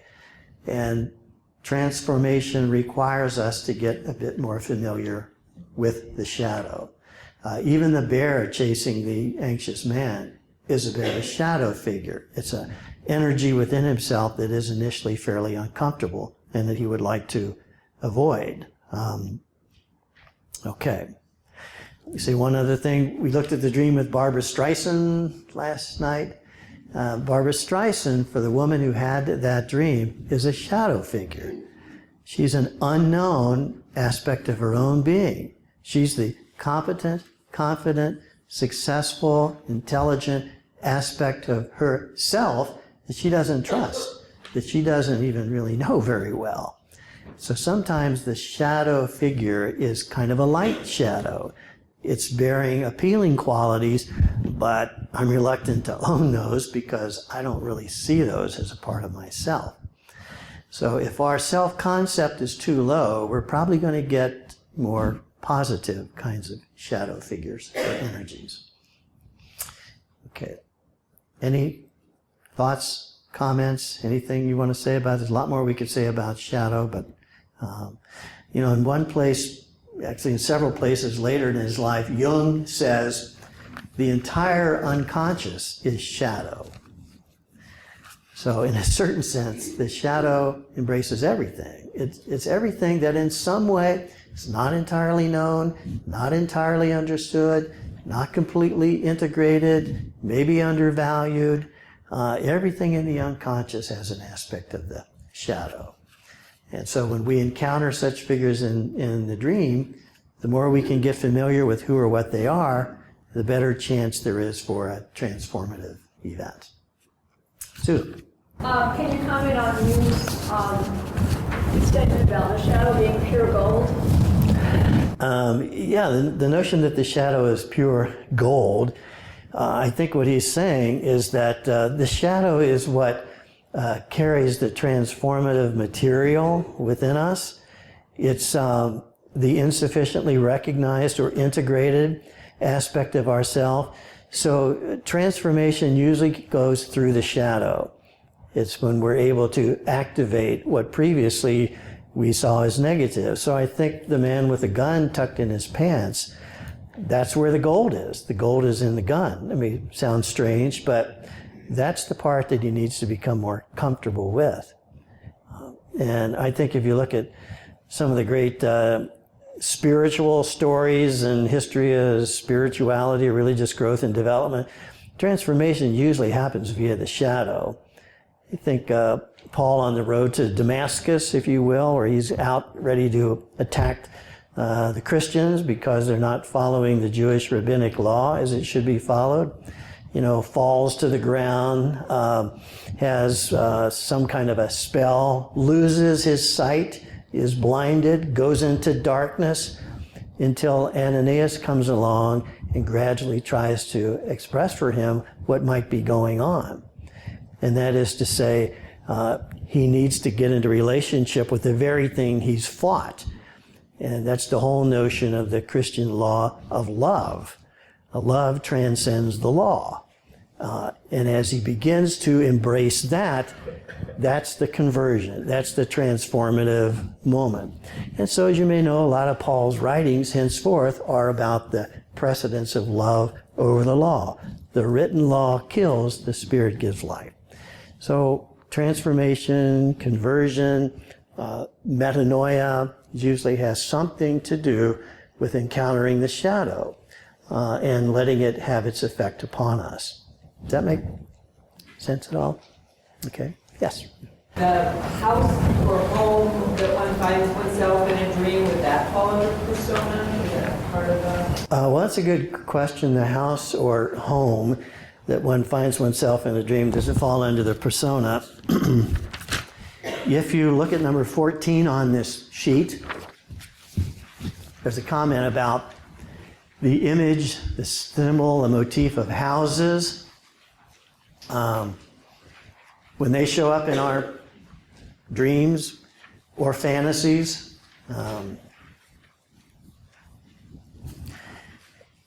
the house, as I've suggested here, under 14, represents the total personality, or the way one is currently living.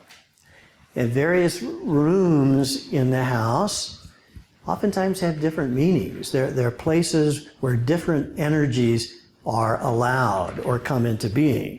So, for example, a kitchen is a place of nourishment, place of food, place of nurturance. So if I'm in a kitchen in my house, it's reasonable to at least guess it has something to do with food, nourishment, or nurturance. I remember a man who had a dream once, I only saw him a few times. He goes into a house, goes upstairs, there's a party, and he's walking out, and he looks in the kitchen. And in the kitchen, which he walks by quickly, there is a body, I think a naked body of a man on, what do you call it, a butcher block, on a butcher block. Naked man on a butcher block, and there's a cleaver stuck into him. So I remember trying to say, gee, do you think there's something going on there? It's a pretty insightful question, you know. And he said, I don't really know what that is. I don't know what that is. The party was great upstairs, but I don't have any associations with that. And that's about as far as it went. And but there was something, certainly not getting fed in the kitchen. Something was being dealt with fairly violently in the kitchen. My experience of him was that he was pretty self-denying of his own needs and desires, that they weren't necessarily getting nourished or fed, and clearly something had critiqued it or in some way in the kitchen. So kitchens usually have something to do with some feeding or needing to be fed or needing to be nourished or something like that. Now, obviously, bedrooms have something to do with rest or intimacy. And a few minutes, I'll say a little bit more about sexuality themes, which are usually symbolic in dreams. Basements, of course, have something to do with what's below ground, what's going on perhaps in the unconscious. Attics have a lot to do oftentimes with family stuff. What's in my mindset that's really heirloom, so to speak, of the family. None of this is absolute, but where I am in the house or what rooms are inaccessible is usually rather revealing of my current psychic way of living. So, and obviously bathrooms, let me say a little more about bathrooms. They're places of release and purification. You know, in bathrooms, usually water is running, and water in dreams is oftentimes a general image for the flow of feeling and emotion. Bathrooms are the places where flow, release, is allowed to happen, supposedly. Now, that doesn't mean it always happens there. Showers and bathtubs are places of renewal. Because as you may know, if we're taking a shower or we're in a bathtub, we usually take our persona off. And we get back to our au natural self, which is usually a good thing. And then we get to cleanse away from us all the stuff we have picked up in the course of trying to live our life in the so-called right way. It's a chance to maybe get the feces off, so to speak.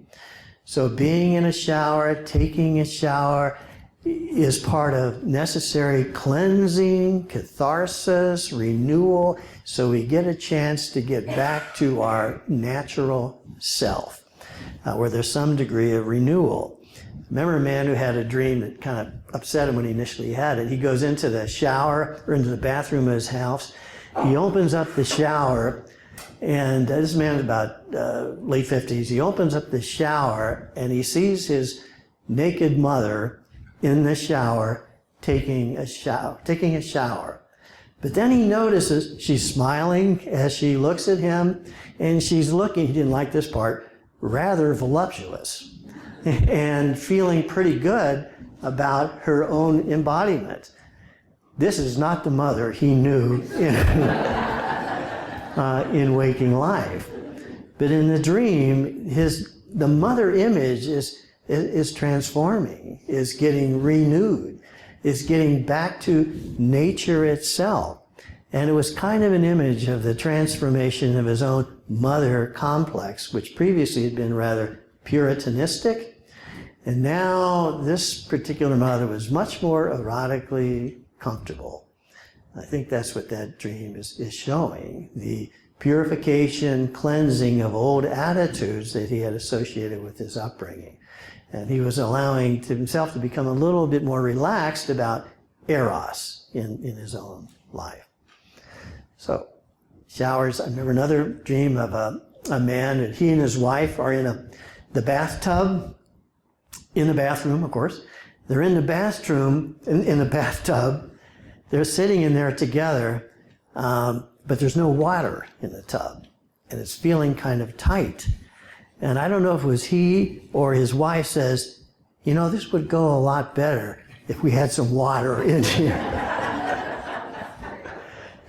You know, now that image, it's a pretty good image that their relational connection would be facilitated by a little more flow of feeling and emotion. You know, it would be a little easier to have the connection they want to have if they let their feelings flow a bit more. At least it seemed like it had something to do with that. So water, bathtubs, showers. I'll mention one other example just because I like this dream. Woman had a dream where she goes into the bathroom to use the toilet, the commode. It was her house. And this woman was not Catholic, was Protestant. She goes into the bathroom to use the commode and discovers the Pope is sitting on the commode. And so when she sees that, she kneels down. She touches her right cheek to the floor and her left cheek to the floor, kind of reverentially, and decides she must wait her turn.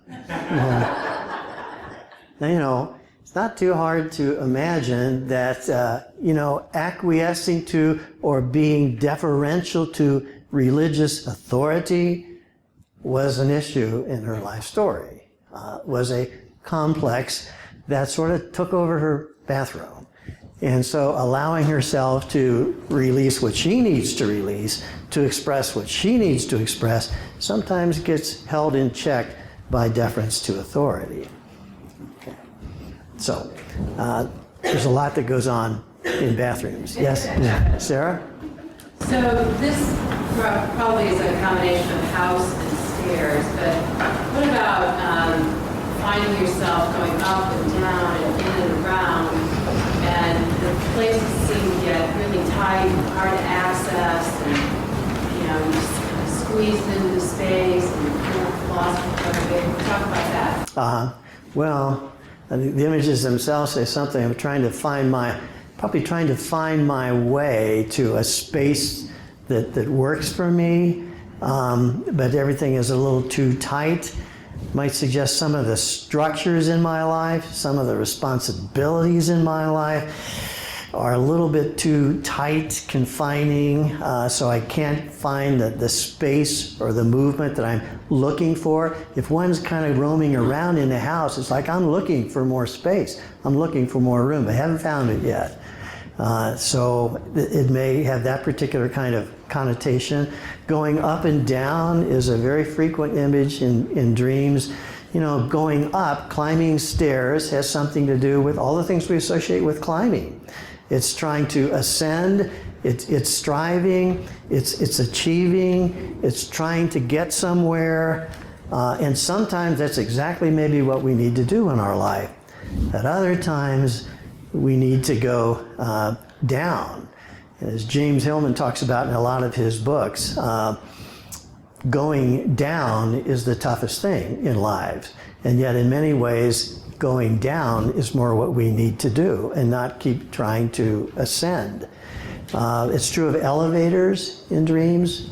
Very often people will get on elevators and they don't take them where they're trying to go. I can think of many dreams where I'm trying to get on one floor and the elevator goes in the other direction.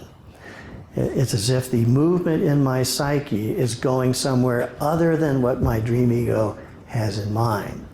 So going up and down, I think I have that under number 16 on your sheet, stairs, ladder, elevators, climbing or going up images which may symbolize rising in consciousness but may also suggest unhelpful striving, can be indicated by that.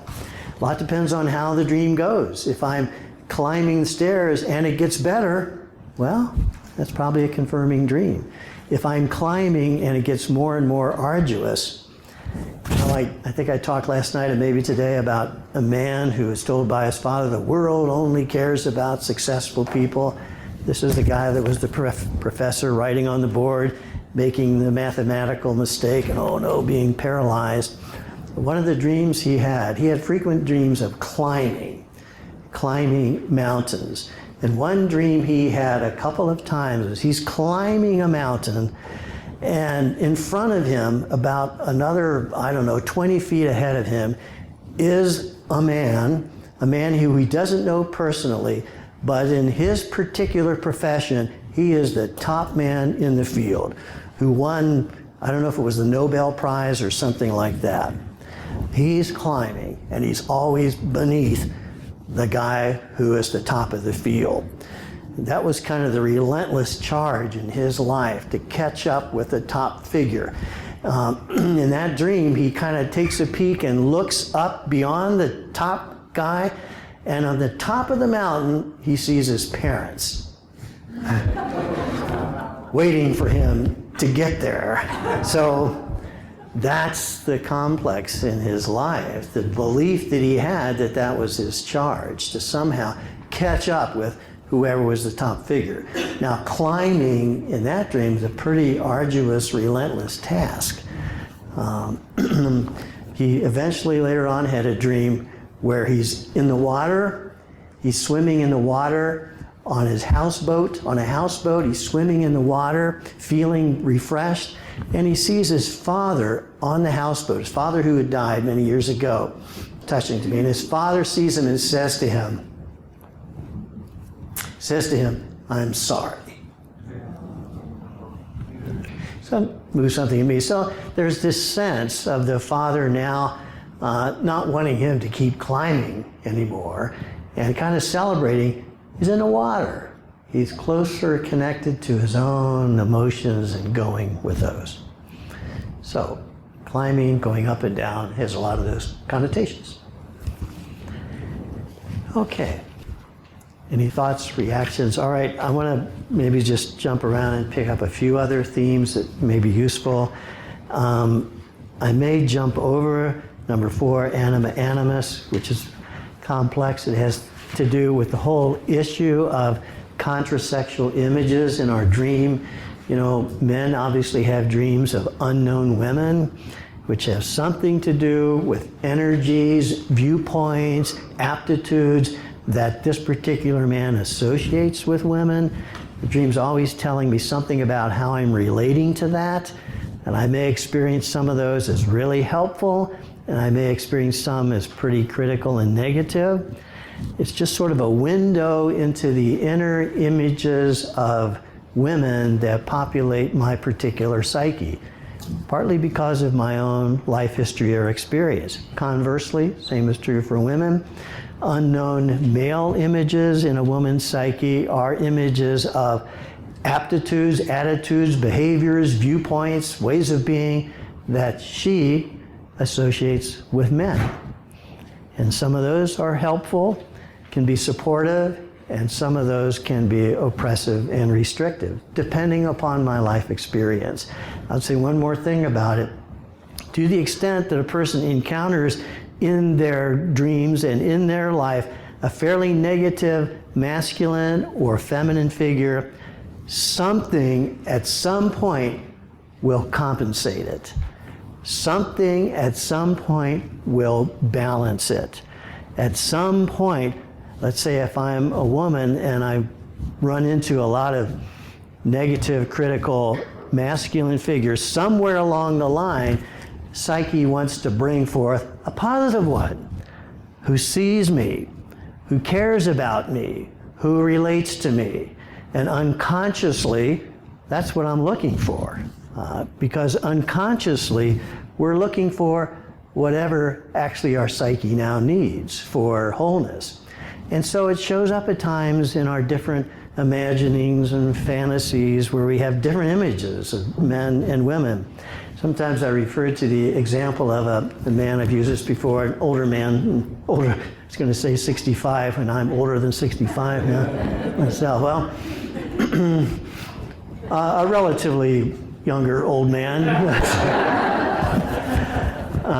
But he had a dream in which he's lying in bed, I think he was in bed, with his wife on one side, I think on the right, and a woman called Margaret, we'll call Margaret, on his left. He's lying there in bed, and he says in the dream, I'm thinking, I should turn to my wife, but I find myself unable to. I turn to Margaret and embrace her. And then he wakes up. Well, and I remember asking him very astutely, what do you associate with Margaret? And he said, well, you know, I don't know her very well, I met her at church, but she seems like, you know, one of the nicest, most easygoing, kind women I've met. Well, and I didn't ask him, I knew what he associated with his wife. He had very high regard for his wife, but sometimes didn't feel kindness, softness, sensitivity from her. Now that may have more to do with himself and what he projected onto his wife, I don't know. But clearly the dream is suggesting what he's drawn to. He's drawn toward kindness, acceptance, or whatever it may be. It's kind of how the psyche works through all the different images of male figures, female figures. We're drawn to what we could use more of for the sake of our own wholeness. And that's just how it goes. That's okay. The more we become aware of that and see if we can bring some of that other archetypal energy into our relationships, it just helps. Okay. So that's probably enough. I said I was not going to say anything about animals. So, okay. Let me just go on and say something about sexuality in dreams. Because sometimes sexual images are troubling or disconcerting. But again, we have to remember that dream images are symbolic. They're the best possible expression of something relatively unknown or not yet completely known. Now, we might be able to say under A there, sexuality in dreams may have to do with suppressed, repressed sexual relational desires and needs. It usually has something to do with that. There's some needs I have. There's some needs I have that are kind of showing up in the dream through sexual imagery. For the most part, though, I want to emphasize number 2. Sexual interaction or union in the dream usually suggests I need to get into more union with this other energy or way of being. So sexual encounter usually has something to do with conjunctio, to use an alchemical term, getting more in union, more connected to another way of being that right now is an energy that would be helpful to me. So it shows up through the symbol of sexual encounter. Woman had a dream a while back in which she has a sexual encounter with her daughter, who I think is about 19. She's very troubled by that dream, very upset by that dream. And I said, have you ever had any feelings like that? She says, no, not really, not that I'm aware of. I don't know where that came from. So I asked her to describe her daughter, who I knew a little bit, and she said, well, my daughter is, she's great. She's very easygoing. She's very spontaneous. She's much more extroverted than me, gets along with people. She's kind of happy-go-lucky. She doesn't worry about things too much. She's great. She's creative. She wears all kinds of crazy jewelry. I wish I could do that. Wish I could do that. Well, so her daughter embodies an energy and a way of being that seems kind of foreign to her, but she wouldn't mind getting closer to that. Well, that's what's going on in the dream, where she seeks and is getting a connection with her daughter's energy. And sexual encounter oftentimes has a lot to do with that. I can think of some dreams in which a person might be having sexual interaction with animal figures. Now that usually upsets people. It's a symbol. It's a symbol of a very instinctive, earthy, physical aspect of oneself that maybe I need to get more connected to that aspect of myself. Let's say I need to get a little more connected to my animal nature, as it were. So sexuality in dreams often has a lot to do with that. Okay? Okay. I'll say a couple more things, and I want to stop and let us have the last minutes to talk about whatever you want to talk about. Number 6, death in dreams, I think, is an important issue or theme.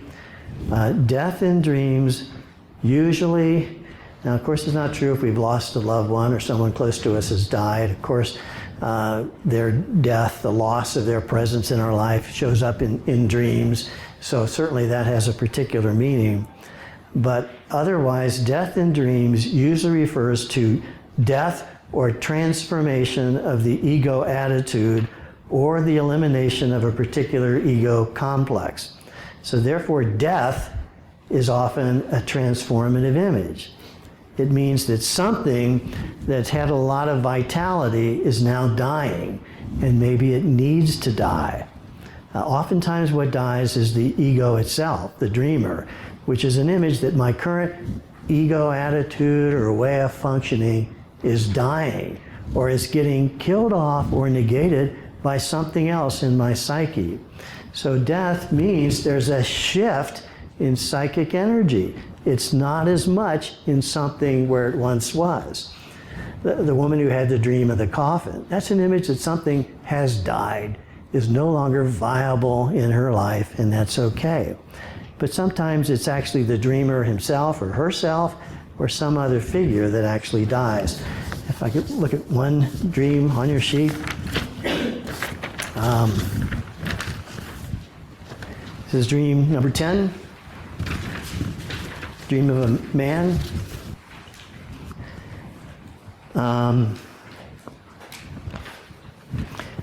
Well, I guess I could say this man is about 60, I think, when he had this dream, maybe late 50s. I see a naked man in a basement jail. He is waiting to be executed, and some presence is overseeing it all. A woman with a crossbow is firing dowel rods into his abdomen. You know what dowel rods are, some of you? They're construction rods that are used in construction, obviously. There's no blood, and he doesn't fight it. She fires one into his heart. He starts to die. He actually grabs the dowel rod or the arrow with his fist and helps it do its job. So here's a figure he sees who's dying. Notice he's naked. So there's no persona. There's no role here. He's back to his natural self, and there's an unknown woman who's kind of shooting these dowel rods into his heart to execute him, and he actually grabs it and kind of helps it do its job. So something is dying, something is being killed off. Now, if we situate it within the real life context of this man was 59, I think, or 60. He was, at the time, a Protestant minister, head of his congregation, not in Columbus, I always say that.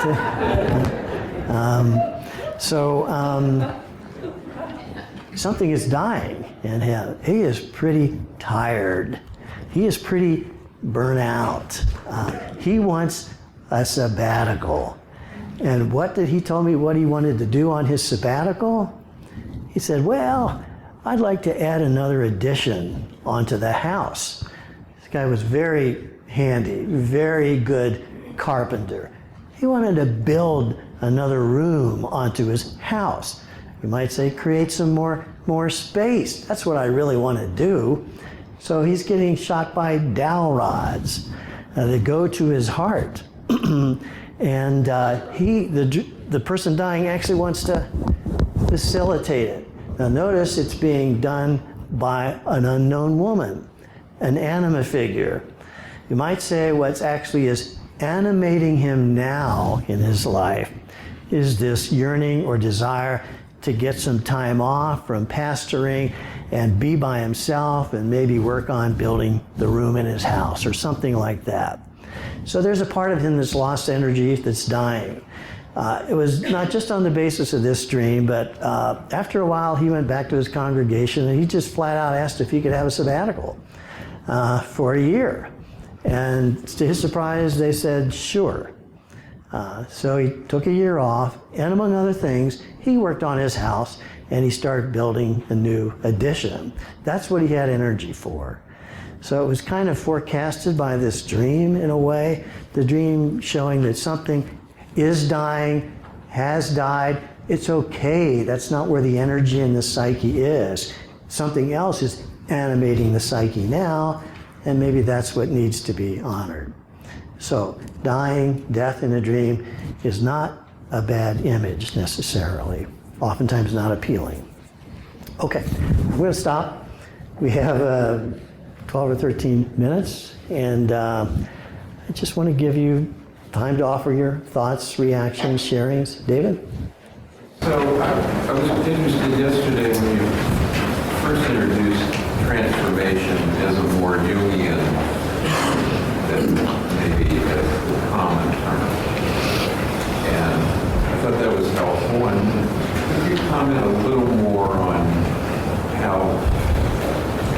how, I guess I would say, how a person can foster transformation using the Jungian concept. Mm-hmm.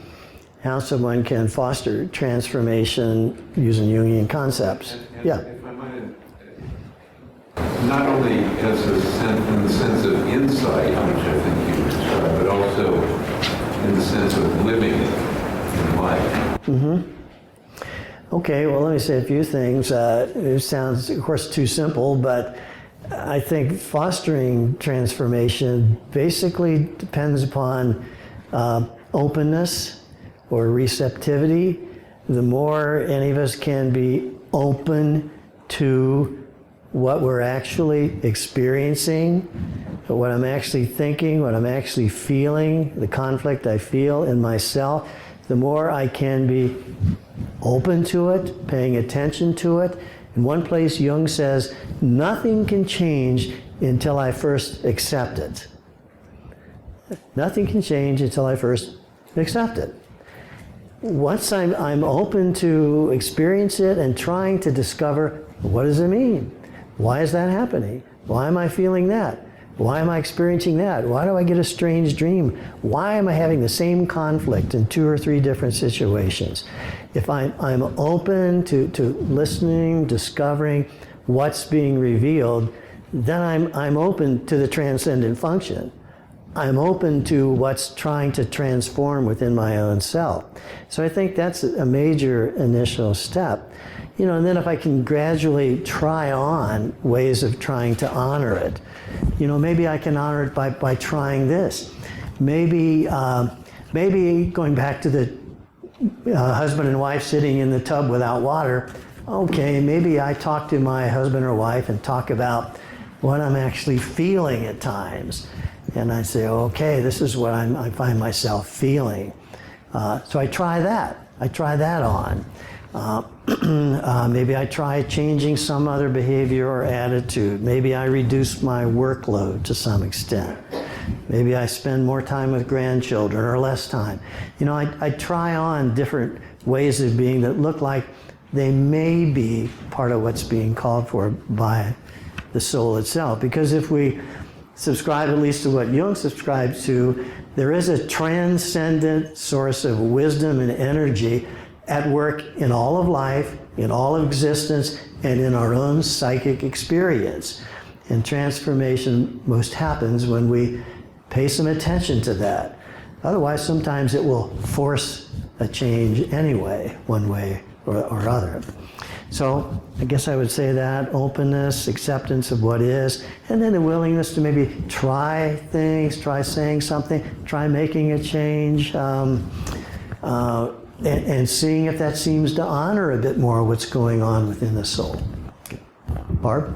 I have just been so struck in this about how empowering it is because it's devoid of any conversation about good or bad or shame or guilt or any of those things that sometimes have been associated with. Yeah, I think that's helpful. Yeah, hopefully it does avoid the dualism of good and bad. It's one or the other. You know, Jung talks a lot about the tension between opposites, that anything is good in some ways, it's probably not so good in others. Something that's not so good in one way, maybe be good in others.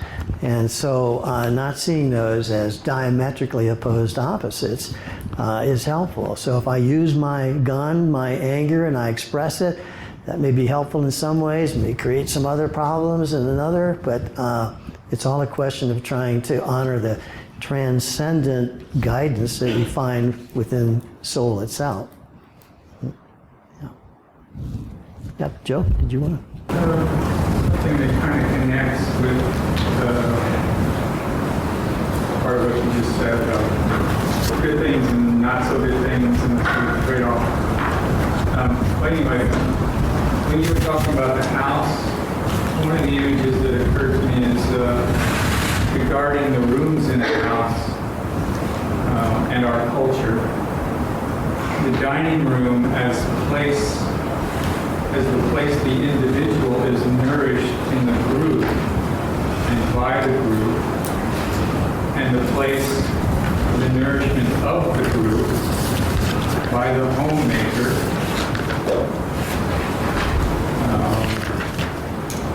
The extent to which we don't eat dinner together anymore has to do with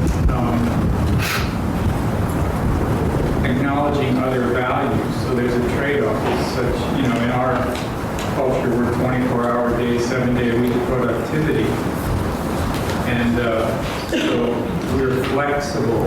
We don't have to have dinner with the family anymore, or at 6, or one person can have dinner at 4, and another person can have dinner at 6, and another person can have dinner at work. And so we have all this possibility, and something is gained, and we make some progress. And I think part of possibly it's partly unconscious that we actually may lose something there too, which is that something about being nourished in the group, by the group, having conversations in which we're comfortable with others.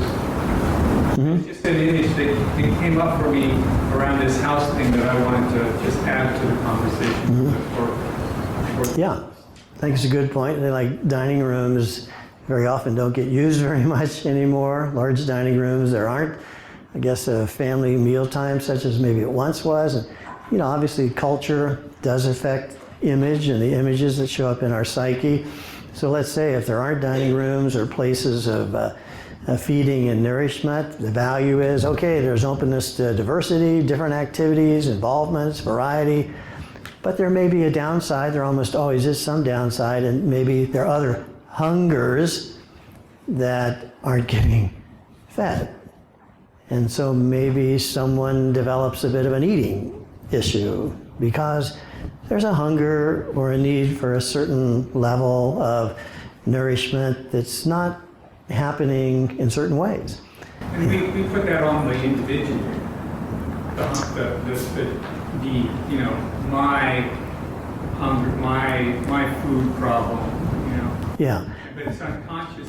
It's unconscious in terms of for the culture as a whole. Yeah. It's unconscious of that. I think that's a good point. Yeah, it's never a solely individual private issue. It's in some way psyche's response to reality as I experience it, culture as I experience it, the demands of society as I experience it. So, yeah, we're all impacted by that. And when it's having an unhelpful impact upon us, the unconscious will gradually let us know in some way. We'll start to get images or pictures or a sense of an unfulfilled longing or hunger. It'll show up. It doesn't mean it's all my fault. I'm not doing it correctly. No, I'm just living, trying to live the best way I can figure out, and some things don't get the space or the time or energy that they need. Yes. If we wanted to continue our study of dreams, do you suggest any references or website or? Yes, there's a number of good things out there, good books on dreams. The one that I most like myself is a book called Understanding Your Dreams by Marianne Mattoon, M-A-T-T-O-O-N. I think it's a very good book. She develops Jungian theory a little bit, does a good job on talking about different kinds of compensation. So I'd recommend that book. It's Understanding Your Dreams, or it might be Understanding Dreams, but I think it's Understanding Your Dreams by Marianne Mattoon, M-A-T-T-O-O-N. There's a pretty good small book by James Hall called Jungian Dream Interpretation. It's a pretty good book. It's smaller. So those are two that come right to mind. Jeremy Taylor is a person who's done some good writing on dreams some time ago. I'd certainly recommend a couple of his books. Dream Work, I think, is one of his books. And there's another book called Inner Work by, I'm blacking on the name of the, Johnson, right, Johnson. Robert Johnson's book, Inner Work, is pretty good as well. So I'd recommend those. Yes, Connie? What do you think of lucid dreaming? Lucid dreaming, yes. Lucid dreaming is the phenomenon where a person actually sort of is able to enter into the dream even while they're having it. And they know they're dreaming, and you can get into the dream and sometimes make decisions. I think that's useful if it happens. Some people seem to have a knack for that. Some people have a way of entering into their dream lucidly, so I know I'm dreaming and I'm not going to go this direction, I'm going to go this direction for a change, where you can actually seem to make some decisions in the context of the dream. That's lucid dreaming, and I think that's certainly useful, certainly valuable. In my experience, it's not real common for most people to have those dreams. Every once in a while you might have a dream like that. Usually suggests that I'm getting more closely and consciously connected to this dynamic in my life. So now even in the dream I'm making some different moves. But I don't know, it might depend upon how naturally intuitive a particular person may be. I don't know. So, any other items? We're at that hour and that minute. So I guess we'll conclude. Thanks for being here. Thank you. Thank you. Thank you. Thank you. I just wish sweet dreams to you all, or whatever dreams you get, I should say. Thank you very much. Thank you.